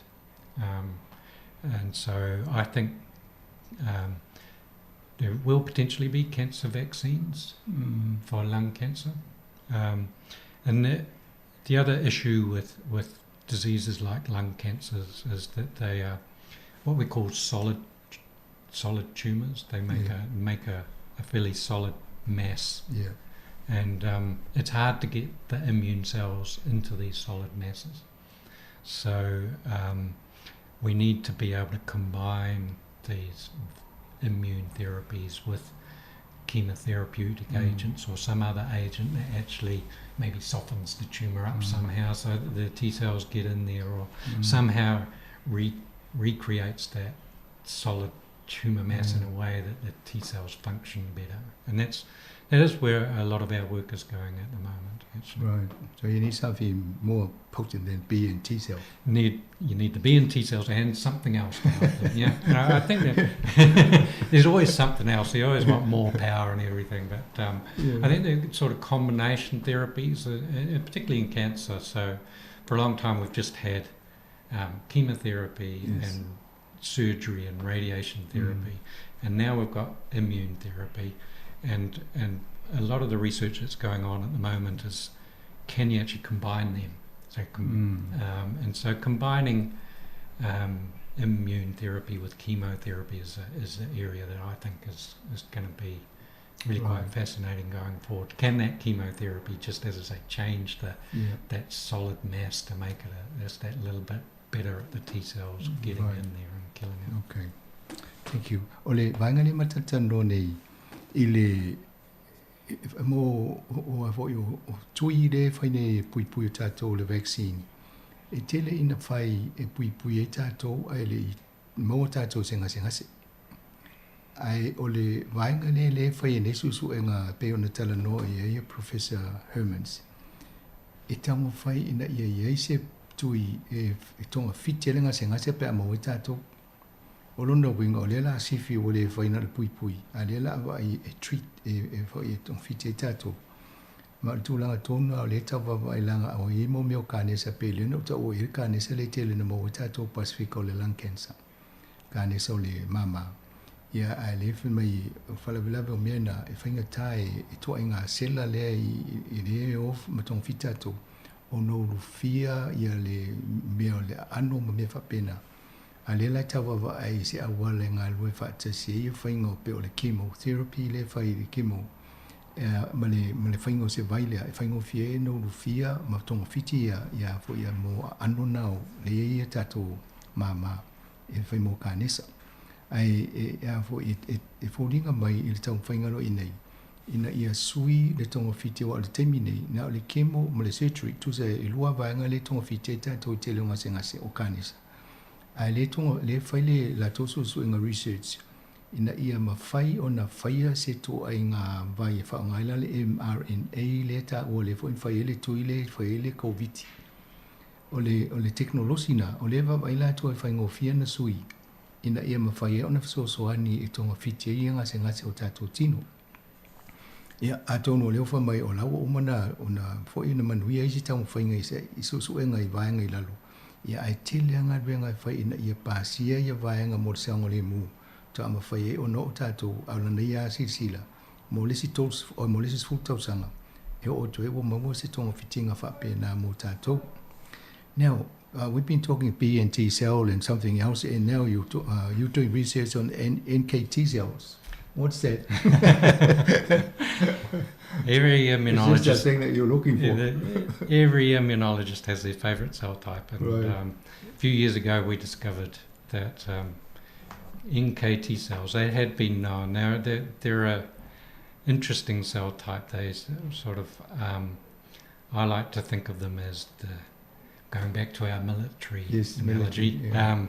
They're like sergeant majors. Oh. So you've got your B cells and T cells are your foot soldiers, and your NKT cells are the guys who yell at them and tell them what to do and which direction to point the guns and everything. Right. And so we'd known that NKT cells existed for a few years when I started working on them in the early 2000s.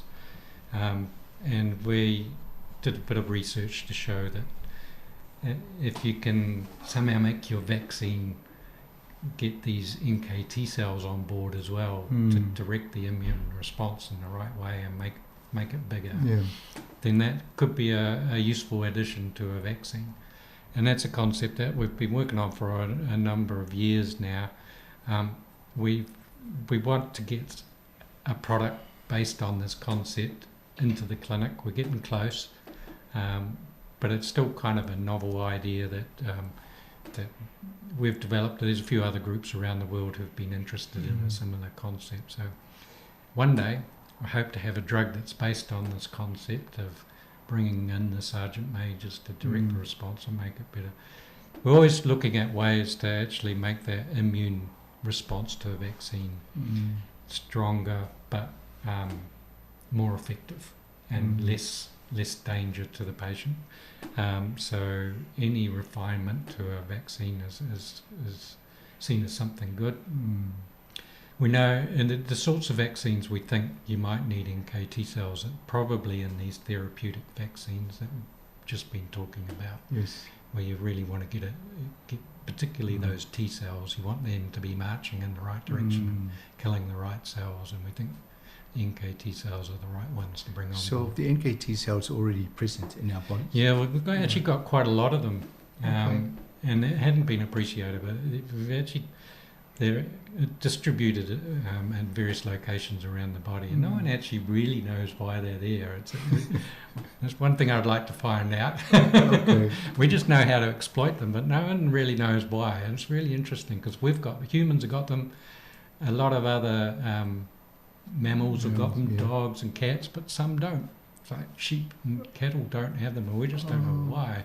So it's a real question. We don't know why, but we do know that you can exploit them, make use of them in a vaccine, and that's what we're trying to do. So I guess one has to be careful how, to maintain harmonious sort of relationship between this and the B and T, because if you want them to be the major, sergeant major, and the other ones down tools and walk away, you'll be very sick. I think all of those analogies apply. It could very well be that you yell at them T cells too much and they'll get grumpy and In fact, there is a sort of scientific concept like that where you can actually what we call overstimulate a T cell. Oh, right. And it does literally downs tools and walks off the job. So you're not far off. Become very sick. So the person has to have some kind of mechanism where they say, hey, you behave because I'm getting a bit...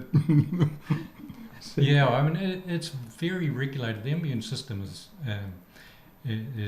we've talked mainly about initiating an immune response, but there's just as much molecular machinery involved in making sure it's switched off at the right time, because you don't want to have keep shooting after they kill off the exactly. parasite. Start shooting and that's what we call an autoimmune disease, and there's another disease. Right. That's when the immune system goes rogue.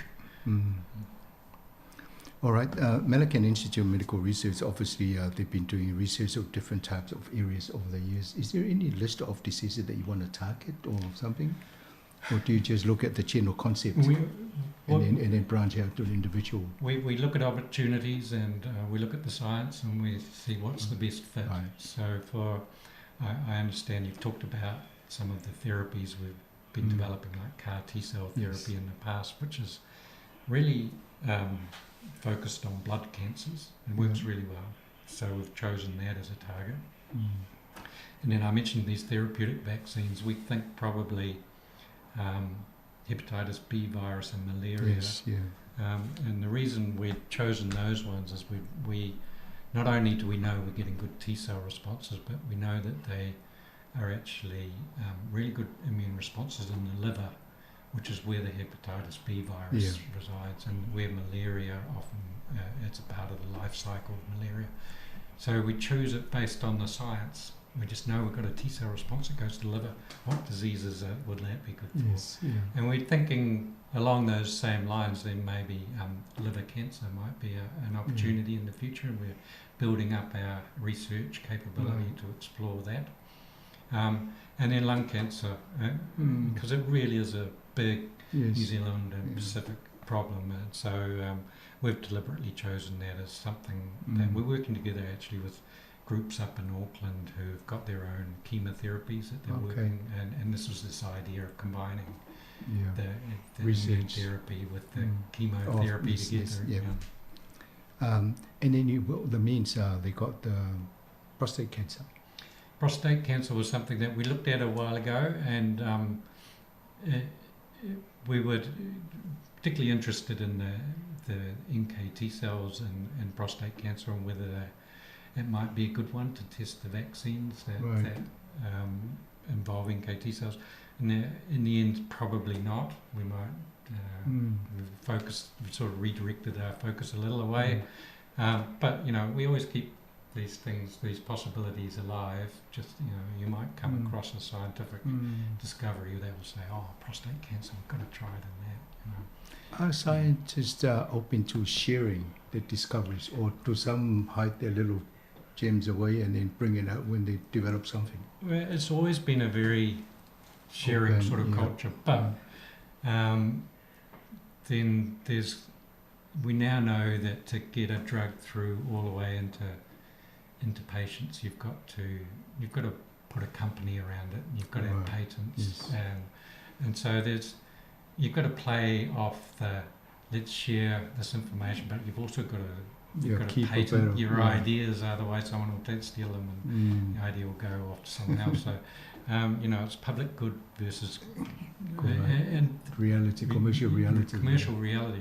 But the truth of the matter is you won't get a drug into patients without commercial backing. So Sure. so you've got to play the game. Yeah. So you've got to be thinking about, and we're learning. This is something that as a research community in New Zealand, we're getting better at, is the sort of commercial reality. If we want to make our science count and have real health impact, we've got to be thinking about how to commercialise our projects. Yeah. I think it'll help New Zealand if we can. I think so. I've been asking questions with previous interviews. What's the cost of one dose of Pfizer? And how many billions are being administered around the world? And who's making all this money? Well, I imagine, I don't actually know what the cost is, but I imagine it's not very much at all. But the main beneficiaries of these have been the big pharmaceutical companies who they'll always claim that they're trying to claw back a lot of the research costs that went into developing them, but I'm sure the balance could be I think a little bit better. The COVID response minister actually announced about $36 per dose. Right. It's a lot of money. Thank you for that. Let me discuss it. Oh, my last other question before I move to the translation. Obviously, the treatment, the vaccine treatment will actually replace some of the pills that we take. Do you see that? We hope so. Okay. Yeah. And because why I want to check that, if you're actually creating something which is targeted, some of the pills we're now taking from all the programs we've done on health, you take one pill and it's got side effects. Then you take another pill to fix the side effects, and some people end up with 4 different pills. But if what you're proposing to do can actually target that bacteria and then kill it, then you shouldn't have side effects, hopefully. No, and what's more is this, if you can treat it with the immune system, as I was describing before, you've ended up with a large number of these cells, these B cells and T cells, and they carry on, they can live. If you get it right, they can survive for your whole life. So you don't need to keep on giving the treatment. Right. Ideal situation is you go through a couple of injections and you've got this effectively a living drug, your own natural drug against the disease. So help with your army, just bolster the army's defenses. Exactly. And, so you don't need to keep on taking it. Would be the ideal, and we moved to that in some situations. I think how many minutes have we got? We did an exercise once where we invited people to come with their pills, anybody with over 2, and they turned up, one had 11. So I got this Dr. Dunlop with me, and he said, "So why do you take that?" And this guy, I said, "I don't know." So obviously the doctor never explained himself. No wonder they got even sicker. Thank you. Ole vaenga lena matala no nei ai I susu enga o lo whaia nei. E wha moe ina ia mawhai o na mauwale tui e pui o e fo e fiso soani ina ia whaalelei a tele ia tato fita ia te ena ia fo ia pui tato tino te ena ia mo virusi ma siama e ulwhale tono tato tino. Ma le whanaunga ina ia mawhai o na iese tui wha pēr mole lumanai. E tonga fiti e tato, wala te minei pena mau mai, o lo tamu whai tui pui ia ina ia soani I tato immune system. Po vaenga ia te ena ia ngase o ia mo siama mea pena. Ai am whairona whaise mea ina ia whaalelei e ma ai tonu ale siama le tupo al whale. Ena leilo le mo tato. Ia ma le atonu ese te mua. O la le to ye ni fola au fo ye le tele nei no tato wa e pen mo mai. O si fola au e no to si fola au a ye side effect pe afia isi va ena tele ele fola au tanga tai. Fo ye e inu. Professor Ian Hermans, thank you very much for coming in this morning and sharing this. I've learned a lot. Thank you very Hopefully, much. We've passed the information on to all our listeners around, not just this country, but around the world. Thank you for having me on, and thank you to the listeners. And all the best for your research. I'll be looking forward to for you coming in next time. It's all done and say we've done it. And then I'll say to you, here's my hand. A little sticky patch. A little sticky patch. Yes. No, all the best. Thank you very much for coming in. Io tato por kalaminal fa fonga le tunu. Tata no Professor Ian Hermans, my American Institute of Medical Research. Yesterday mo pe an tata no atula tampo fa di uma ia fo interview ne le ngal fa pensa mo. ia ona toi tātou le ia tātou malamalama mo atu tōle waenga tala noai an teimi nei ia to whāso I fua.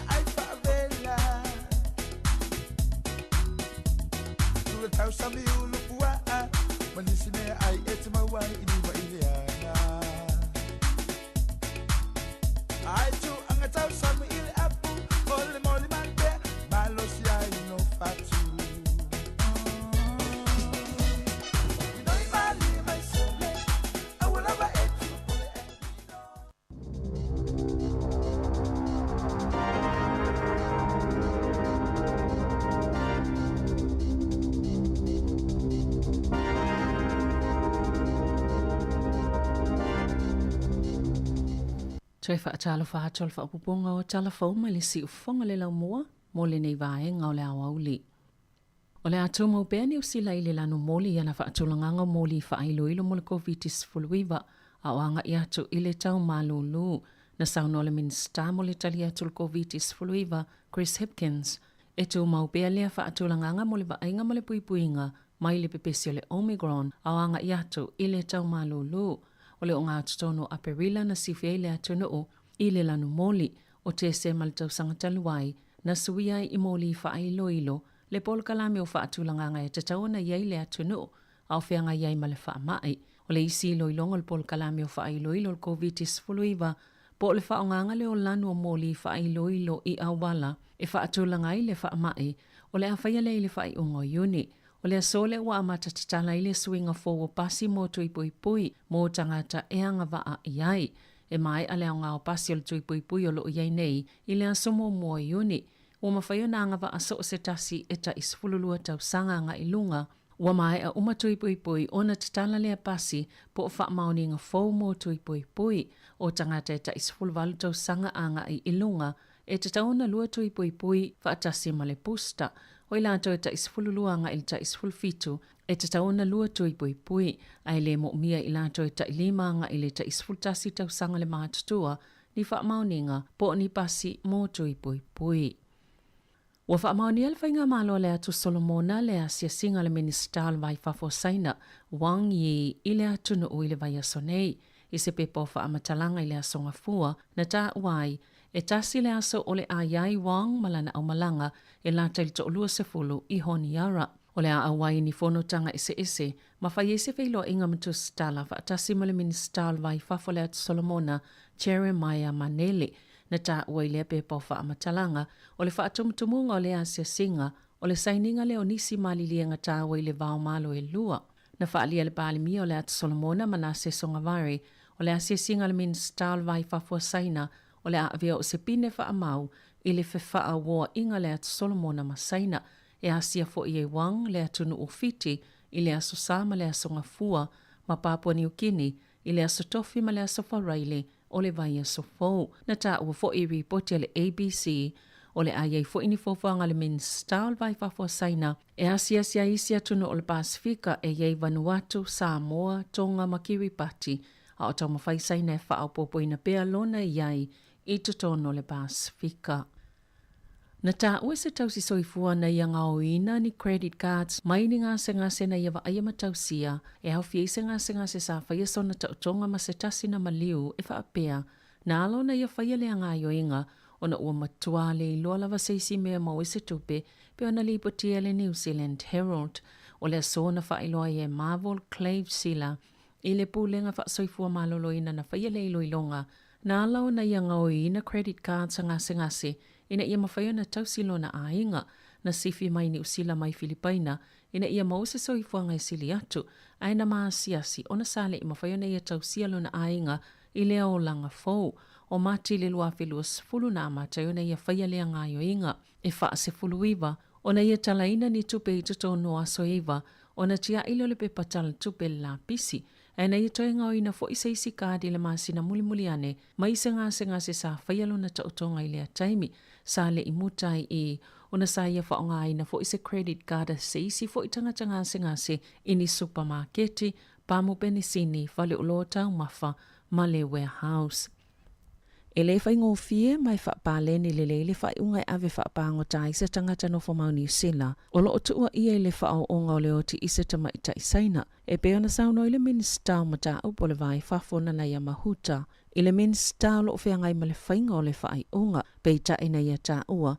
E mawhaia na whaatua ina pe tali tonu ina saina. Ina ia tau sisi pea ia lātou folanga. O le ale sa waina le li i o Kaiung Yub Kim. Pe whao o iai le oti. Pe a whaia whaamauni o na mōlianga. O iai lo na manatu i le atulanga i ui le tele o atu ngalunga e winga. I le whaatuptupla i o le whaale tono whaamaumau ngā saina. E winga i sa wanga i ai a tatawa tangata.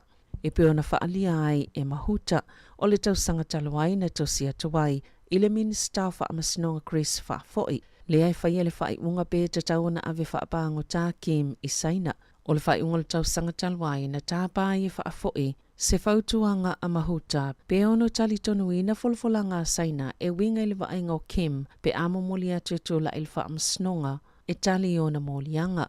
O Kim o se tangata citizen kore i saute peitai e nofo mau ni usila. Maolo o ia te e naina ia tu o inga. Masaya fi nau mai lava i le tau sanga lua fes fultasi te i tu si sai ave whapango tai o ia i saina.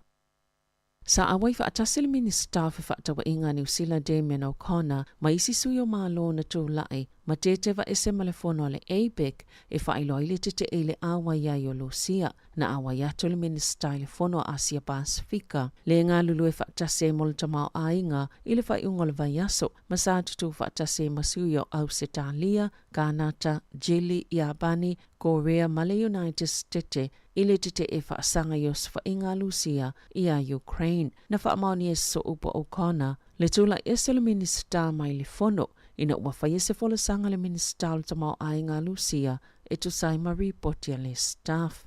Na toi fo i atu ina ua mahea, o le masina talawaina taitai e le United States, sui na te tewa ese mai le fono a le G20.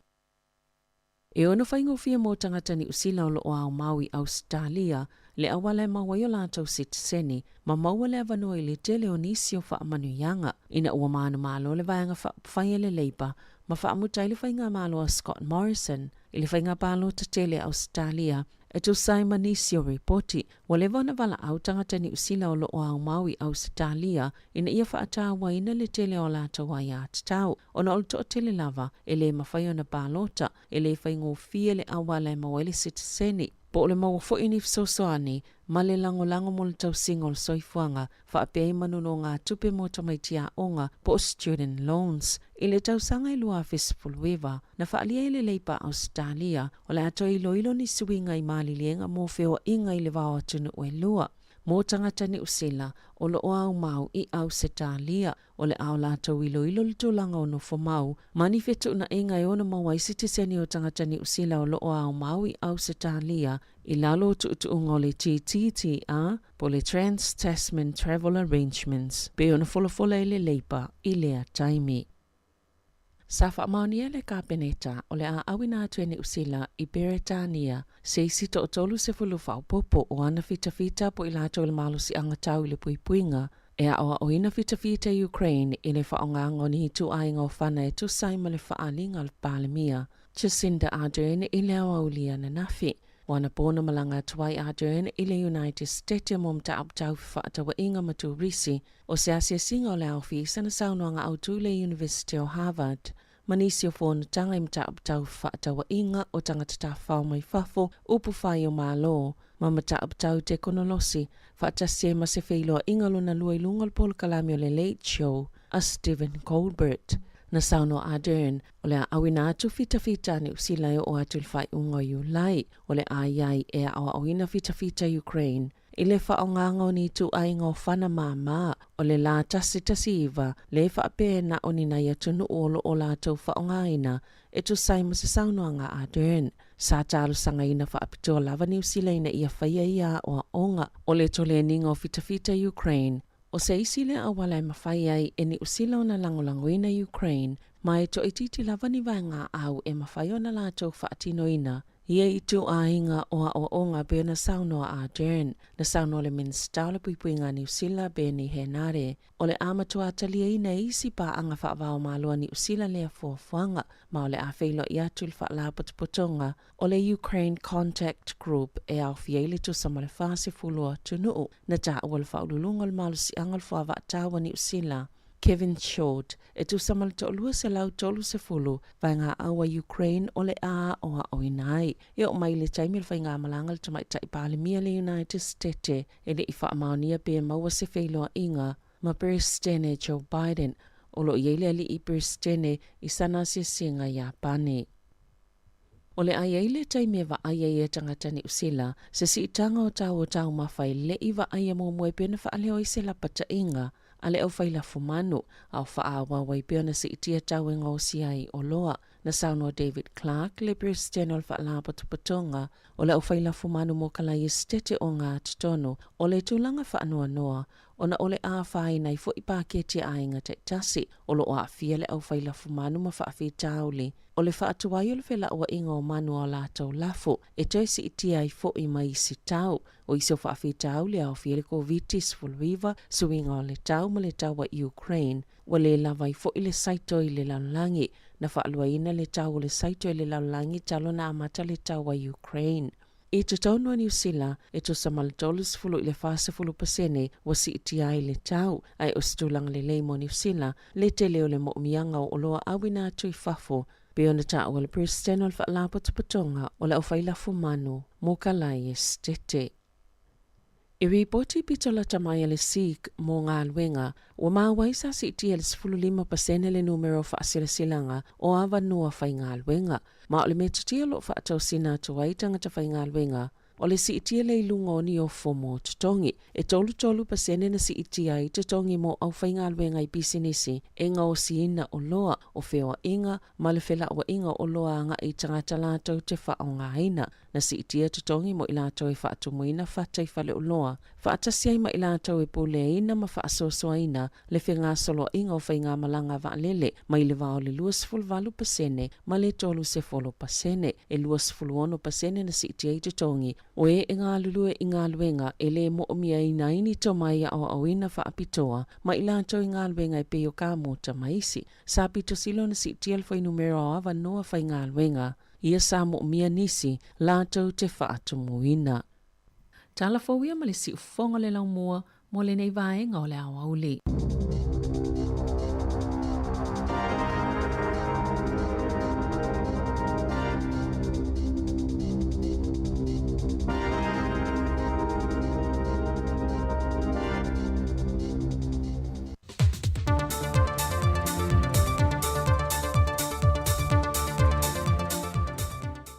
Talofa lava, o le whaopopongo telefau mai sa mōmore nei fo i aso o se mai al whaafonga. Ua sau no le whingole tamai tai pāle mi e whaata oto le polkala me mō le sisinga fu o le nei tau sanga. Mō le whaamna tuina leo no sifuru tau sanga talu o na tūtu o tasi o le tātou malo Samoa. O le sisi nā loa i o le tanga vai o le malo tūtu o tasi o Samoa. O le a whaatino lava lea le malo e le malai tia whau I mulinu. Mai nao I lātou tō ai titi o le a wai atu iai po e ua wala au lia. E na ia tau sisia pea pui pui ngā whaare soi fua malo loina. Ona o le pepesi al wha mai. Peitai ua whaai unga whona ina fo ele ka peneta. O le ata oto atu le pa io a fiu anga mala le whanga. E whaatino I lava lātou sau ni ngā loto. E whaaftai e le tae au o le aso lulu, aso mua mua iuni. E vivi I mwhaaftai e a fio anga mai tu malo te itasi. E le ato anga o le onus fultu sanga. E whaapea fo I pol kalame o le awhina ngalo I le a fio anga mala la whanga e whaatino I le aso. O le ata o totu la vai pule nga mamalu ali I mawhai pule. O le a avea fo I le aso mua mua iuni. O se aso malo loa loa ia le atu no. Wa yel fa moe moe a matal por kala mel te tai no longo ma fa ilo sai lini I le atu no I vai luanga o le po le aso lua. E fa feilo a yele au lio I le atu no uolona onus fultu sanga. O na fa atino I leo sau ninga le tai au le aso lulu e se so ai. Aso mo moe yuni. Pei tai wa fa lau I lo fo el te mai tai pāle mia. O wha fia nga uma maisi por kalame wa fua fua le tātou malo e samia ilu tātou tuto tasi. O le awhaato a whaatino le vai aso mua mua se tema. E waa lua ma le whaamana tuino le te wila. O le fua whango on wha e loe le fiona te mai tai pāle mia. O tālu sangai le lau le leile nei. E nuti mea whaata seitu malo o a fio anga mala la whanga. E whaamanatu le nei tuto tasi tā ua. I to tono lau whanua mō la tūloto I whale.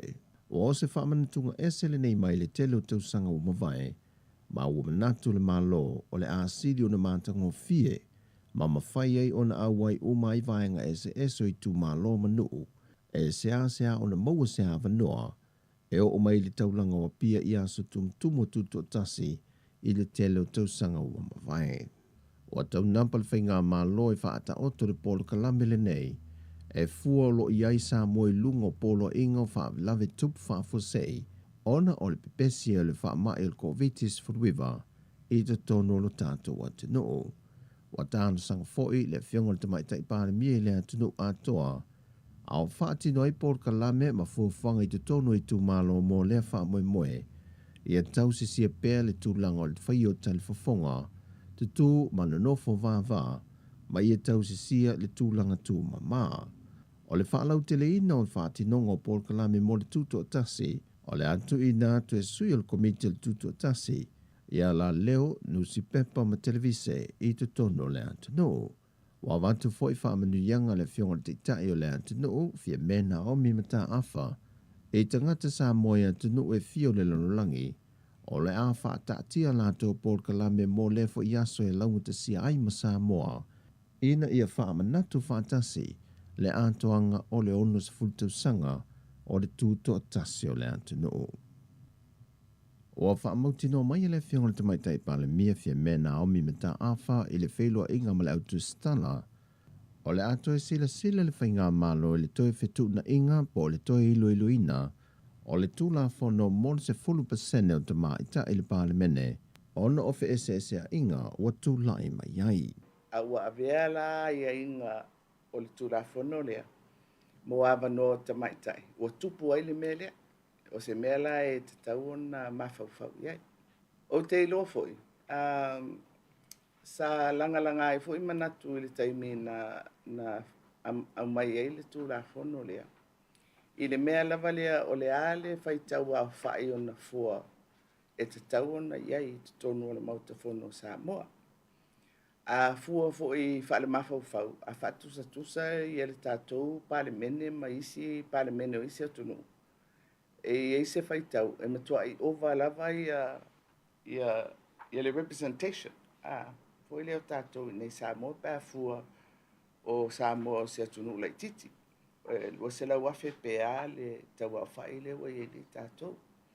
E la le whaafsiri na o le ale numera tāla whengai. Sau no le fionga le te mai tai pāle mia, e le tele le anganga na whaao fie le tūla a fono le nei, peitai o le atoi ilo ina ia wha le leia, e pūni ti ai vaenga e tūla I mai eini wha ese inga pe ona ua iai le teimi le nei, a ia whaatu mau pēr le nganga tāua na fausi ai le tula fono. Taluai no wa sawatu le siama le COVID-19 furuiva te tono no whanga o tangata mātutua e le mapu I whangalele.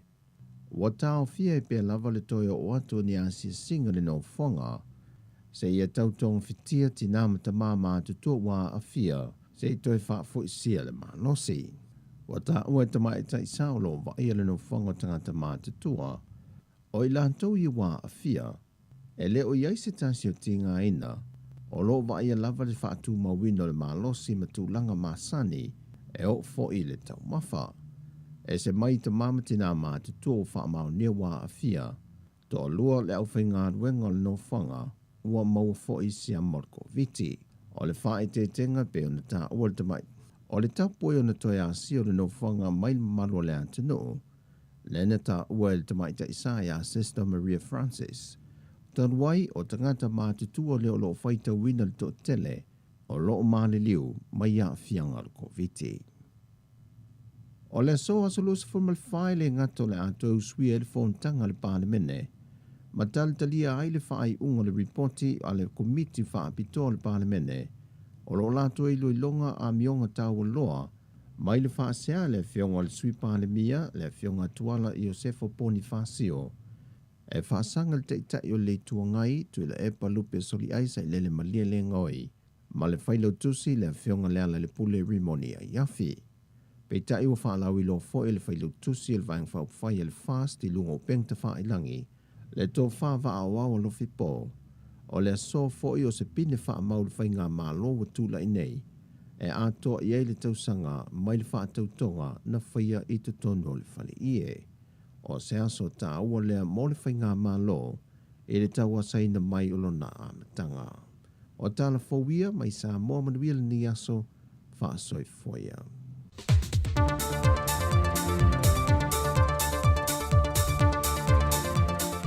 Ia whamalo whaftai le whawhanga mai le tātou atinu una ua mai atu le whapoponga muli muli o tātou telefou o rene yaso ia pei ona tāpena ina Sabrina Kasiano ia mai se fo tala mai Samoa le tautua whaopea le usa tāse Salam Sam ia o mea lo tupu le tātou atinu I Samoa ia o lea ua tātou iai le ua tea le ua tea le sifurulua I le taimi New Zealand lua sifurulua minuti o tea nei le tūlai sifuru male lua ia I lea o uli nei o lea so lua lua se fulma fa o le masina me lua fe lua se fulma lua to fa talo fatu ma to fa malo atu le tatu tino le taimi ia malo lava fo ile fa fo mai ia tatu por clame ia mi se fo fa fianga so filoi o a wa atu pe ia wala fo fa amleina o fa fo mai mala mai e ala le tautua le nei le fonga le mo Wellington le tasi ono tesi mo le tasi fa mo I laula au fa longo me se nai matua o fa longo mai tono ainga me se fo I tali de suore nei taimi ia I mo ngase fo I mamoto tangata matua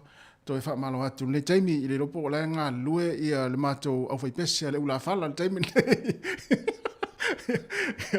to fa malo atu tanto fa pese ia o le tanto pese ia wa fo il fa mo les freile ia fa tala fatu ia atato we vai valor le taimi ia wa telefo I proclame o nga pe on fa fonga iai ia ua mai atu le tai ona le la ia ma stemi ele o ele mawatu ia ale ua tatu e anga mai ua tau foi ona matua fa patu ile musika la tau ia wa le fa fifeina tari nga sua ma tau maftanga o uli ia alo tatu tinu ma no se fo maria ma lo fo langi ma fa la fo se va nga lo langi nai te mafuta mai ai ma mai mo mai ai le tatu tu le nei e fa tala fatu ma lo fo ile mai mo mai I nei taimi la to fo lo fa o penga luenga ia malo fa malo singa luenga le yaso ai fa tala fo I fa malo atu ia ila to le o malo lo mai nei taimi ia wa fo taringa suam tau maftanga le uli ia o sina fa malo stino ia wa fo ile sina tau mafa ia ona toi amatai fo ile o nga luenga taimi o le uli nei ia po le tulai tasi le masani amatai nga luenga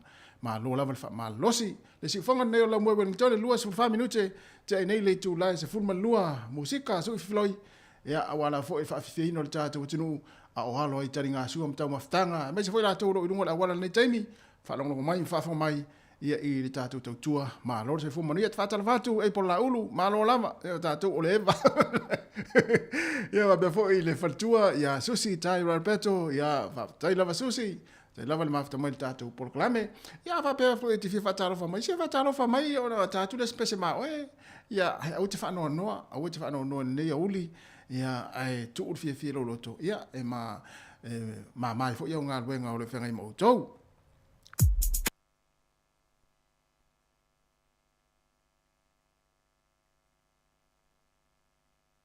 tu are un ma lo stilo mal tātou pesa le tama mai a boa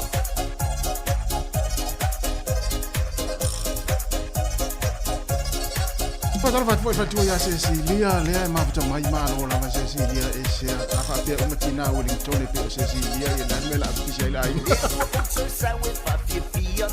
ata mai ya Cecilia ta le a fifia va mal mala io non fifia sama mo moni mai le mo tsele luwe mai masi vai la pese sungai luwe va to mai la pese sole luwe vai mai la pese soya ina luwe vai au fica la pese lo matua luwe papa le di mai o vai sama mo moni le ufa alwa mai se pese mo oi etse fifiai sama ole one mai si fangai popua sa bili pe mako suluma sungai luwe va to mai la pese sole luwe vai mai la pese soya ina luwe vai au fica la pese lo matua luwe papa le di mai o vai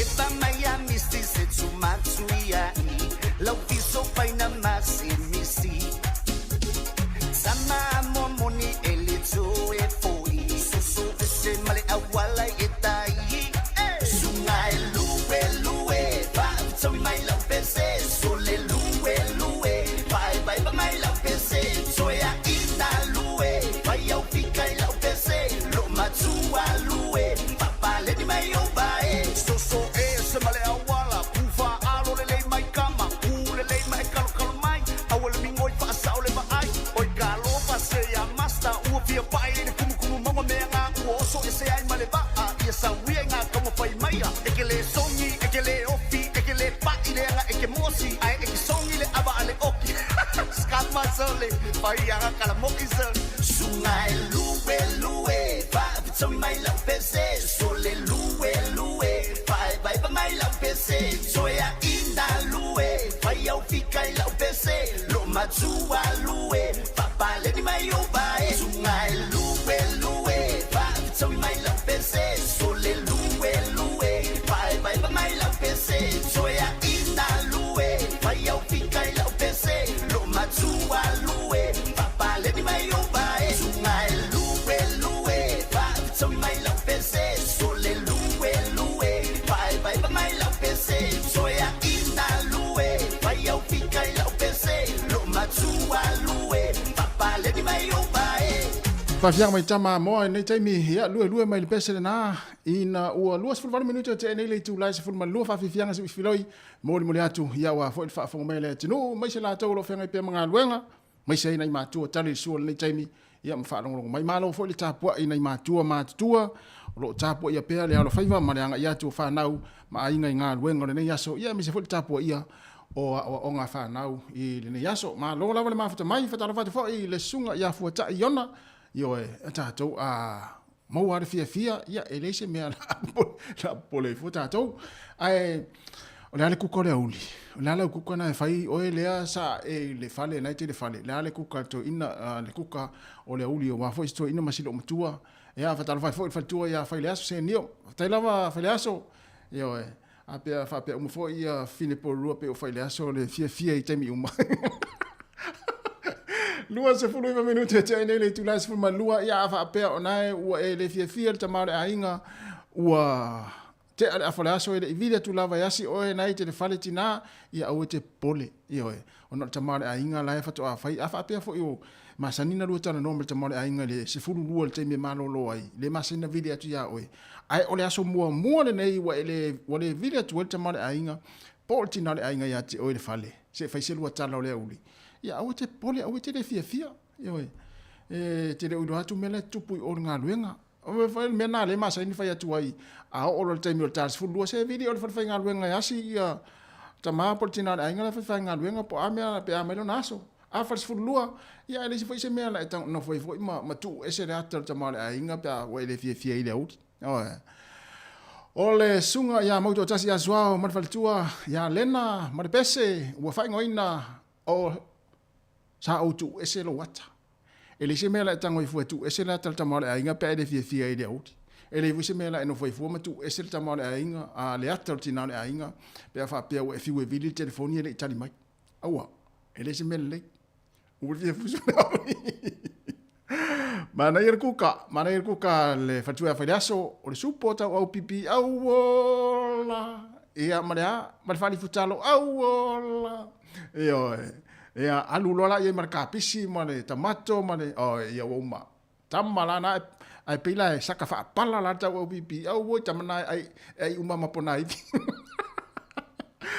o te tu ese rata mai le sunga ia maut o tasi a suao ma le fatua ia matalena ia pesa fana ngongo paso le uma fongo le oli ia fa nga solo ia la wipu na uma tua tumu supo.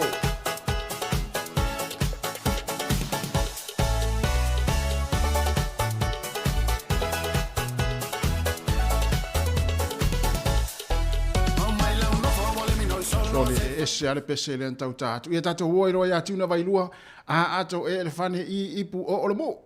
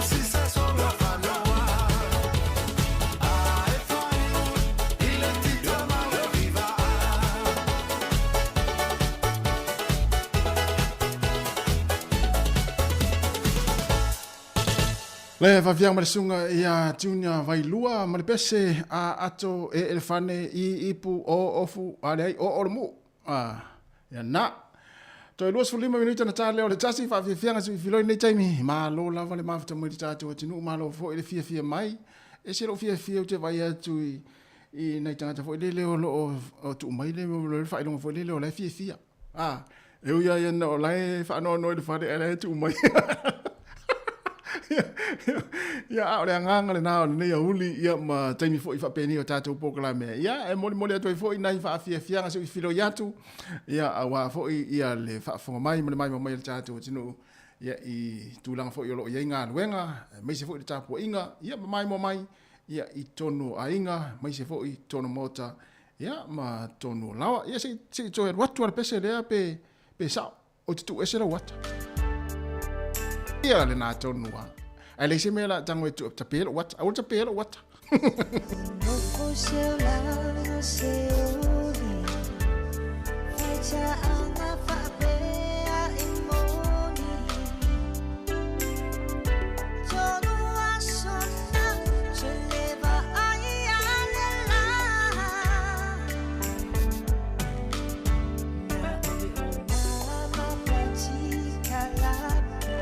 tilo sa o ile ta mala ino ko tinala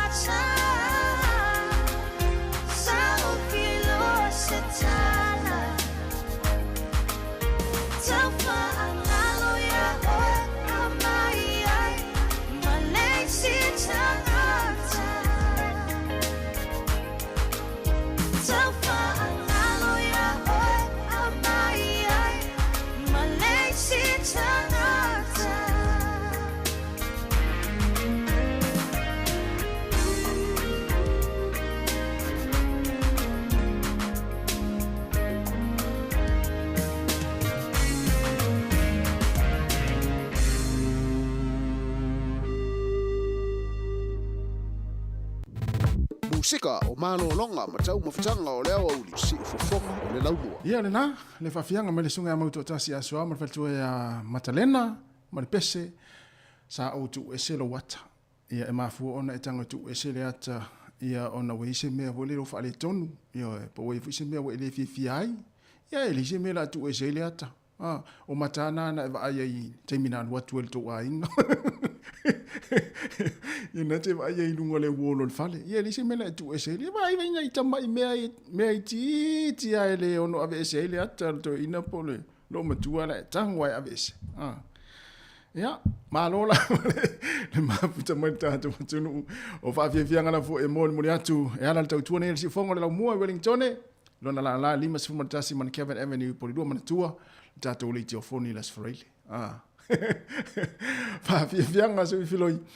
Ua iei fo i teimi o tau mawhtanga o le auli ia lela a tāle tasi ni usile nei to e sifuru wale minute tāle tasi. Teimi ni o tau mawhtanga o le auli. Tala no fo i tau mawhtanga ma mwhelo wai ainga ma. Ia, to e te pala i saa mo i asola. Ia, o le tele o ainga le taimini nei. I saa mo, i taimini nei fo i talu talu fau ma nei fo i vai taimi. O tele ina tālu atua, o tau sami lunga o laulau ai. Laulau fo i lele lea i tātou laulau ai e nei se tu lau lea e whaonga. Ia, o se tu le wa leanga i lunga so i fuanga ma vaenga whapena. A to e tepa i tua i le. I fitu se fulu, valu se fulu, iwa se fulu. Ia, a faise mea ea se ainga se i tu loa ia le mori mau mai fo i whaafonga mai tātou tunu.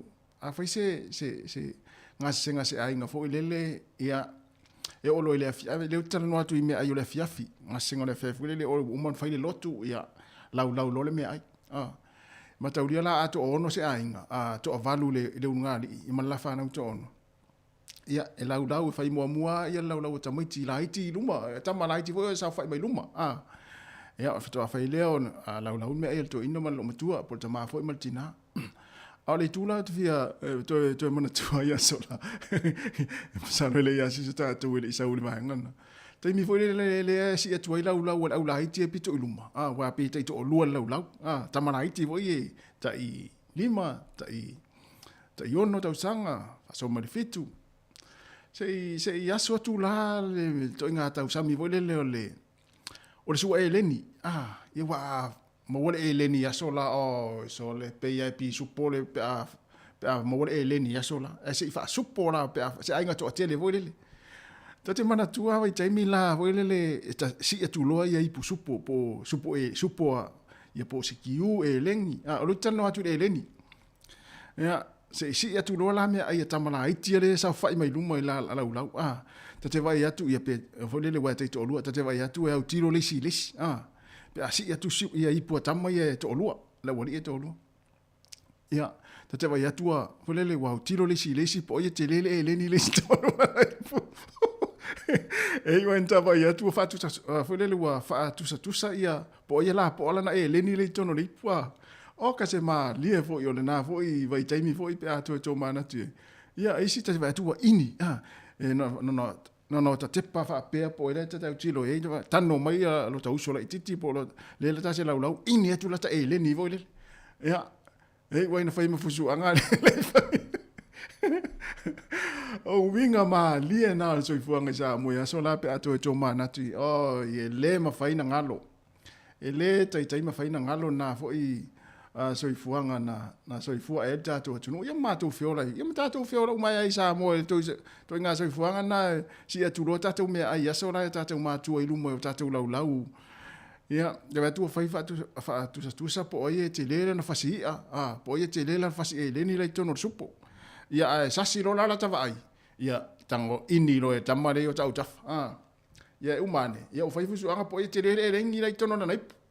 Si fonga la mo Wellington to is full minute on tale o le tu la tasi ia ona mai fo ile o tato unanga i lungo o tato frequency le tasi ona tesi ma le tasi fa mo ia ai fa pe fo i an fa o pe lungo o Facebook mo lungo o tato YouTube ia ai to fa malo atu ia fa pe sa e ola ile o langa na o lo tango ini le leni lo uso po lo to fine le te lua lau te mi o light ia ulto e fa te mi nei Sepuluh minuto na tane o le tasi whaafiafianga. Ia, ma lola tapu e mele tātua tunu. Ia, o le olanga pina sao tau lai taita. Mone mea welele o le watu lau lau si atu lau lau luma e malo tausu po lo tausu lai titi po o sisi lai.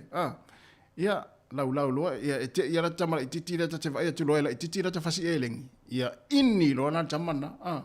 Ia, ia le vai wa inni. Au tilo atu la naipu. Ia, la wota inni la na fasi elengi. Ia, vau na fusuanga. Ele ia se tātou ere i mo wale ola nana i Samoa. So it's 14 minutes at the tasi. Oh my darling.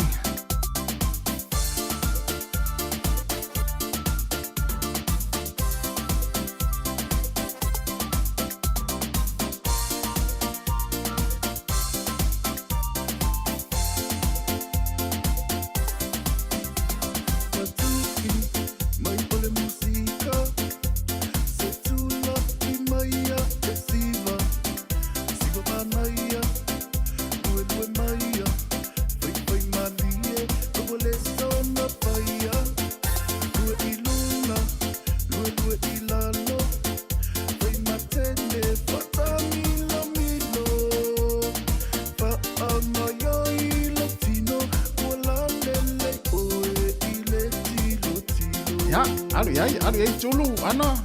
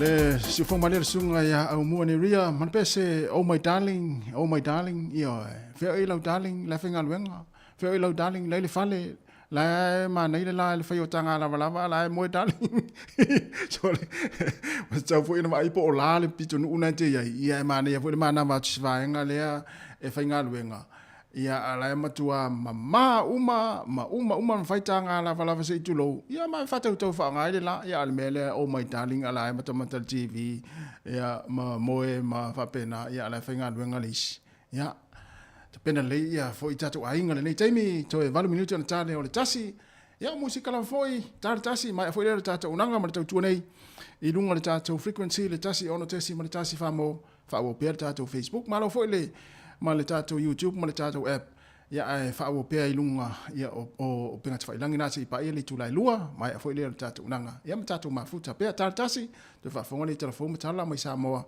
ya on tato we va to ya lava le o fa nga lava le o tato program le oli no tato we va nga fo im tato noa ma e fa tala fa mai ma e ata mai ya ma to fa fia tu si pa ile tu lai lua hele manatu lo manuia fo nga mga luenga lala fo ila nga duenga na feito no dainga ma lo lava le mafta mai ya afa pe fo na timu na we no fa ma fa timu ina to pito no ya ona we nga tai fai ya fe out fa ya le se me o ya pe o le se o di ina na mato senga ya so la tu nga lua so le ole me le fo le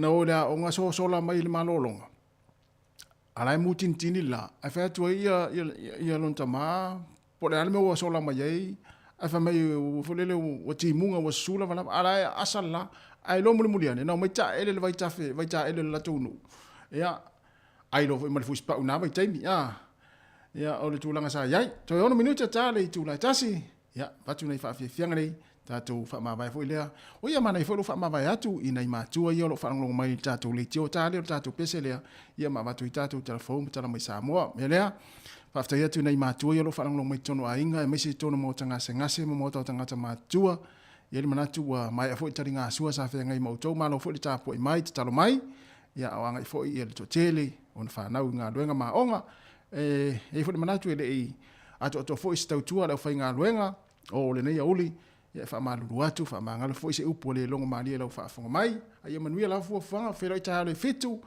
ya te uto yo lo fa longo mai le tasi on te si mal tasi fa mo ya ai mato we va pe ma va nga leo se si lia o tai real petro o susi petro ya ana maloi e malisunga ta yafi se niu tarvatu le sunga ta yafi ma lo foi mafta mai o turu wa lesi ya ma le to tele ya mafta mai talo ma tato pesele ya ole vai papelia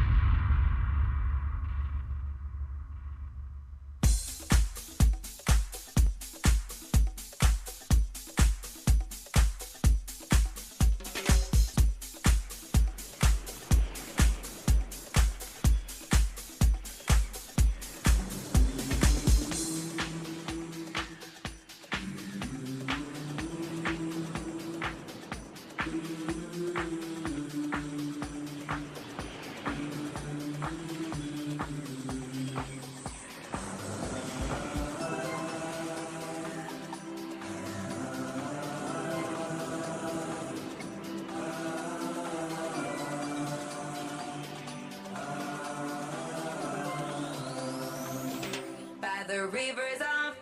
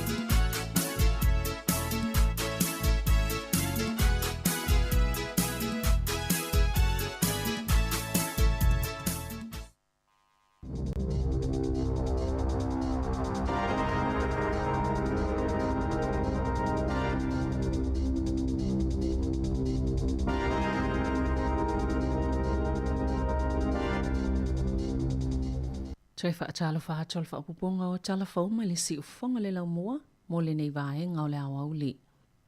O le atu mau pēni usila i le lanu moli ana whaatulanganga moli whaailoilo mo le COVID-19 a oanga i atu i le tau malulu na sauno le minsta mo le tali atu le COVID-19 Chris Hipkins. E tu mau pēa lea whaatulanganga mo le vaenga mo le puipuinga mai le pepesi o le Omicron a oanga i atu i le tau malulu.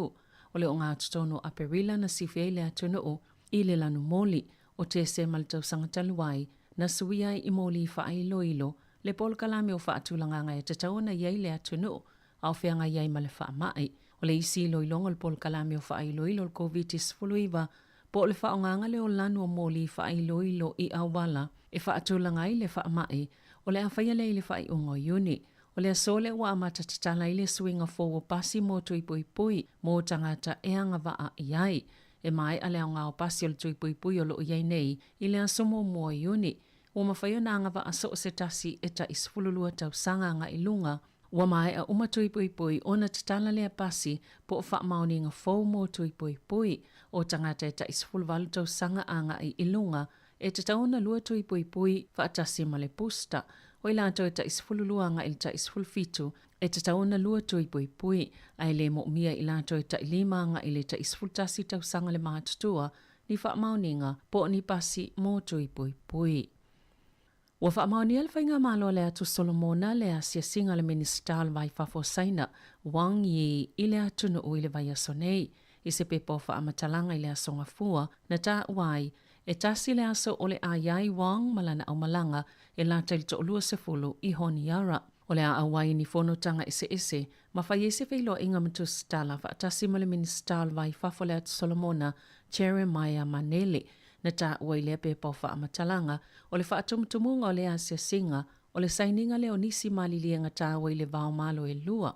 Na whaalia le pālimi o le atu Solomona mana se songavari o le asia singa le ministal vai whafo saina o le aavia o se pine wha amau i le whewha woa inga le atu Solomona masaina e asia fo i e Wang le atu nu ufiti i le aso sama le aso ngafua ma Papua New Guinea i le aso tofi ma le aso wharaile o le vai aso fau. Na ta ua fo i ripoti le ABC o le aiei fo ini fofanga le ministal vai whafo saina e asia sia isi atunu o le Pasifika e iei Vanuatu, Samoa, Tonga, Makiripati a o tau mawhai saina e wha au popo ina pea lona iai i tutono le Pasifika. Na tā ue se tausi soifua na ia ngaoina ni credit cards mai ni ngase na ia vaaya matausia e hau fie se ngase sa whaia sona tautonga ma se tasi na maliu e whaapea na alo na ia whaia lea ngā inga o na ua matua le iloa lava seisi mea mau se tupe pe ona lipotia le New Zealand Herald o le sona whailoa e Marvel Clave Sila i le pūlenga wha soifua maloloina na whaia le iloilonga na alo na ia ngaoina credit cards ngase ina ia mawhaia na tausilo na ainga na sifi mai ni usila mai Filipaina ina ia mause soifua ngai sili atu aina maasiasi ona sale i mawhaia na ia tausilo na ainga i lea o langa fau o mati le lua filua sifulu na amata ona ia whaia lea ngaio inga e wha se fulu iwa ona ia talaina ni tupe i tuto no aso iwa ona tia ilo le pepatala tupe la pisi aina ia toi ngau ina fo isa isi kaadi le masina muli ane mai se ngase sa whaialo na tautonga i lea taimi sa le imutai i ona sa ia whaonga ina fo isa credit card se isi fo itangata ngase ini supermarketi pamu penisini whale ulota umafa ma le warehouse. E le whai ngō fie mai whaapāleni le whai ungai ave whaapango tai se tangata no whamauni sila. O lo o tua ia le whao onga o le o ti isa tamaita isaina. E pe ona sauno i le minister mata upo le vai whafona na ia mahuta. I le minister lo o whiangai ma le whainga o le whai unga. Pe ita ina ia tā ua. E mawhaiona whaatua ina pe tali tonu ina saina. Ina ia tau sisi pea ia lātou folanga. O le ale sa waina le li i o Kaiung Yub Kim. Pe whao o iai le oti. Pe a whai e whaamauni o na mōlianga. O iai lo na manatu i le atulanga e ui le tele o atu ngalunga e winga. I le whaatuptupula i o le whaale tono o whaamaumau ngā saina. E winga i sa wanga i ai a tatau tangata. E pe ona whaalia ai e mahuta. O le tau sangataloai na tosia tuwai. I le minister whaamasinoga Chris Whaafoi. Le ai whaia le whai unga pe te tau na ave whaapango tā Kim i saina. O le whai unga le tau sangatalwai na tāpā i Whaafoi. Se fautuanga a mahuta, pe ono tali tonu ina folfolanga saina e winga i le vaenga o Kim pe amomoli atu tula ilfa amsnonga e tali ona molianga o Kim o se tangata sitiseni kore i saute peitai e nofo mauini usila. Maolo o ia te ina ia tu o inga, masaya fi nau mai lava i le tau sanga lua fultasi te te i tu sai ave whapangotai o ia i saina. Sa awai whaatasi le minista fi whaatawa inga New Zealand Damien O'Connor ma isi sui o malo na tū lai ma te wa ese malefono le ABEC e whailo ile te le awa iai o Lucia na awa iato le minista le fono Asia Pasifika. Le ngā lulu e whaatasi e molta mao ainga i le whaiungo le vaiaso ma sa tutu whaatasi e masui o Ausitalia, Kanata, Jili, Iabani, Korea, Male United States ile te e whaasanga i os whainga Lucia i a Ukraine. Na whaamaoni e so upo O'Connor, le tula ese le minista mai le fono, ina ua whaiese fola sanga le minista o tamau ainga Lucia e tu saima reportia le staff. Na toi fo iatu ina ua mahea, o le masina talwaina taita i le United States, sui na te wa ese mai le fono ale G20. E ono whaingofia mō tangata ni usila o lo au Maui Australia, le awale mawai o lātou sitiseni, ma maua le avanoi le tele o nisi o whaamanuyanga, ina ua maana malo le vaianga whaia le Labour, ma whaamutai le whainga malo a Scott Morrison, i le whainga palo ta tele Australia, e tu saima nisi o reporti, wa le vana wala au tangata ni usila o lo au Maui Australia, ina ia whaata waina le tele o lātou ai atatau, ona ol to tele lava, e le mawhaia na palota, e le whaingo fia le awale mawai le sitiseni, po o le maua fo inif sosoani, ma le lango mo le tau singa o le soifuanga, whaapei manuno ngā tupe mo tamaitia onga po student loans. I le tau sanga i lua fesipuluewa, na whaalia i le Labour Australia, o le ato i loilo ni suinga i mali lienga mo feo inga i le wao atunu o e lua. Mō tangata ni usila, o lo au mau i Ausitalia, o le au lātou ilo le tūlanga o no fo mau, manifetu na inga e ona mawai sitiseni o tangata ni usila o lo au mau i Ausitalia, i lalo tuutuunga o le TTTA, po le Trans-Tasman Travel Arrangements, pe ona fola i le Labour i lea taimi.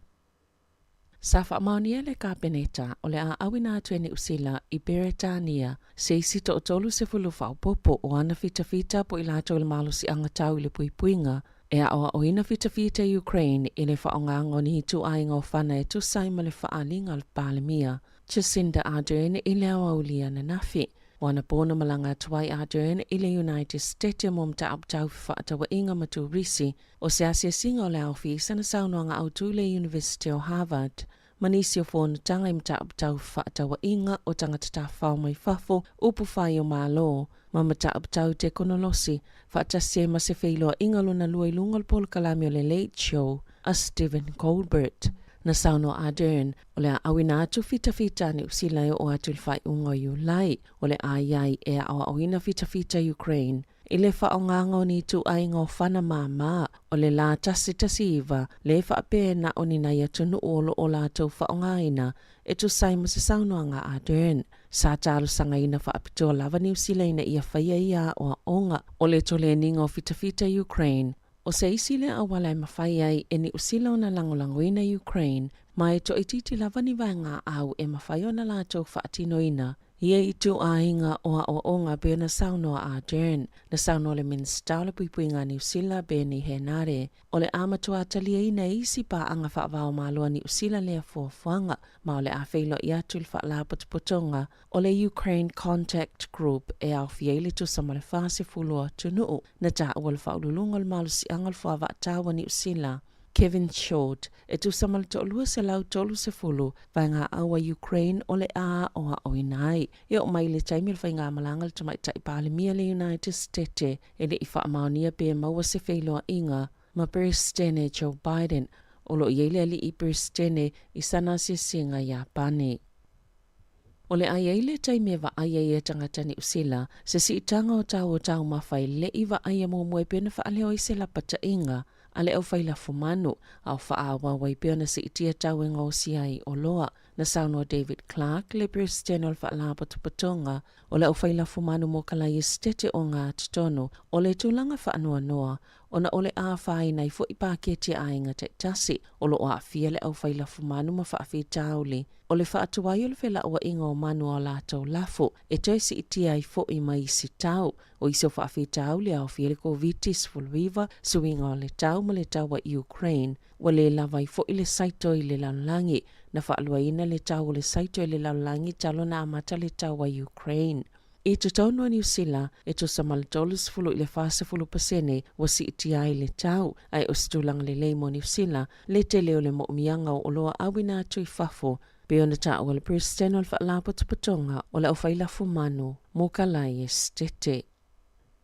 I ripoti pitola tamai le Sikh mo ngā luenga, wa mawai sa si iti le 15% le numero whaasilasilanga o awa noa whai ngā luenga, ma o le me tutia lo whaatau sina tuai tangata whai ngā luenga, o le si iti le ilunga ni o fomo tutongi, e tolu pasene na si iti ai tutongi mo au whai ngā luenga i bisinisi, e ngā o si ina o loa o whewa inga, ma le whela o inga o loa anga i tangata lātou te wha o ngā ina, na si itia tutongi mo i lātou e whaatumuina whatai whale o loa, whaatasiai ma i lātou e pule ina ma whaasosoa ina, le whenga solo inga o whai ngā malanga waalele, ma i le wao le 2.8% ma le 3.4%, e 2.1% na si itia i tutongi, o e ngā lulue i ngā luenga e le mo omia i naini to mai au awina whaapitoa, ma i lātou i ngā luenga e peo kā mota maisi, sa pito silo na si itia le whai numero awa noa whai ngā luenga, ia sa mo mia nisi lātou te whaatumuina.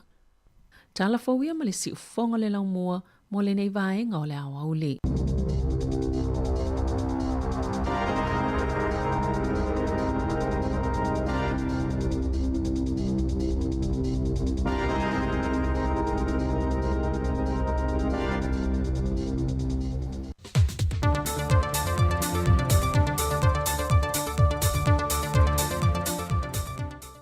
Talofa lava, o le whaopopongo telefau mai sa mōmore nei fo i aso o si mai al whaafonga. Ua sau no le whingole te mai taipa le mi e whaata oto le porkala me mō le sisinga fu o le nei tau sanga. Mō le whaamna tuina le o le ono sifuru tau sanga talu o na tuto tasi o le tātou malo Samoa. O le sisi nā loa i o le tanga vai o le malo tuto tasi o Samoa. O le awha atino lava lea le malo e le malai tia whau i mulinu. Mai na o i lātou tō ai titi o le a wai atu iai po e ua wala au lia. E na ia tau sisia pia pui pui ngā whaare soi fua malo loina. Ona o le pepesi al wha mai. Peitai ua whae unga whona ina fo i le kāpeneta. O le ata o to atu le pa ia o a whiu anga mala ala whanga. E wha atino i lava lātou sau ni ngā lotu. E wha aftai e le tai au o le aso lulu aso mua iuni. E vivi i mwhaaftai e a whio anga mai tu malo te itasi, e le atoanga o le onus fultu sanga. E whapea fo i pol kalame o le a whina ngalo i le a whio anga mala ala whanga e whaatino i le aso. O le ata o totu lava i pule ngā mamalu ali i mawhai pule. O le a avea fo i le aso mua iuni, o se aso malo loa loa i le atu no. Wa yel fa moe a matal por kala mel te tai no longo ma fa ilo sai lini i le atu no i vai luanga o le pole a solua. E fa feilo i le au lio i le atu no o lona onus fultu sanga. O na fa atino i leo sauninga le tai a o le aso lulu e se so ai. Aso mo iuni. Pei tai u fa lau i lo fo el te mai tai pāle mia. O fa fianga uma ma isi por kala me wo fo fuel tātou malo e samia ilo tātou tuto tasi. O le awhaato a whaatino le vai aso mua o se tema, e wa alua ma le whaamna tuino le te wila. O le fuafango on whae loe le fiona te mai tai pāle mia, o tālu sangai le lau le leile nei, e nuti mea whaata seitu ma lo o a fio anga ma la whanga, e whaamanatu le nei tuto o tasi tā ua, i to tono lau whanua mo la tūloto i whale.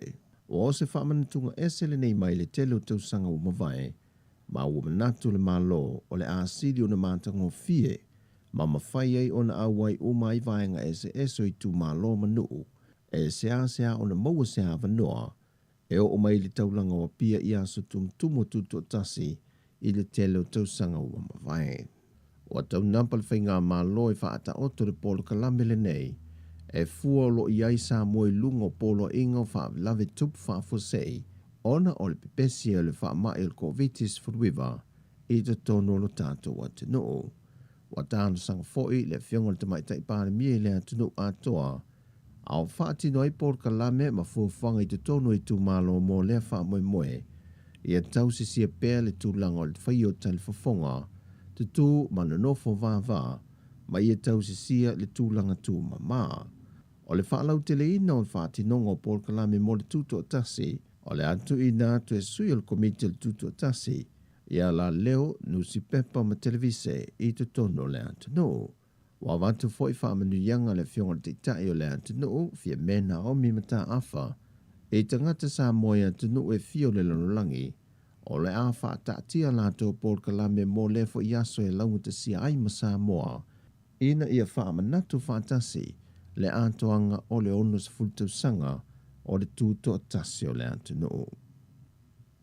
O whaamauti no mai le fionga le tamaitai pa le mia fia mena o mi mata awha i le whelua inga ma le autu stala, o le ato e sila le whainga malo le toe whetu na inga po le toe ilu ina, o le tūla whono mōle se 40% o te maita i le pālemene, ona o whe ese a inga o tūla i mai ai.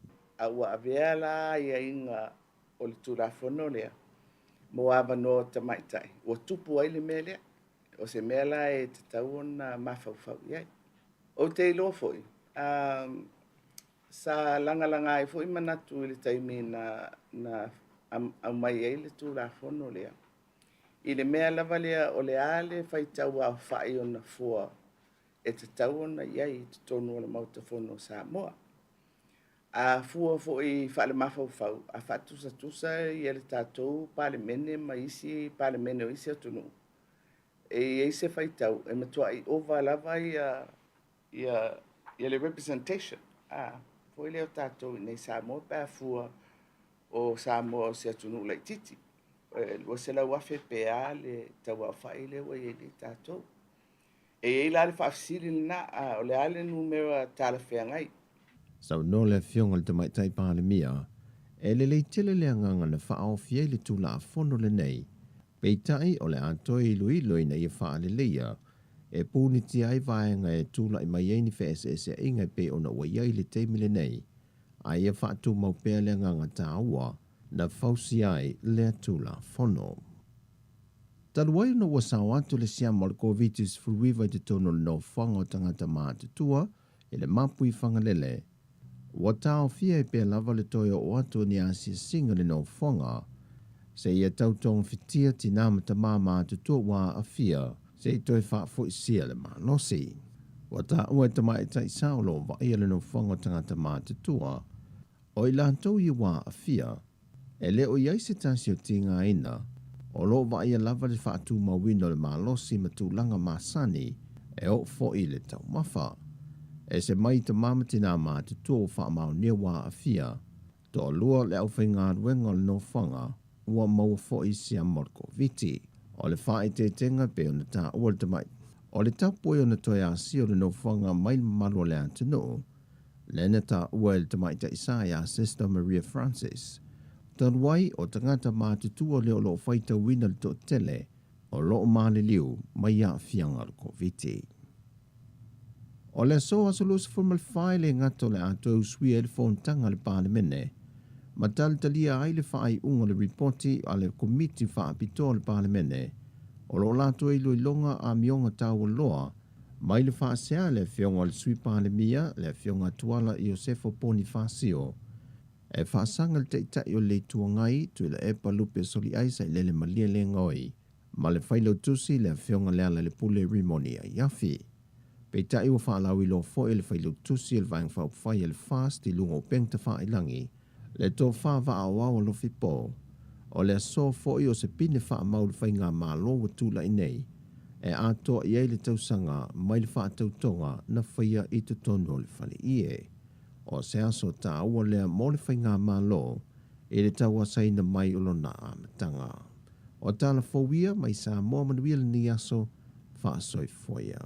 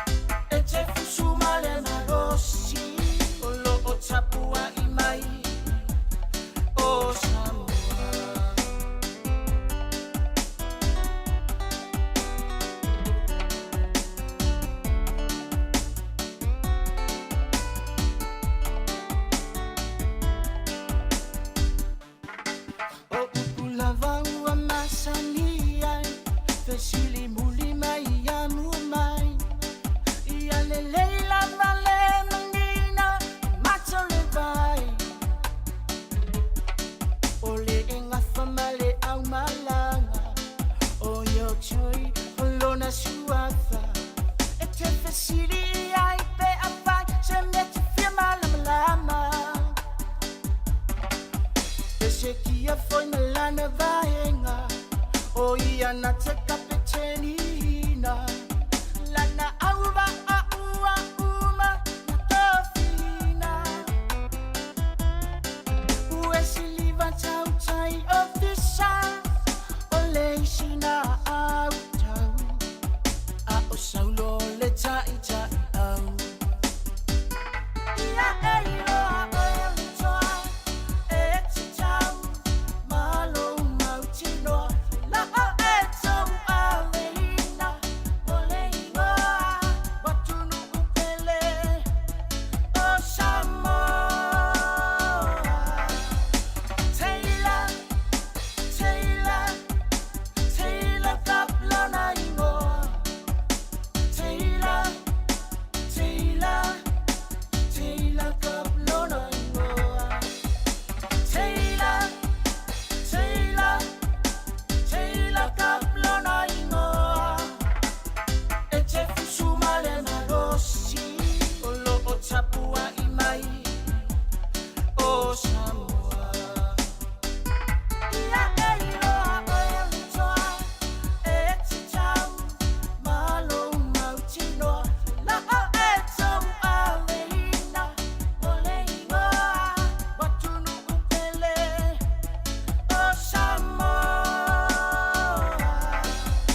Taylor Taylor Taylor kaplana ingoa Taylor Taylor Taylor kaplana ingoa Taylor Taylor Taylor kaplana ingoa e te fusuma le marosi o lo o tapua i mai o Samoa e te fusuma le marosi o lo o tapua i mai o Samoa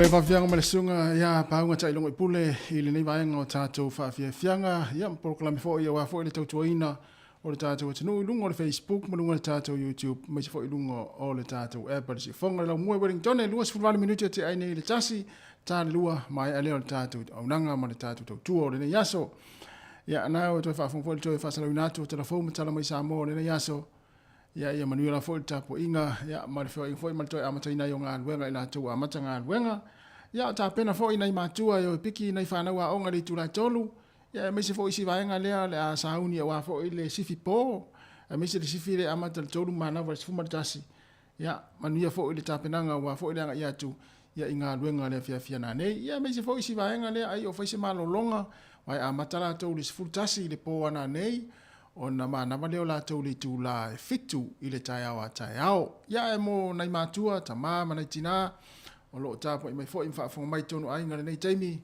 ia ma fai fo i nei fi au la hiti tonu le ainga, ia mahalo la fo i, ia le ngāre rue mahalo fo i tau a tai, i le whaingo fie fo i ia tūlanga o lo nafa manai tina ia, manai tama ia, o lo nofa fale, ia ua whai le tāpena ino le fale, ia o le mai poi le ale kuka le afia na nei fatalila o fainga luenga ia e mese foi le taimi o le ae piki nei whana wa onga ia e le whaingo fie na ona mātou whape atu, mātou whaamalo atu malo la fo le tau atai ia i au mga luenga ia o le nei aso luas fuliva minute te ai nei le tasi ti fonga la mwe Wellington ia wha watu whafia fianga o le nei taimi o le auli ia e tari e fo le taimi tau te whaamawai ai ia awa fo le tau tu o le nei aso le ngata ula ya male pese ia ele o matou ni iswa vai fa mole a o matou ni iswa vai o maso na sa iswa vai vai na o duende tato pese na pe fi duende ya pe na te lo fi duende ni duende matou ni iswa no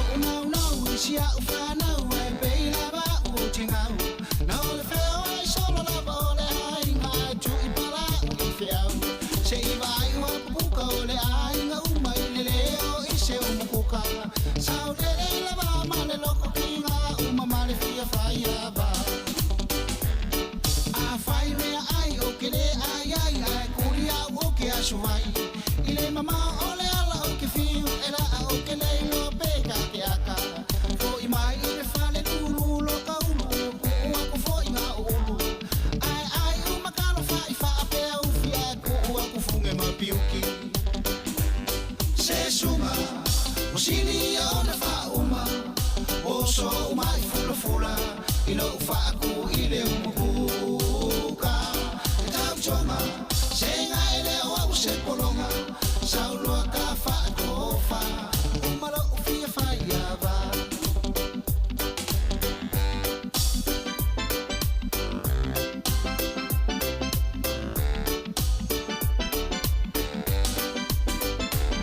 O ke moa i le po ai koe wawela awa ele ai o se maumanga.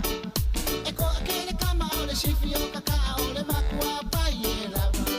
A o anga aka ngaka senga o lo ngaka e wha aku lifi i le ala. E o ina kaulanga o le wa a o mara ai misi ma se kupe i se kanga. Mari e mai o sunga o le kongulenga o le a o fo i kua. Mala o kala lenga e whai i lo kama e le kukusa uma whai awa. Sa o kausilava ma le wha ama ongi awa ve ai onga o woki. Nga o le o mao mai ai uma mea ai ele o a ua se ai suha vai. Se suma o sini o na wha uma. O solo koko ma waluma. Koe o vai fo i ma le suka. E tau chonga se nga ele o au se polonga. Sau loa ka wha kofa. Uma lo ufia whai awa. Se suma o sini o na wha uma. O solo koko ma waluma. Koe o vai fo i ma le suka. E tau chonga se nga ele o au se polonga. Sau loa ka wha kofa. Uma lo ufia whai awa. Se suma o sini o na wha uma. O solo koko ma waluma. Koe o vai fo i ma le suka. E tau chonga Le whawhianga mai le ngata ula, ia ma le pesere na ia o whaingoina e le o mātou ni eisua vai wha mole a. Ia mo uma taimi nā sa peo le isia wali ina sa fulele e matonu e le ainga na e whaile wa afi. A o nei la le a e mera le wa afi le ainga na e whaile la tōwhare o loa. Ia na ia ila ia tamiti le matonu e o lau mai le ia, lau mai le atu fulele ia na olo le whaatau. E tutu le samala e le wali ina na ia lau mai le ia. E mai tutu i tu o le loli le alu e fulele le whaatau le ia. Ea, wala aula tamana i fuelele alu lole loli ta whaalongo o atu le nu te whaalongo atu whatau atu e whatau le ia fuelele le atu mai whatau atu ia o atu le nu ia wala au tamana le wali ia le aula watu ia le te eti e nua loli mai whatau atu ia o atu le sinu whatau atu ua masani ala tamai te o nuu na le alu atu le loli lea i te leo aso e watu le fiafi ia a wala ua tulana i tamiti lea i tua le loli ia pe atau nu atu lea nu whata watu ea e lolo e tamiti uisi nu una watu loli tamo mo ea no loli au tafa o le awala ea e wala ua tulana i tamiti o tu lea nu whata watu e wala au mai tamiti o le nu lea tutu mai le awala mai aisua vai aisua vai e no e tangi ma lau ni tamiti e lunga le loli e volele ai sua vai le ainga le ai ono va afi ia le na wo i stata utala ona u por pese o le ale ngata ula le ai sua vai ia na ngata ta fa ngo ia sona le pese i na me o le ai sua vai ia ai alo fata tele mo utou na itina ia ma fata mai fenga ia isila ia o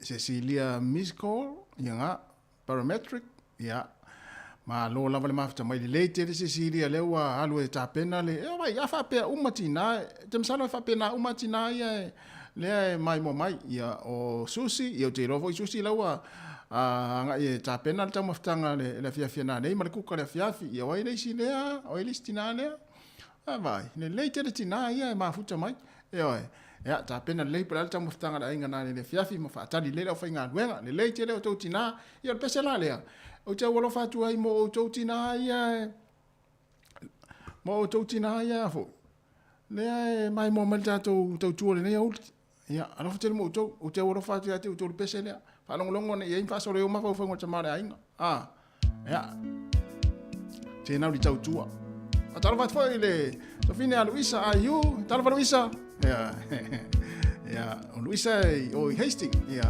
o ia le o le missa le pitonu le o Hastings pa no lo roto me te na li tau tua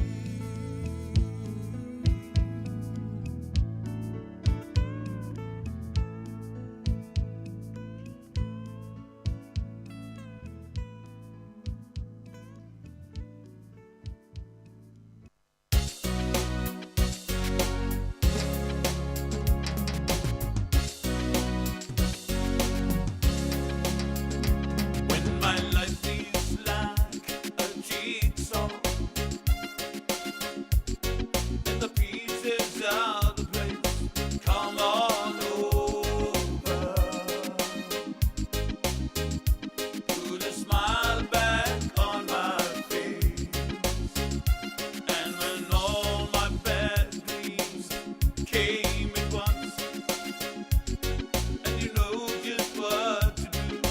Come on over. Maybe you will see me through.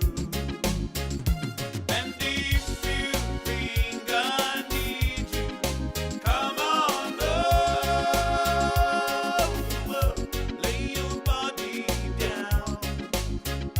You know I will be here. And if you think I need you, come on over. Bring your love around. You know I will be here. Bring your love around.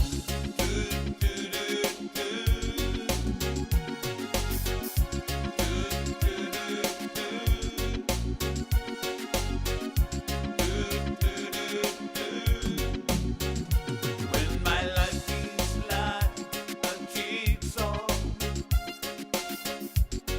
and the pieces are the place, come on over. Put a smile back on my face, and when all my bad dreams came at once, and you know just what to do, come on over. Maybe you will see me through. And if you think I need you, come on over. Lay your body down. You know I will be here. And if you think I need you, come on over. Bring your love around. You know I will be here. Bring your love around.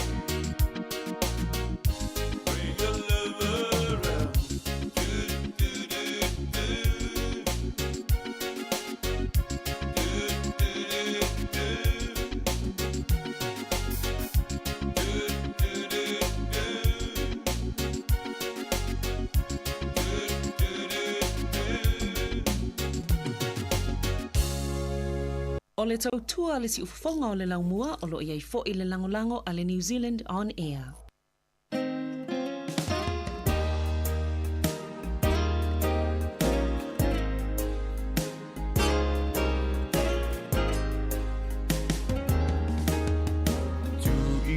Frai tu tua Malau atu fa fa fa Watumu o le pas Ile tu atili o tingacha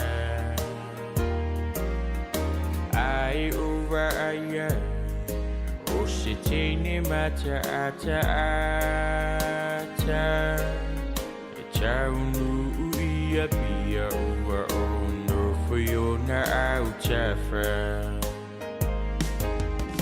Bili o oelea na o miti ai wa o sau faia ai e sila mai a o sau sali mai e te malia a e io e mai o te si io e masha pasha pai O tau mate o ai o sile apo ilana atso fa afafa male pulo kiao koe ia tala no amai sile masani ai Pei lavo le tangata le asa o miti ai Bili o oelea na o miti ai wa o sau faia ai e sila mai a o sau sali mai e te malia a e io e mai o te si o e masha pasha pai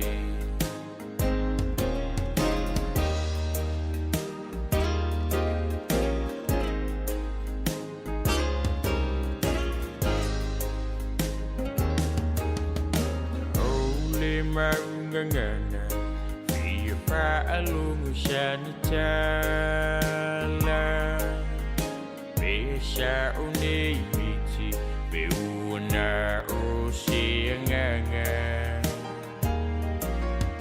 Lo utino amaniti Iona lima mafana fana Olana taliwa iwe Ele ifaya fu isonama O ilavalea na o miti ai Fai mai wa isau Vai jalan dua mai O ilavalea O alofa iai You are the one I had a dream about that night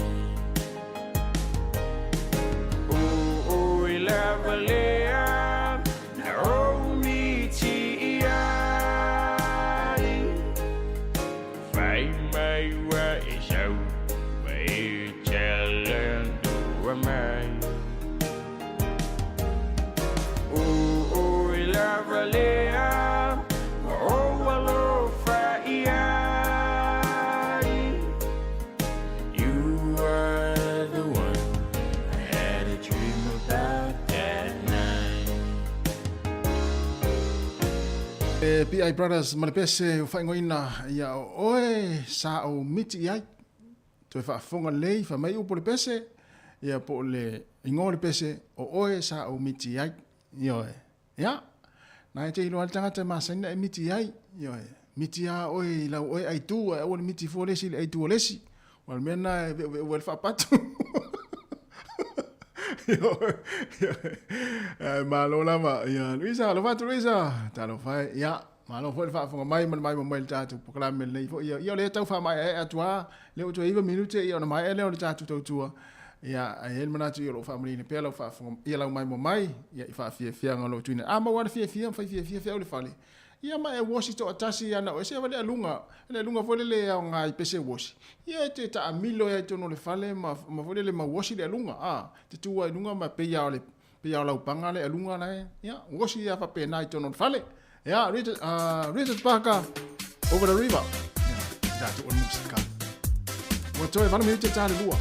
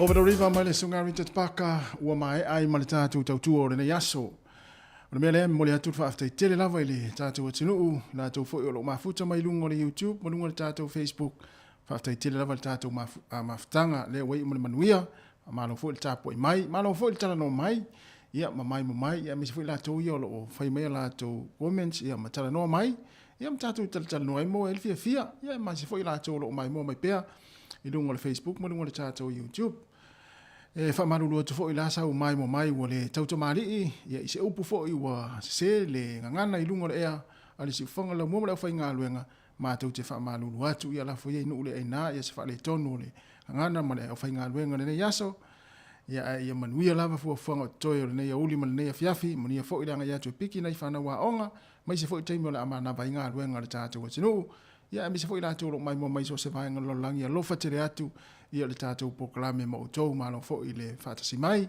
to ftaui ma to fe lo ita au le tu lai fitu i le tau le taima masani ia me le taimi me le whionga li pule me le whainga luenga ma tu te whato wha so i fua ia e tātou wha mawai loa ia i le whaafianga nei mi vinga o le whianga vai sala mai le motele i sala whai so i fua ia